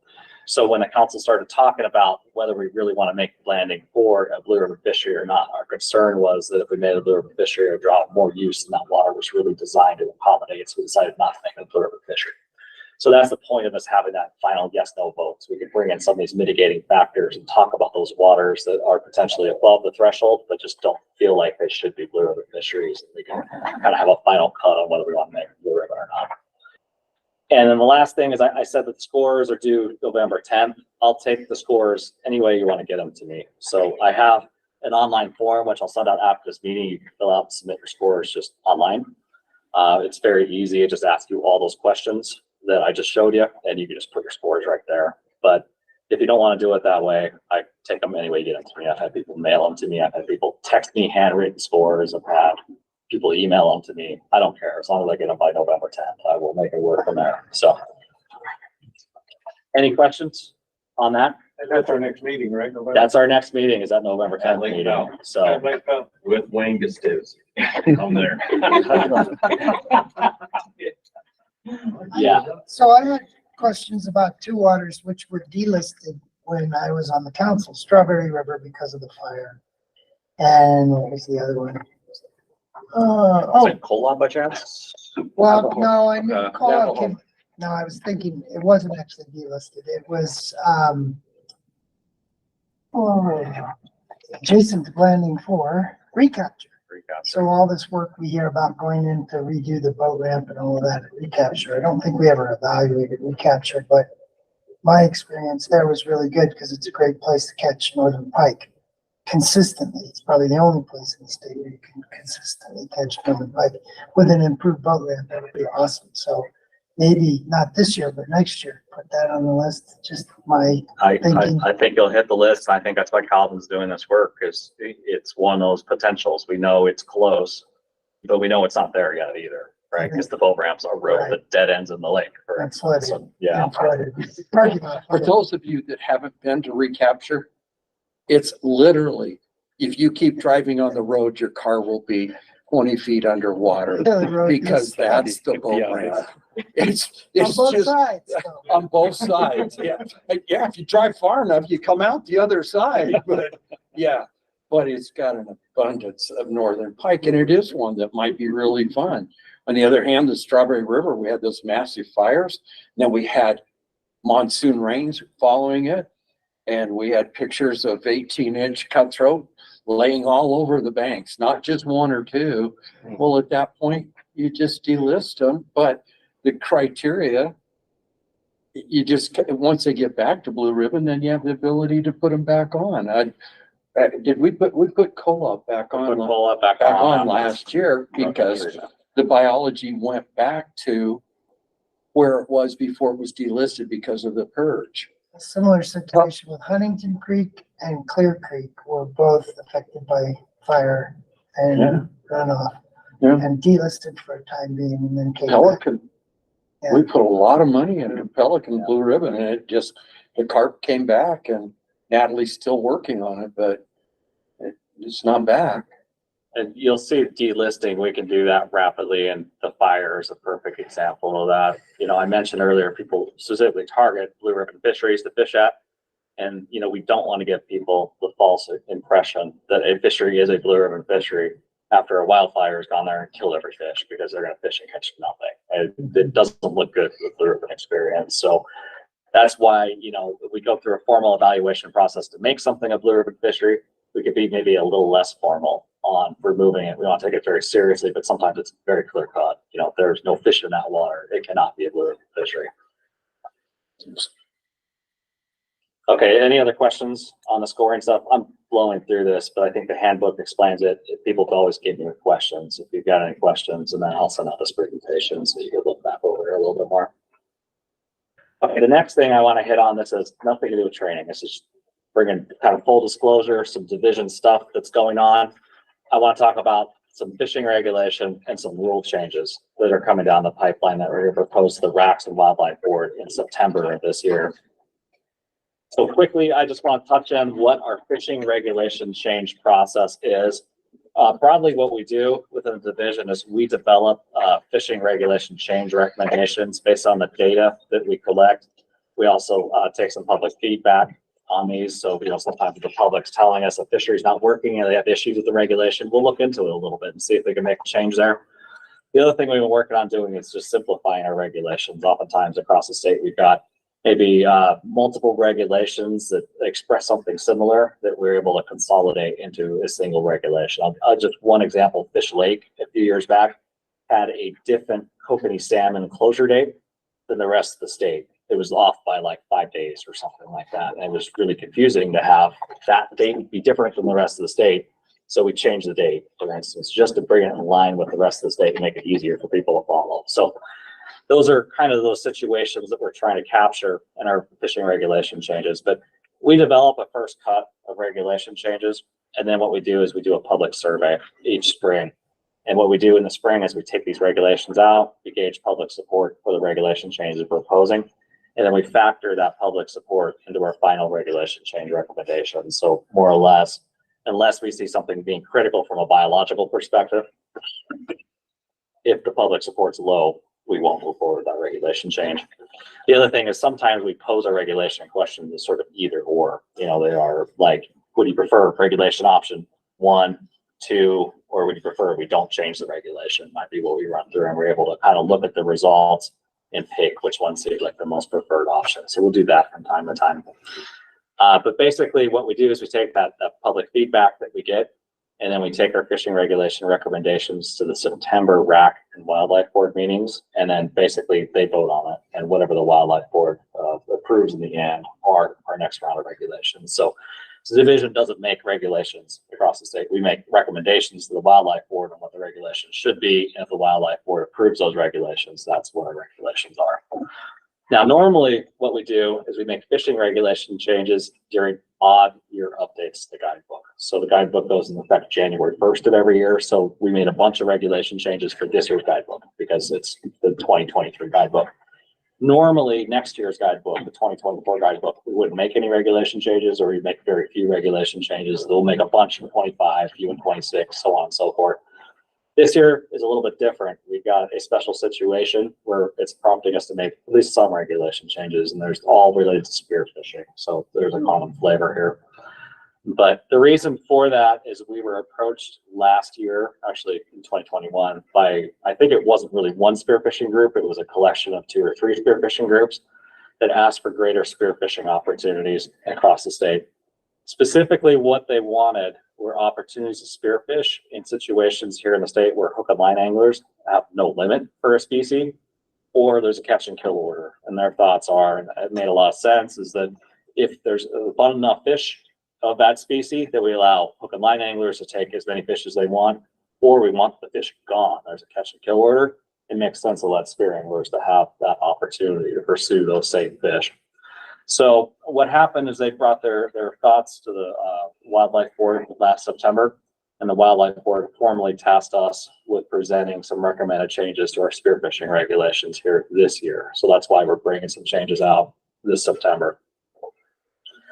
So we're currently in the process of running our public survey to gauge public support for the spearfishing regulations changes that we're proposing.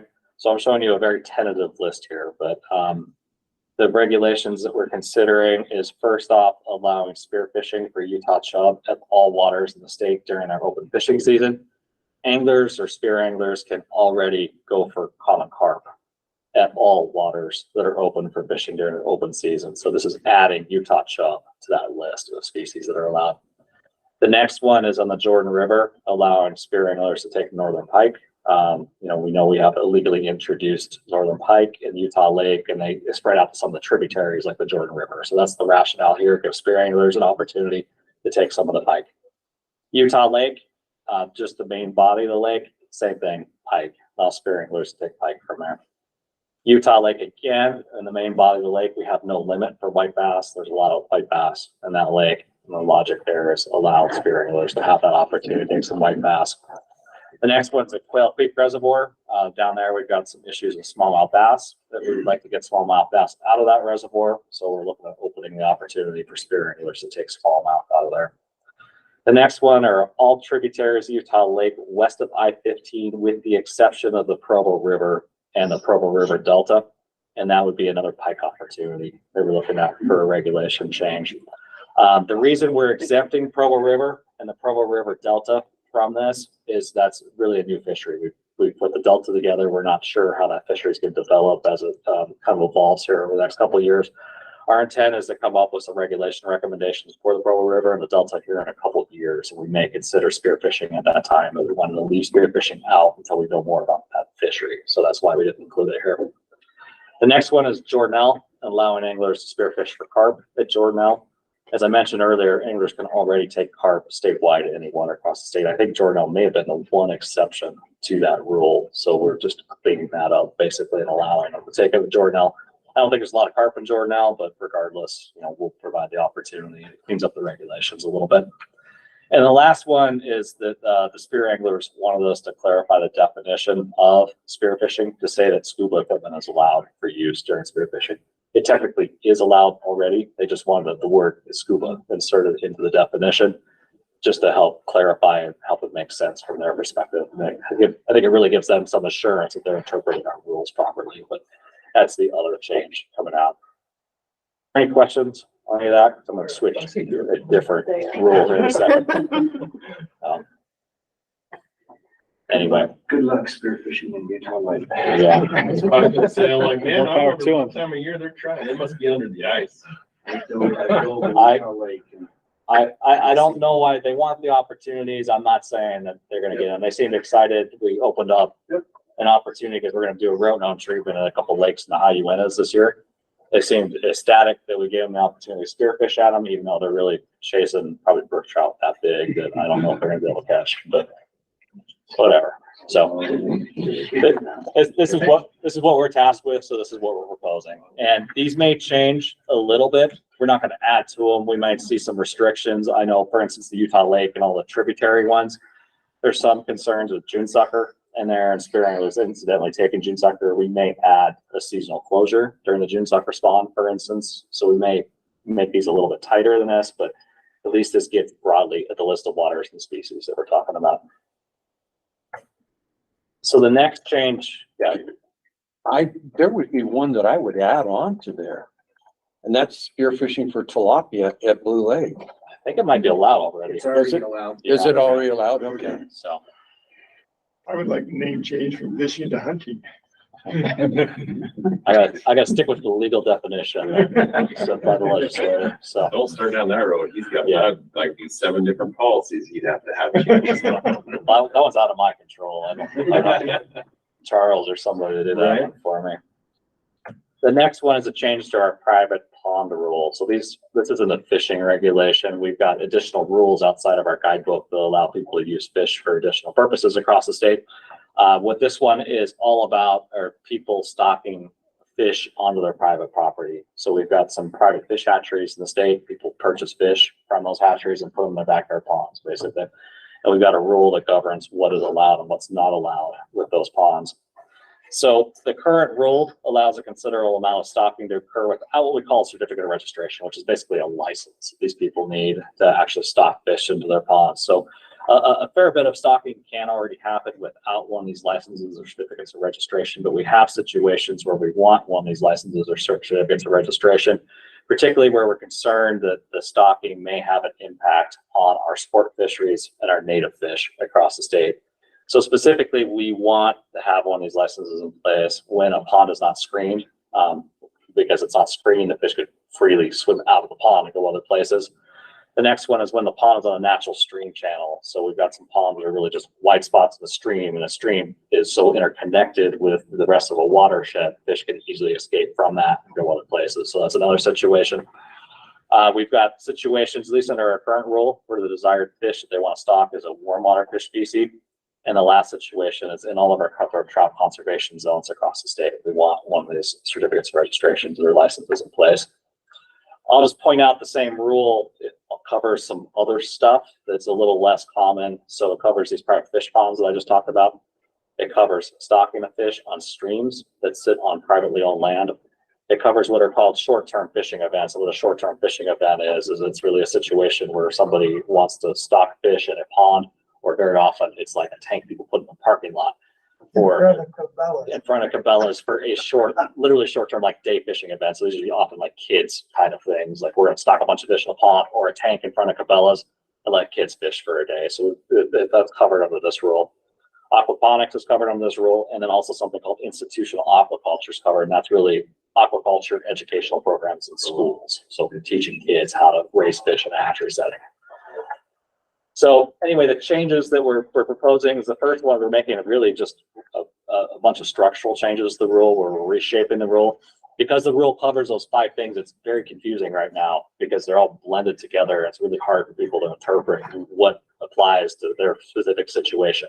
So we're making just some structural changes to make that a lot more clear within the rule. They aren't really rule changes as much as they're just kind of reorganization of the rule.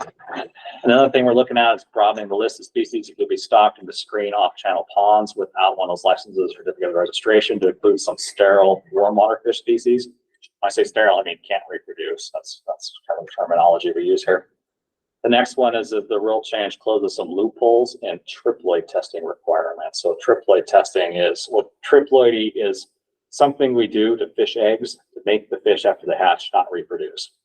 And there's some testing that goes on to ensure the fish, once they hatch, truly are triploid or sterile. It's kind of a recipe you follow, and sometimes it just doesn't come out right. So we want that quality control to make sure the fish that get stocked are sterile like we'd like them to be. But there's some loopholes in the testing requirements right now that allow some fish to maybe get out that haven't been tested to the standard that we'd like. So we're trying to close that loophole. The next one clarifies the division's basically enforcement capabilities in situations where aquaculture facilities are routinely stocking fish across the state in violation of our rules. So we want to put a little more teeth in the rule. And then the last thing is we're going to accompany this rule change. Isn't really a rule change, this part, but just better outreach to the public. So a new web page, a new map that people can go to and basically type in their address and know at this location, I could do this, this, this without a certificate of registration. And if I want to do this, this, and this, I would have to get my certificate of registrations. So that's kind of what we're doing here. This is intrastate stocking, not interstate, because all interstate, we still have to have the certificates, right? Interstate, so it applies to fish hitting the water here in Utah. So people can purchase fish in-state because there's some in-state private producers. It applies in those situations, but people could also purchase fish from an out-of-state producer, import them into Utah. The same rules apply. Okay. What wouldn't apply is, because this is all about fish hitting the water here in Utah, what would not apply is if a Utah fish hatchery, say, produce fish and sold it to another state. These rules don't cover, fish from Utah going to Colorado, let's say. Okay. Yeah. So anyway, our plan is we're going to take the spearfishing regulation changes that I talked about and the private pond rule changes that I talked about through the September RAC and Wildlife Board meetings. One thing I'm just gonna bring up, if Blue Ribbon's interested, having a representative from this council come to the Wildlife Board meeting, which is September 21st in Farmington, to basically speak in support of these changes is something that I think would be appreciated if the council is on board with doing that. I can provide more details to the council on the changes that will be made. I gave a real quick overview there, but provide more details if you guys want to evaluate it a little bit more before we provide a recommendation. But there's definitely an opportunity for public comment in that meeting. It'd be an appropriate place for Blue Ribbon to come in and basically provide a comment saying we support this change. Okay, any questions on any of that? Okay, so I'm going to hit just a couple things real fast. We're making up time here. First, I'm going to show an update on our budget. I need to display the screen for those online here. Yeah, I had it. No, I didn't. Okay.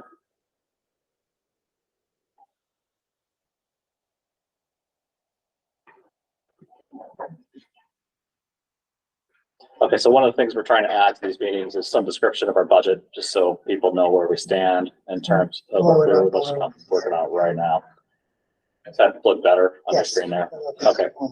I'm basically showing a row per project right here. Just some of the details on the project, like the name of the project. You don't need to know what these two things are. These are internal accounting codes that we use within the division. But you can see right here the number of dollars that Blue Ribbon said we would spend on that project. And then what you can see here are the total expenses that have been charged to that project through April 30th of this year.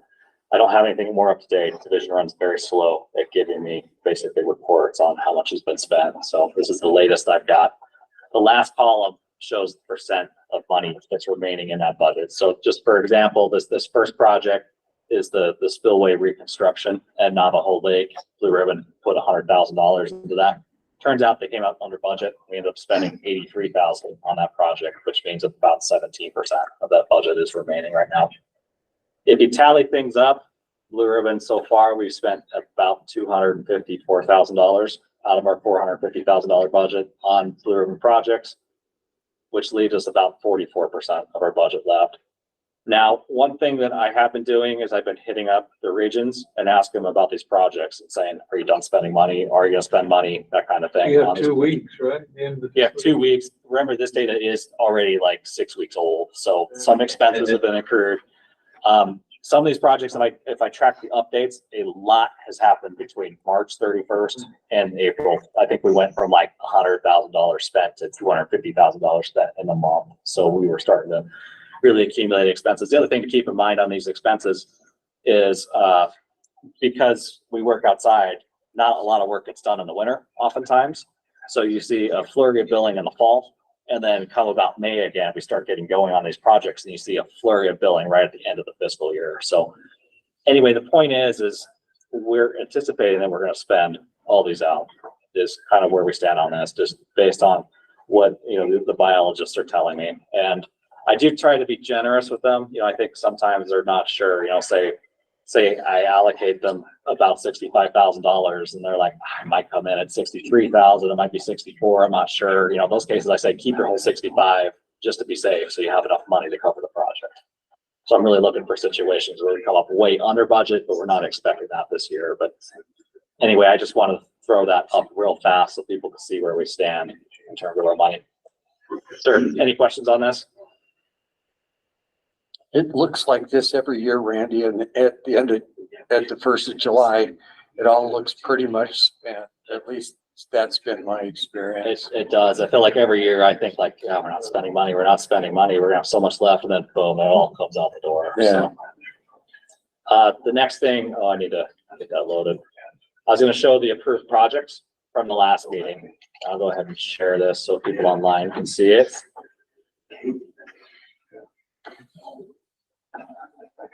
Okay, so again, I got a line per project over here. So I think we evaluated 17 projects, I think.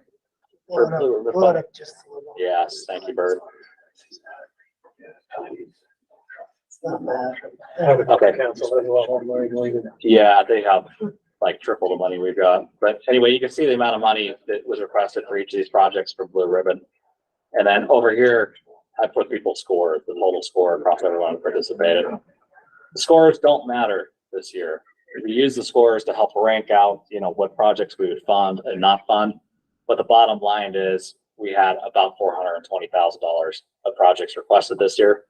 But we've got $450,000. So we don't really have to prioritize anything because we've got enough money to cover every project. Randy, I would like to add another $30,000 to my project. So we typically hold on to that money. It seems like as the fiscal sorry, Clint. It seems like as the fiscal year comes on, we get emergency things pop up where it's nice to have a little bit of money. I think originally we thought we were going to spend a little bit more, but we had some projects come back with some revised totals in the interim since we had our March meeting where we looked at these projects, and they requested in the end a little bit less money than they thought. But that's where we stand. We basically $420,000 that we're allocating this So year. the economic survey is there but not spent. It's not spent because it hasn't started yet. Oh, God. Yeah. 24. Okay. Any questions on that? The nice thing is that when we get to here and there's a little bit of money, all we have to do is order like new structure, you know, fish holding structure, anything like that. And as long as it's on the books spent, we don't have to receive it by then. Yeah. Well, we have to, Because we we've done- have to have it. Oh, Yeah. do we have to have it by then? We have Okay. to have. Yeah, so we're at a point with 2 weeks left. The only thing we really can do is go to a store physically and buy stuff to spend it. If we order it online, we run the risk of not getting the invoice and things like that. And that's one of the challenges we run into because we went through a spending spree probably like late April, not with Blue Ribbon, but the rest of the division budgets, because we had basically like 2 months left and we wanted to spend out some money, and we have to proactively anticipate how much money we have and pick things we could purchase that we know are going to invoice by the end of the fiscal year. So they get in the books this year. Okay. So the last thing, I'm like, So we need to get Smith and Edwards to start carrying some of the fish habitat stuff, right? yeah, electroshockers. and Like whatnot. tanks, you know, like their old tanks. We can use those probably. Shoreline. Got all that old shelving out there. Okay, moving on to the agenda, the next thing, I'll show this online for those online. Volunteer opportunities. One thing we've been trying to do is just make people aware of potential opportunities for Blue Ribbon to volunteer for projects. This isn't required, but if you want to go out and help us in the field, make people aware. I'll send out this list after the meeting. I know some of the big additions. I know Nick has been very active on here, putting some of their field netting dates on here. I guess some of these have already happened, but I know he sent an email this week about Boulder Mountains, a bunch happening in July and August. And you could contact him and he could probably hook up with the date that he's going to be out if you want to help those guys net out there. They got Fish Lake for some gill netting on August 17th. So that's probably the kokanee netting that Nick talked about. And then a bunch of dates in October at Fish Lake. That's going to be the lake trout netting that he talked about. I'm going to encourage the rest of the regions to send out the spreadsheet. If you got some opportunities, they're just perfect for Blue Ribbon to come out and help, get them on there. I know, Mike, you've had some of the Provo River electrofishing in the past on here. But we try making those opportunities for you to get out, help net, electrofish, that kind of thing. We're going electrofishing next week, Deer Creek and Jordanelle, 2 nights. Don't know if we've decided which nights, probably Tuesday and Wednesday nights. Anybody's interest, usually about between 9 and 1 a.m., 9 p.m. until about 1 a.m. we're done. The rainiest and windy nights. That's what we're trying. Those are the ones we choose too. We just chalk and process fish and see what we get. Okay. Tyler would be the one to talk to on that. Yeah, talk to Tyler. You're Deer interested. Creek when? Next. We're looking at Monday, Tuesday, or Wednesday for Deer Creek and Jordanelle. We're trying to just get head counts. So if any of you guys seriously interested to help our head count for assistance and something to hear about. Even allow retired Yeah, I think council so. members. I think we'll take anybody we can get. Depends on the amount of complaining. As long as you don't talk about the Provo River. Or access in general. Okay, so just kind of a few things left. These will go pretty fast here. First is just committee updates. I don't think there's really been any committee stuff. I know if you, Larry, you want to provide an update on the company seminar, if there's any other seminars coming down the pipeline. No, the seminar was great. Nick and the South team really did a nice job, and the guys that presented it did a nice job. A lot of department representation there. It was good to meet some of the people, and we had 30 people show up in Richfield on a Thursday night to talk about fishing. So Was that recorded, Larry? no, but I fish salmon all over the world, and kokanee is very similar, except they don't eat, they eat the zooplankton, thank you. And targeting them and getting to the depths is similar as fishing on the ocean or even on the Great Lakes. So it's learned a way to rig up a fly rod with this lead line. I've been looking for lead line. I have not found it yet. So I'll fish up my. I had a cousin that was wanting to go to that, but he couldn't make it. I was just wondering if it was recorded so I could sit there. Yeah. I'll tell you what, I don't know about you, Larry, but after that meeting, I had probably 5 or 6 people from the area down there come up to me and give me a heartfelt thank you for bringing that to Richfield. Yeah, well, they really appreciated it. We're coming up, we talked about a catfish seminar here, one for north, and I think we're gonna do one in the south after the first of the year, so. Chris and I are trying really hard to get everything. He's doing lots better at getting things dialed in than I am. I think we're looking at March or April next year, so that should be really interesting. I'll be working on that. We need to come out, show me how to catch a freaking catfish on shore. I figured out you can catch a catfish on a spoon in Lake Powell 2 weeks ago. I've never seen that before, so. We're starting fly fish for them now too. Yeah. That's my next thing. Catch with the fly. I always use a hot dog in the Delta. Catfish out of Bountiful Pond. What's that? Got a catfish out of Bountiful Pond on the fly once. Yeah.